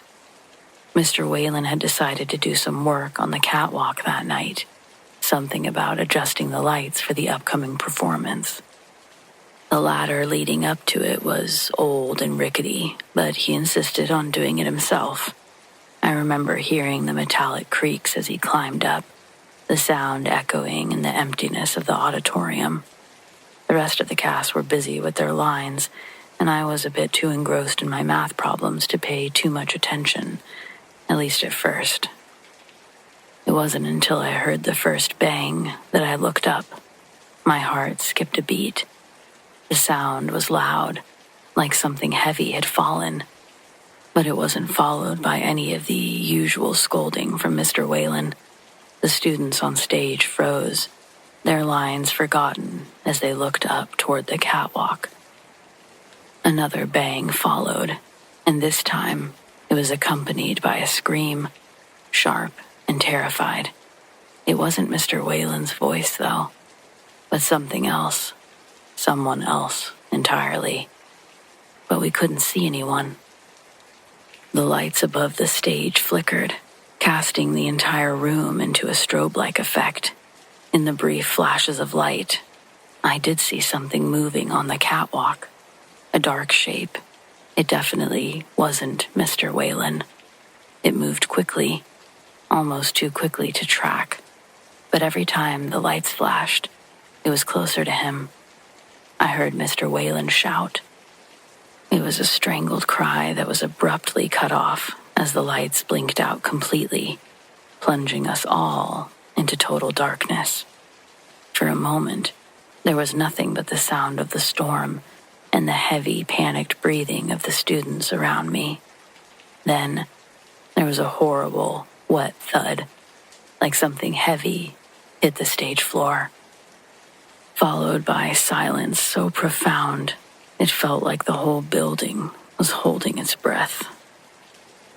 When the emergency lights finally kicked on, their harsh red glow revealed the stage in all of its gruesome detail.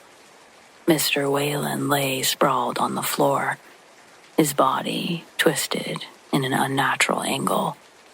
His eyes were wide open, frozen in an expression of pure terror.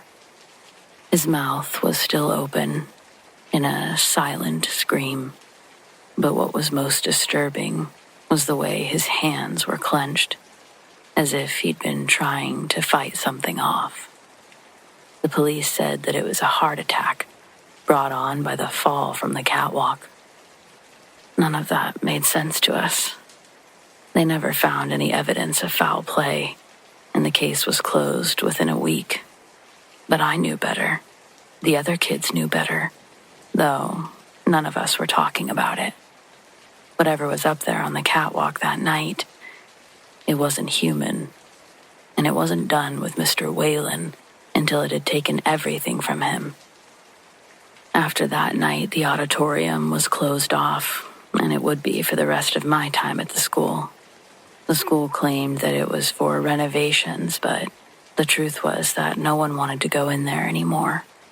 The building stood empty, silent, just a looming presence at the edge of school grounds. Over time, the stories grew darker and more twisted, though the reality is the most twisted of all. People always say ghosts can't kill, but I beg to differ.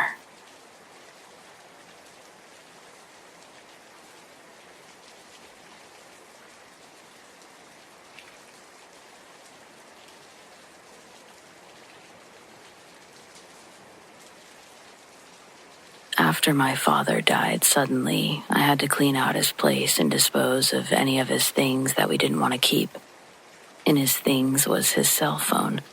I got all the contacts out of it and turned the phone off for the last time. I put it in a drawer in my office.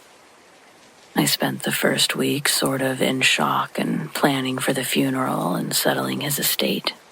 At one point, I'd wondered why I hadn't felt that he was around me. About 5 minutes later, my phone rang. Caller ID showed it was my dad calling from his cell phone number. What? I just sat there in shock for a couple of rings trying to process it. I answered the phone, and there was nobody there. I rushed from my house to my office, and his phone was still in the drawer, still turned off. It was a couple of days later, and I was still trying to understand what happened. I finally mentioned it to my stepmother, my father's second wife, and she said she got a similar call at the same time on the same day. Too crazy. Hard to explain.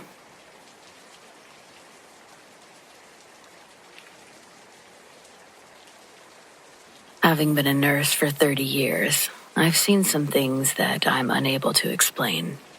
I always tried to find a logical or scientific answer for anything out of the ordinary, but sometimes that wasn't possible.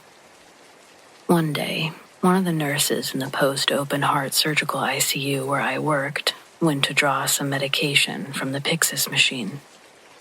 A Pyxis machine is an automated medication dispenser. You put in your code, the names of all the patients on your unit appear on the screen. You choose yours, and then it displays their meds, and you take them out. Simple. Who's taking care of Florence? The nurse asked all of us. Who? We said. We don't have a patient named Florence. I didn't think so. Her name's in our machine. Pharmacy must have screwed up and put her in here instead of where she really is. She called the pharmacy and informed them of their error. What are you talking about? The pharmacist asked. We have the master machine and we enter all of the names in the entire hospital. I'm looking at your machine and there's no one named Florence in your machine. Well, I'm not crazy. I'm looking at her name right now. If you don't believe me, then come up here yourself. The nurse told him, annoyed. He did. He couldn't explain it. He called the Pyxis company technician. He came to the hospital and didn't know what to make of it either.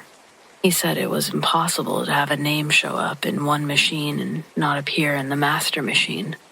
After a week, her name disappeared on its own. The pharmacy insisted that they hadn't removed it. A month later, it happened again. As before, her name didn't show up in the master, but it did in ours. It stayed there for a while and then disappeared. After a few months of this, we began to see a pattern. Florence would stay in our Pyxis until 3 people died. Then she'd disappear. It didn't even need to be our patients. Any deaths in the hospital would do. But it was always 3. It reached a point that someone would go to the Pyxis and gasp, "Ladies, hang on to your patients. Florence is back." We would look around nervously. Some of us would even have conversations with the ceiling. "Stay away from my patient, Florence. Go find someone else to take." We used to joke that Florence was a celestial bus driver with a need to fill her big black bus with the dead. Once she had all of her passengers on board, she would drive them to their final destination. Florence, bus driver to the stars. We would hear a code blue called in the hospital and wait a reasonable amount of time, then page the nursing supervisor. "Did the code on 5 West make it?" we would ask. "No." "How many does Florence have now?" Everyone knew about our ghost. "That makes 2. 1 more and she'll leave us for a while." We tried to find out who our ghost was. We checked our records, and we knew that she'd never passed through our ICU. We were at a loss as to why she was targeting us, so to speak. Finally, one of the secretaries got an idea. "Let's look in the death book," she said. The death book was a ledger book, one in which we would handwrite the name of every patient who died in our ICU or in the operating room. It was a huge book, with hundreds of pages of names. But sure enough, we found Florence in the death book. She had died a week before her first appearance in our Pyxis. The reason that we couldn't find any record of her was because she had never made it to our ICU. She was meant to, but she died during surgery on the OR table. We figured that she was haunting us because she wanted to come into the ICU and never got the chance. After almost a year, we decided to send our ghost away. So how does one get rid of a ghost? Exorcism? Seance? No. We planned to do what any group of science-based, educated, rational people would do. Throw a ghost-going-away party. More specifically, a go-towards-the-light party. On the anniversary of her death, we borrowed a CPR mannequin from the education department. We put her in a hospital gown, sat her at the head of our table in the kitchen, and placed a sign around her neck that said, "Hi, my name is Florence." Just chillin' before her party. We printed a huge banner saying, "Bon voyage, Florence. Have a safe trip to the afterlife." And we strung it up in the break room. Everyone brought food and we had a potluck.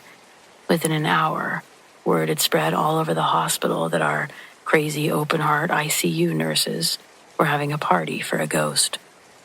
People came from other units just to see if it was true. Like ethereal spirits themselves, young doctors appeared out of thin air, sniffing the scent of our cooking and salivating over the table, groaning with food.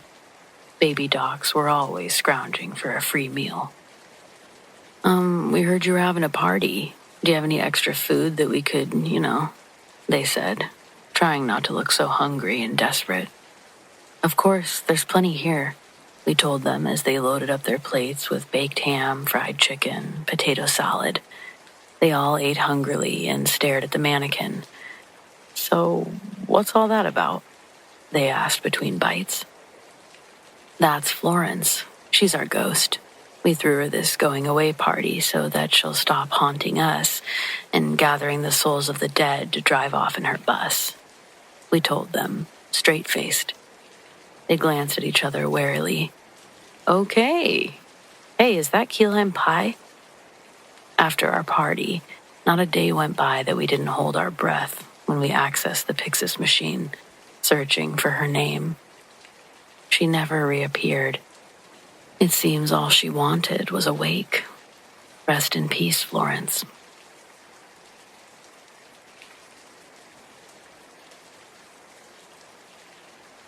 I'm 18 and just finished my senior year. A lumber company recently bought some land behind my house and clear-cut the woods. When they left, we discovered an old cemetery about a half-mile back. There's maybe a dozen graves, the most recent being from 1864. The headstones were all faded and covered with overgrowth to the point that most of them were unreadable. Since I wasn't busy with school, I decided to clean them off and get a few tips from YouTube. Apparently, there's entire channels dedicated to people restoring random old tombstones. Go figure. My friend and girlfriend came to help on the last day. We didn't get out there until late afternoon, so we were just finishing the last two as the sun was going down. While we were packing up, Leela screamed because she saw a dark silhouette moving between the graves. We shined our flashlights all over the area, but nothing was there. And then as we were driving away, we all saw someone run behind the gravestone and disappear. They just never came out on the other side, and it wasn't very big. A person shouldn't have been able to hide behind it. Leela was too freaked out to return, but Dylan and I went back the next day to look around. We both tried to hide behind the same grave, but it wasn't big enough to cover either of us. And Dylan is pretty small. The figure that we saw was definitely my size or bigger. Even if someone laid flat, we should still be able to see them. I had to know if it was a ghost or a trespasser. So we went back again the next night, sat in the truck with the lights off. The moon gave us just enough light to make out our surroundings, and we brought a spotlight just in case. I'm sure ghost hunting is fun when you're walking around a huge cemetery or an abandoned psych ward, but when you're just waiting in a truck, it's pretty dull. About 30 minutes in, we were both ready to leave, but we agreed to stay at least an hour for science. That's when Dylan decided he couldn't wait to pee, and he stepped out. I told him, do not piss near the graves. It's like the first rule of graveyards. I wanted to see a ghost, not piss one off. I shouldn't have said anything, because that just gave Dylan the idea to expedite the hunt. He walked right up to the big headstone and did his business all over the front of it. Then he stumbled forward, screamed for the light, and began turning in circles, like he was looking for someone.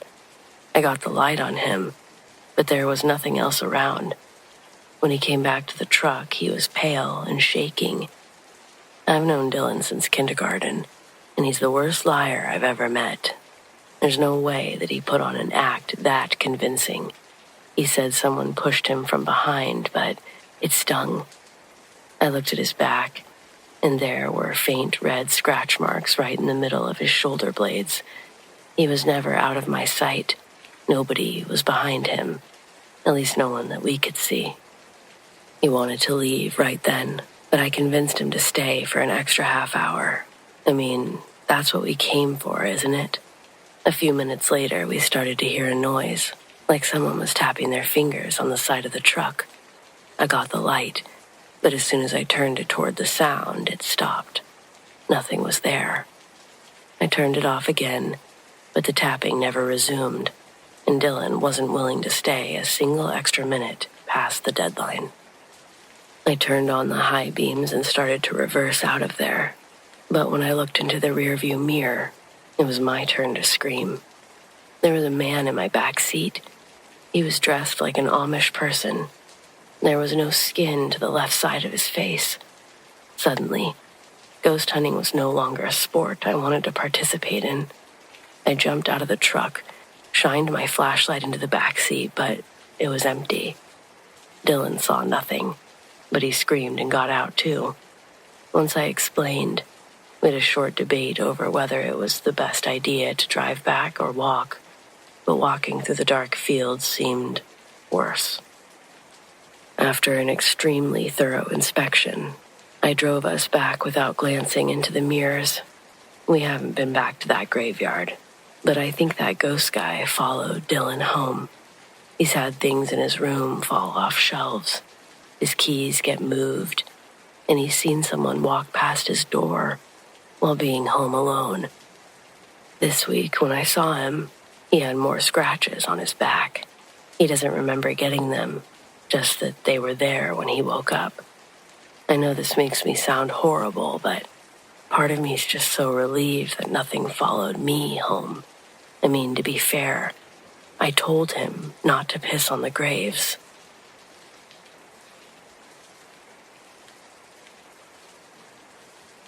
Our house was built in 1999 on farmland. There doesn't seem to be any reason why we'd have paranormal experiences. No cemetery nearby, no one that died in the house, etc. But soon after my daughter and I moved in, she noticed that there were young energies downstairs. One night as she lay in bed trying to sleep, she felt something snuggle behind her, resting an arm across her shoulder. She thought this one felt like a little girl. Other people felt this energy too and thought it was lonely or sad. There was also an incident in the hallway outside of my daughter's bedroom. She'd gotten up to use the bathroom and felt a hand on her back, pushing her. She thought that this energy was male, maybe 12 years old, mischievous. After my husband and his daughter moved in, we started noticing strange things upstairs as well. One day while I was showering, I turned around to rinse the shampoo out of my hair, and something turned the shower handle all the way to hot. Yet I hadn't touched it or bumped it. A couple of months later, it happened again, but this time I saw the handle itself move without human intervention. And that shouldn't be possible. Of course, no one was there. During this same time period, I was splashed with cold water as I walked out of the main bathroom. I felt it splash across my cheek, shoulder, all over my hand and up my forearm, but no water was on my skin. We were definitely creeped out. My husband put up his cross. We were going through the house. He was saying prayers, even though he doesn't believe in ghosts. After the kids moved out, things quieted down a lot. The quote-unquote haunted area extends about 20 by 10 feet and is on both floors. It includes the kitchen, a bathroom upstairs, and one bedroom, the laundry room, hallway, and bathroom downstairs. Our dog won't go into these areas, not even if you put a piece of steak on the floor. I often hear things fall from the shelves downstairs, but the cat sleeps beside me.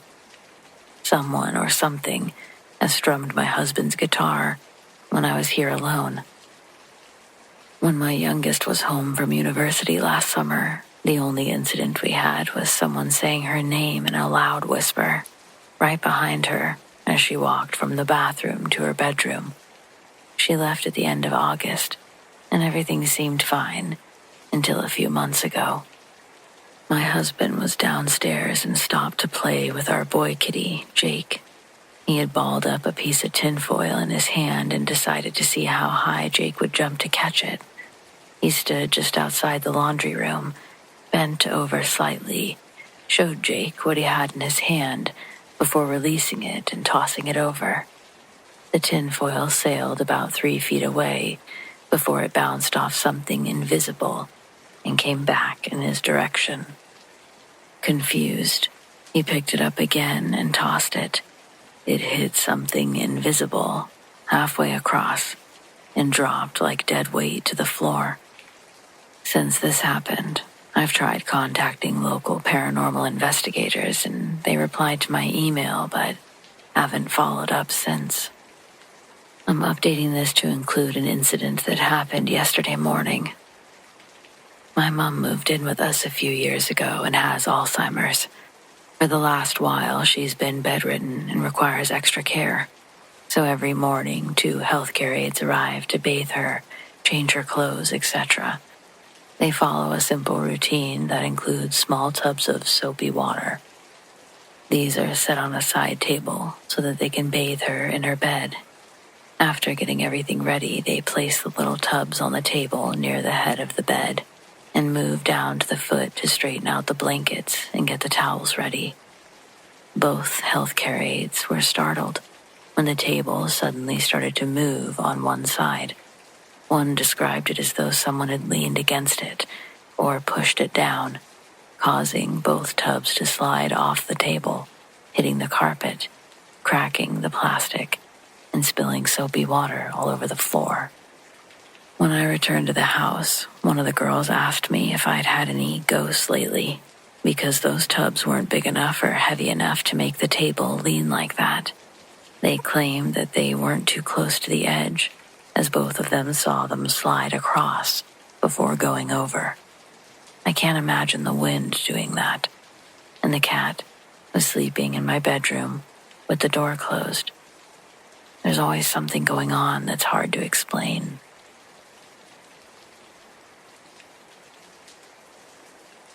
I was a home health nurse for many years.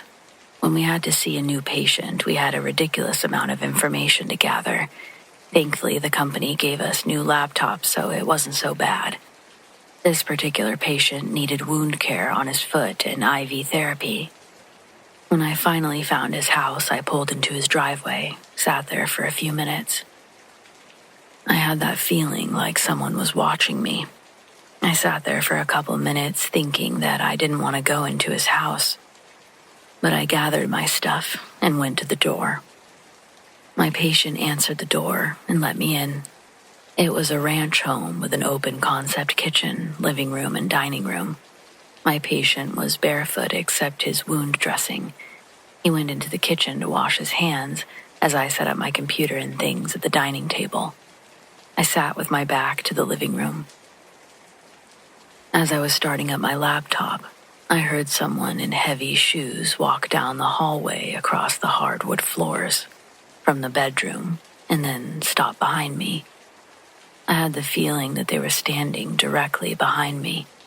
I turned around to introduce myself, but no one was there. I turned around the other way and still saw no one. I looked around to see if there was a doorway that I hadn't seen. I started to feel like, what the fuck? I know someone was there. I could feel it. My patient was watching me and chuckling. He said, "What's the matter?" I said, "Oh, nothing. I thought I heard someone walk up behind me." He still had a grin on his face and he asked me, "Are you a sensitive?" I said, "Well, kind of. Why?" He said, "Do ghosts bother you? If they do, you don't have to do this." I politely said, "No, I'm okay. Why?" All the while, my patient is still grinning. He said, "We have a ghost. You don't have to be scared. He's friendly, but he does like to screw with people." He also was into computers, so he might be wanting to see what you're doing. He's kind of protective, but I think he'll be okay with you. He's a friend of mine. I rented this place off of him and his wife. He was into construction and was always over here fixing things and hanging out with me. We had a problem with the roof. He was up there 2 years ago fixing it. He'd been up and down ladders all of his life. We don't know what happened, but he lost his balance, getting off the roof onto the ladder, and fell head first onto the driveway. We called 911 and did what we could. They life-flighted him, but they said he was gone when they landed. They kept him on life support until family came into town. I don't think he knows he's dead because he never left. He's still here. We hear him walking around on the roof, in the basement, or in the house. Things move. Tools go missing. He had his heavy work boots on. You can hear him walking real easy. He always said that he wanted to die with his boots on, and he did. While he was talking, I had the strongest feeling of someone in my face, like looking over my shoulder at my computer. I told him this, and he said he was probably just wanting to check out the laptop, see what I was doing. I shrugged my shoulders and said, "Okay, well, let's do this." I was kind of intrigued, so I figured that I would just treat him like any other family member. I could feel him next to me, so strongly. I turned to where I could feel him and introduced myself, explained my laptop, and what I was going to do. As soon as I turned my attention to my patient, it felt like someone kicked my chair on the leg, so hard that it shifted a few inches. My patient laughed and said, I told you he screws with people. This continued through the whole visit. I never felt threatened during this, but it's not something I wanted to do again. That was the last time I saw that patient.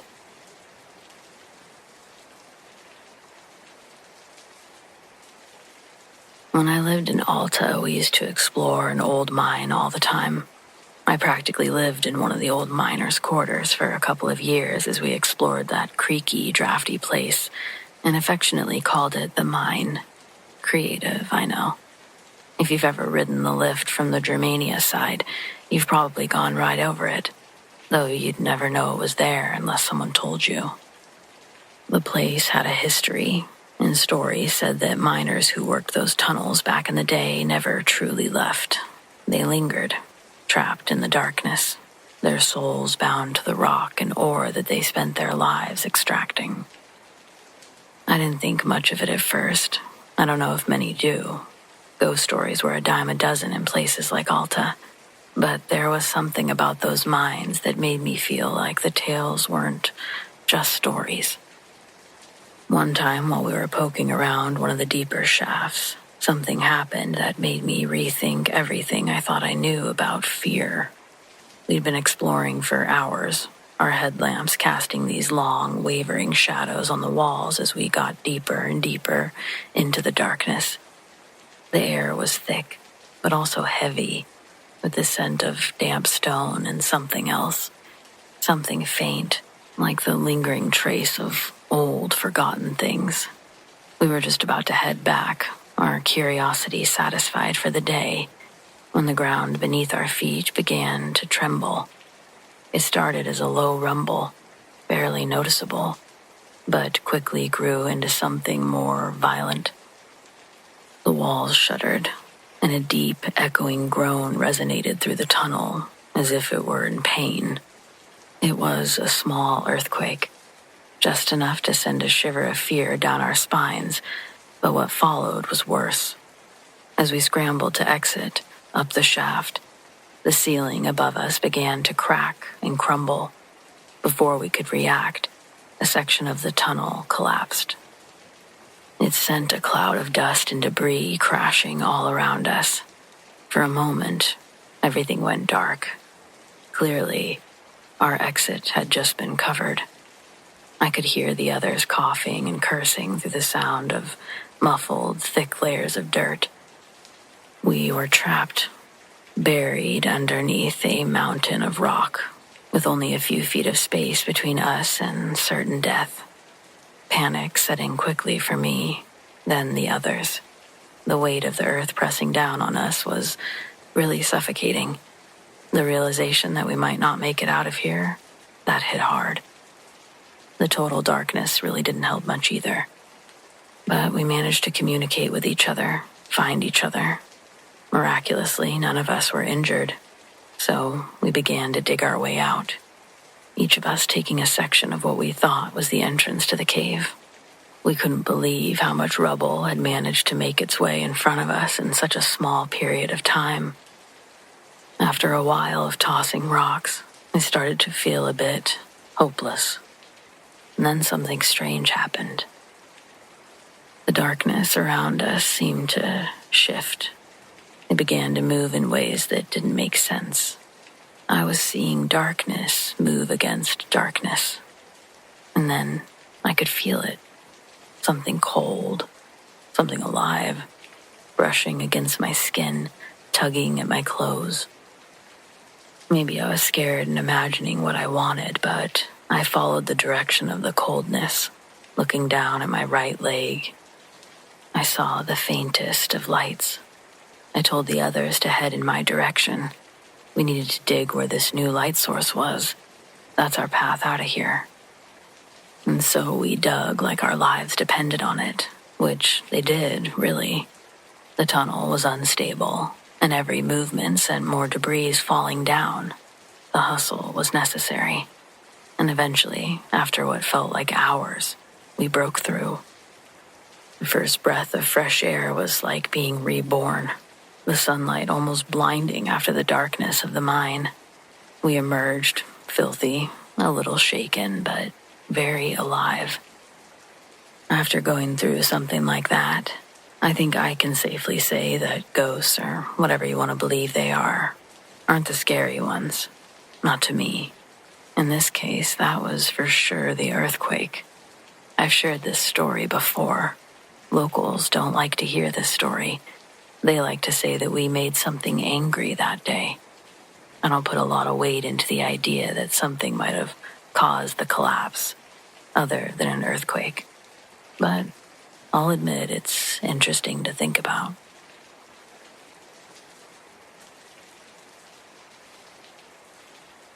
Have I ever gone missing with lost time?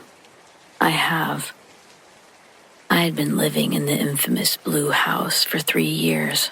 Prior to moving, our family had just experienced a new brush with death from CO2 poisoning in the home. The home was clocked at lethal levels.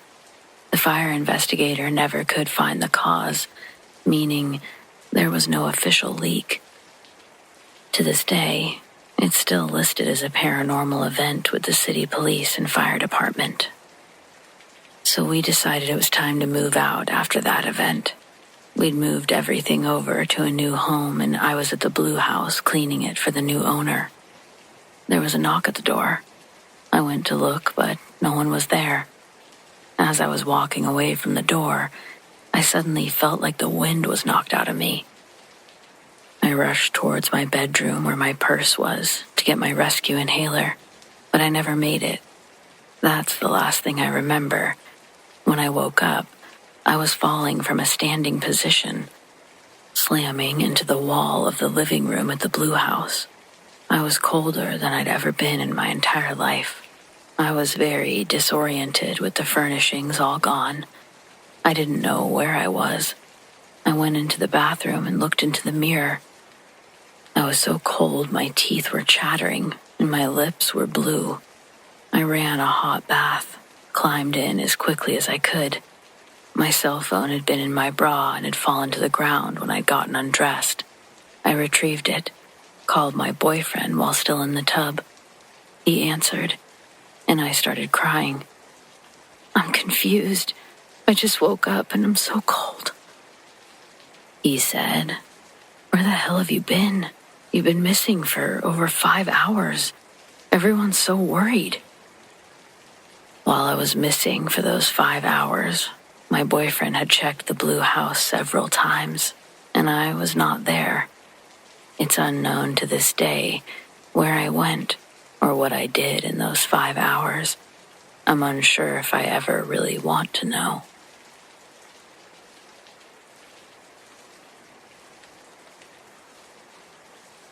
The kids of the 90s were a special bunch.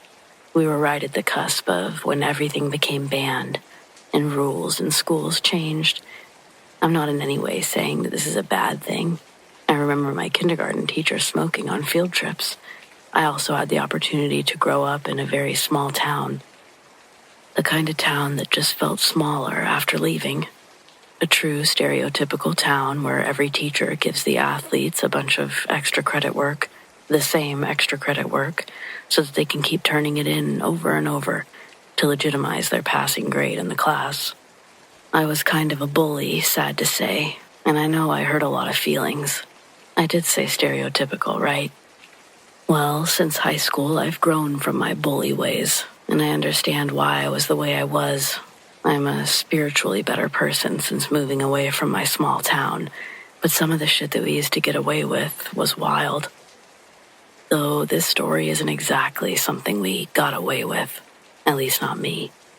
This incident actually got a lot of people in trouble.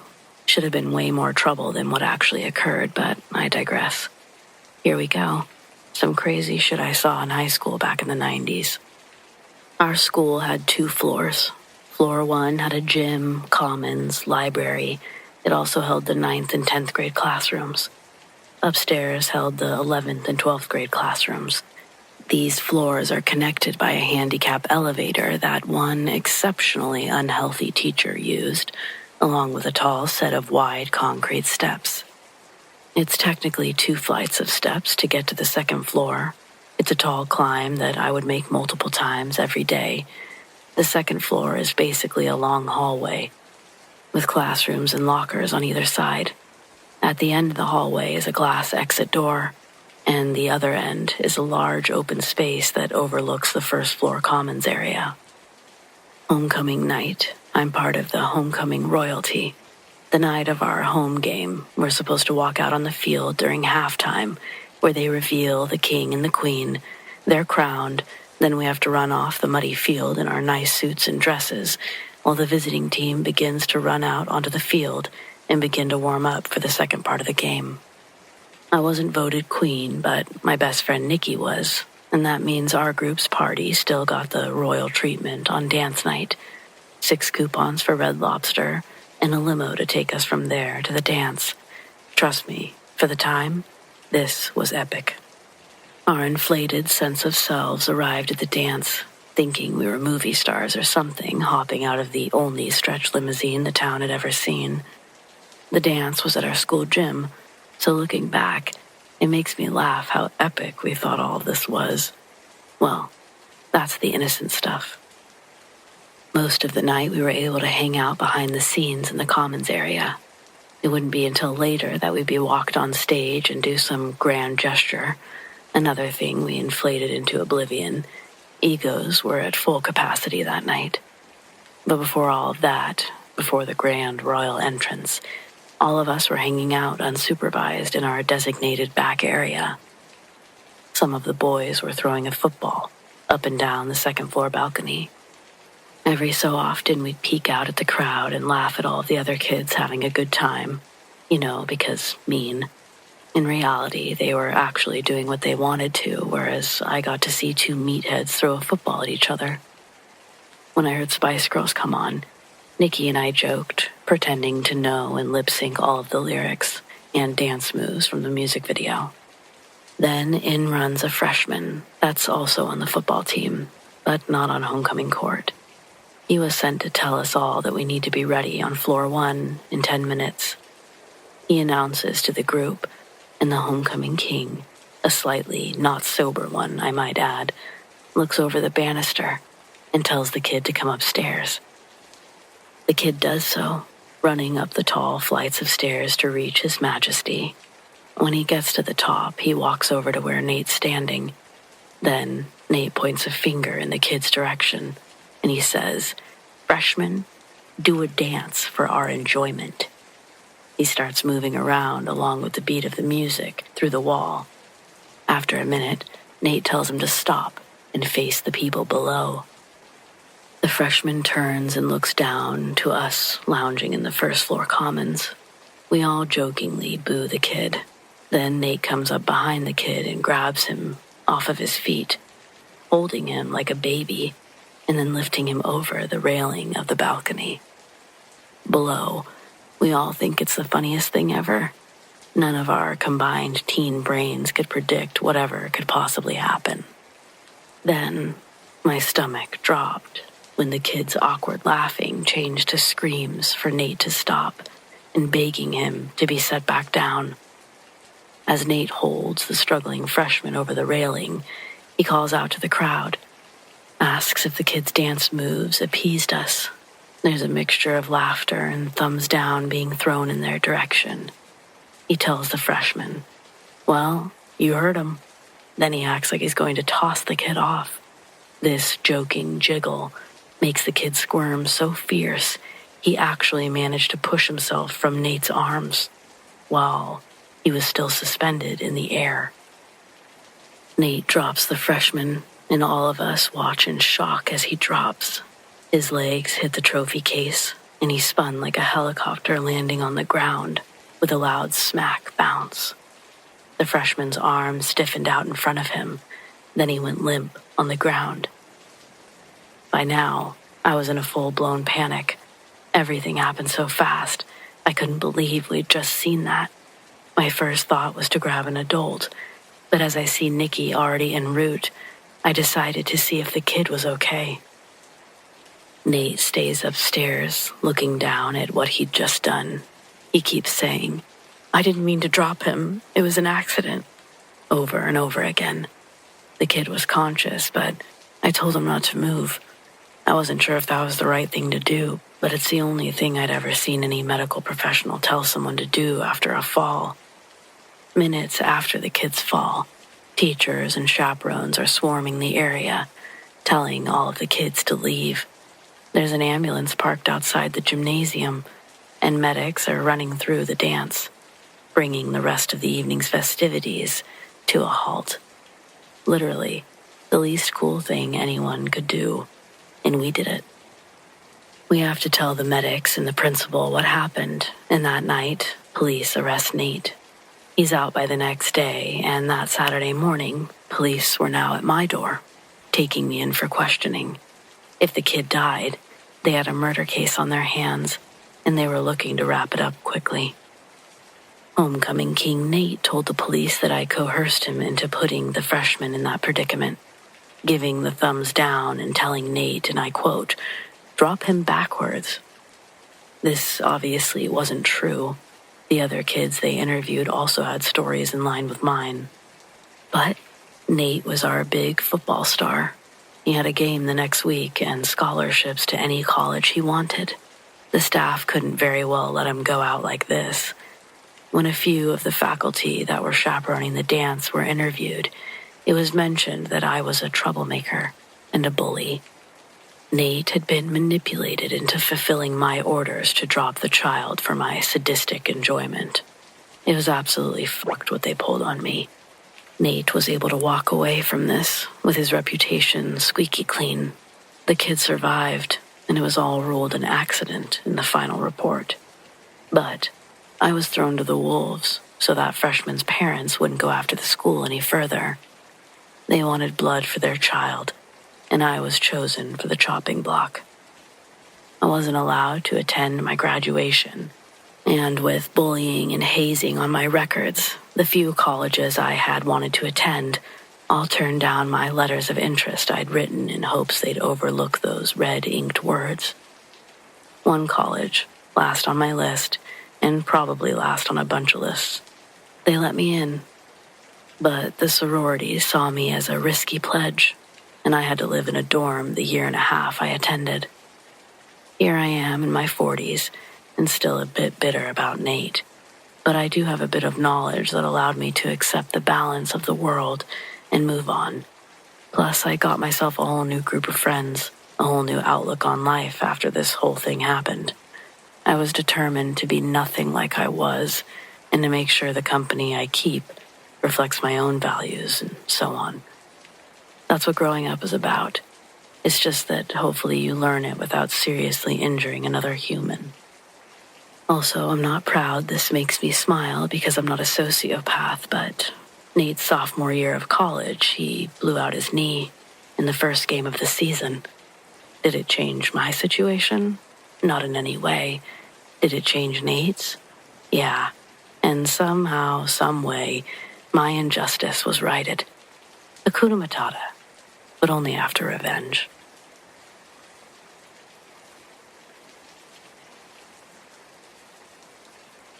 There's a wooden cross on the bend of a 2-lane highway just before taking the exit to my small town. I've lived here for years. Family lived out here, and after I graduated, I came to work for my uncle's roofing company. I casually gazed at this cross while passing by upwards between 3 or 4 times a day. It's a good reminder to slow down, driving through these hills. The longer you live here, the easier twists and turns become. I'd like to hope I'm not the only one that pumps their brakes a little more when driving these roads. Sadly, this wooden cross isn't alone. Every few miles you'll see another one. A lot on such a small stretch of highway. But I'd find out. The crosses aren't at all an accurate depiction of the deaths that have happened. And while many of these are from driving under the influence, other accidents have had us scratching our heads when reading about them on our police department's Twitter account. Since I moved out here, I never liked driving on our highway at night. To easily sum it up, it's a twisty, thin road with a lane for east and a lane for west, divided by a thin yellow line. On each of the other sides are steep mountainous drops, The only lights helping you see are the ones attached to your car. It's easy to see how most of the accidents occur. But then a notification will light up my phone telling me that they found a truck, unoccupied, with its hazards blinking. They identified the vehicle's owner from the wallet left in the glove box. They put on an extensive search in the area, but from what I know, the guy never came back to his car, and he was never found. I myself have seen balls of light racing in and out of the trees. Around here, no one's gonna think you're telling a lie if you mention Bigfoot. I've seen 2 of those big fuckers duking it out with each other right in the middle of the road. At least that's what it looked like. Either that or a big furry rock slide, and oddly enough, I haven't seen a furry rock. Mossy rocks I've seen, but rocks screaming and swinging on each other like massive gorillas with long legs rolling down an embankment and off another. If I was any closer, they probably would have taken me off the edge with them. We think they live in the abandoned mining caves located around town. Guns don't work on them. My buddy tried blasting one in his backyard, but that just pissed it off. He ended up getting all of his windows smashed in by a showering of big rocks being thrown periodically through the night until sunrise. Most of the time, they just stay out of our way. It's rare to actually see one up close, but I wasn't trying to make this about Bigfoot. I apologize, because honestly, I don't think they're the ones to blame for the accidents. Driving down this highway, I've also seen spirits manifest in the road. If I didn't have my wits about me, I would have naturally cranked the wheel until my car went off a cliff from a 90-degree turning angle. The city repairs the thin metal barrier, but the rubber tire marks remain on the pavement for years. There's something deeply creepy about seeing these faded trails that lead straight off the edge of the road. From the stories I've heard from others that have seen them, they think the spirits are intentionally trying to scare the drivers off the cliff because they're lonely. With so many deaths, I don't know how they could be so lonely, though. There should be enough souls out there to throw a mini festival, decades and decades of them. The county couldn't financially undertake the job that it would take to make this road safer, at least not anytime soon. All we could do is buckle up and drive cautiously. The wildlife around here stay mostly in the forested area.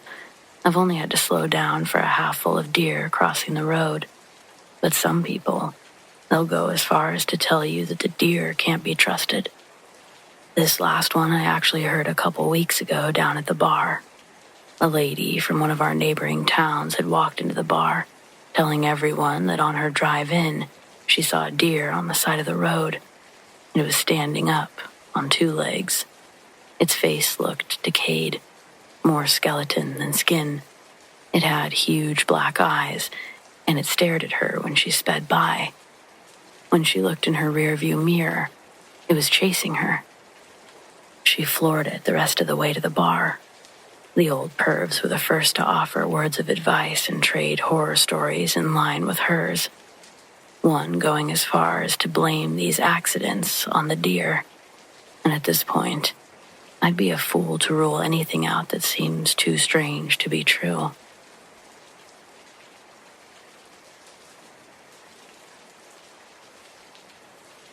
I was 13 years old. I'd been attacked in a school playground by a vicious Doberman, let loose by some stupid kids. The dog tore a hole in my hamstring and tendon, so my dad decided that we should go to the ER. As we arrive, we can hear some kind of 2-way radio with a voice saying there was a bad accident and 2 people were coming into the ER. I was taken back and told to lay prone on the exam table. The staff were scurrying around, preparing for the arrivals. The doctor came over, injected me with a numbing agent, and started to stitch my torn hamstring together. Suddenly, with a bang, the ER doors fly open, and I can see one person being transferred and wheeled into a space next to me. The doctor made his apologies and ran over to help him. I couldn't make out the gender because the amount of blood. Wasn't even sure there was a head. I couldn't even tell where the head was supposed to be. For the next 30 minutes, they worked on this poor soul with CPR, trying to shock him to life. The curtain was not pulled across, and I witnessed the whole gruesome mess. I could smell burning flesh. After some time, I heard the eerie tone of a flatline, just like in the movies. Mind you, I'm 13, but my mom was a nurse. I'd seen quite a bit for a kid. Still, I was horrified. There was a fresh, dead person next to me. The doctor and nurses received the next patient and worked on them with success in the space to my right. I think they lived. With a sigh, he returned to me and noticed that I could see everything, including the dead body just feet away from me. Oh, geez. He pulled the curtain across to block the view. Is that guy dead? I asked. Yep, damn it he is. He didn't wear a seatbelt, and this is what happens. After pulling his bloody gown and gloves off, he slowly washed his hands in silence, walked over to me. At least I can fix you.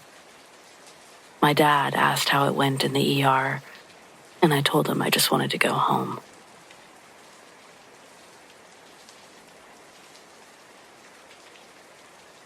I may be a fully grown adult female now, but I have had a crippling fear of doctors, especially surgeons, since I was a teenager.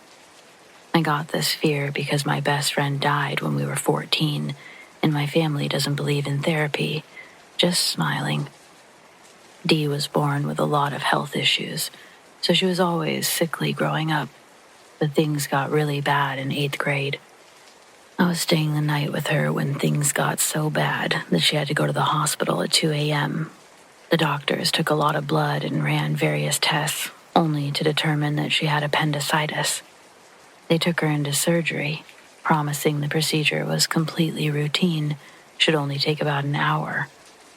Her mother, Penny, and I sat in the waiting room and played cards to pass the time, but an hour came and went without any updates. Only after Penny begged the nurse to check on Dee did one of the doctors come to speak to her. The procedure was a success, but Dee's condition didn't improve. Now her kidneys were failing, and the doctor rushed her back into surgery without answering any more questions. Within the next 20 minutes, Dee's entire family was there helping her raise hell. Her aunt was a nurse and said the whole situation reeked of a screw-up. 2 hours later, we got the news. Dee was gone. That was one of the darkest nights of my life. I had just been holding her hand before the surgery, joking about how much we would play up the whole experience into something melodramatic once we got back to school. Her parents hired a lawyer, and we learned that there was never a problem with Dee's appendix at all.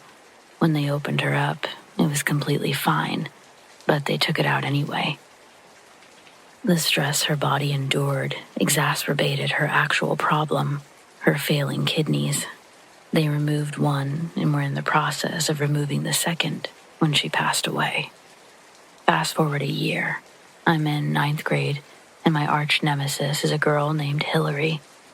She was the cliché, bitchy, popular type, and her mom happened to be a nurse at the hospital where Dee had passed away.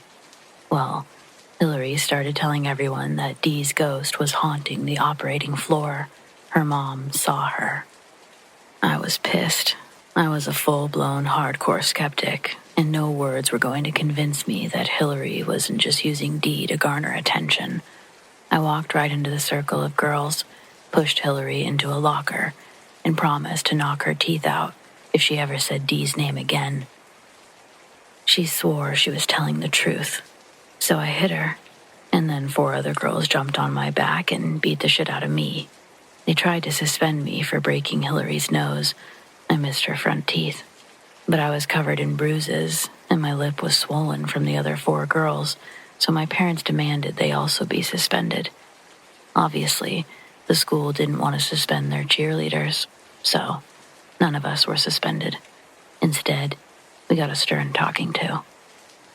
Over the years, random stories would spread of people seeing Dee's ghost, and I always blamed Hillary for starting the rumor in the first place. We gave each other hell all the way through graduation, and I celebrated the last time I'd have to see her. Now, fast forward again, 2 years ago. I went home for Christmas and got T-boned by a Charger running a red light. The ride to the hospital was a blur, but I needed emergency surgery. Afterwards, I was taken to a recovery room where I slowly began regaining consciousness. Before I opened my eyes, I became aware of someone sitting on the bed, holding my hand. Thinking it was my mother, I opened my eyes to see Dee smiling at me. All I could do was stare in shocked silence until she disappeared. A nurse came in a moment later and shook me back to reality. She was also my best friend during our junior and senior year of high school and wanted to be there when I woke up. I probably wouldn't have said anything if it had been a stranger, but as soon as I realized my nurse was Lizzie, it just spilled out of me. The way she looked at me made me think that I'd been having some sort of hallucination from all the drugs. But then she said that she had seen Dee too. Most of the nurses had. When she learned I was on the floor, she asked the staff not to mention Dee because of my history with Hillary. She didn't want anyone to upset me by mistake. Apparently, Dee often checks in on patients coming in and out of surgery, and sometimes while they're still in surgery. But they've never heard of her sitting on anyone's bed or holding their hand. All that time, it was true, but I just couldn't believe it. Every time I've gone home since, I stop and have lunch with Lizzie, and I like to think that Dee comes too.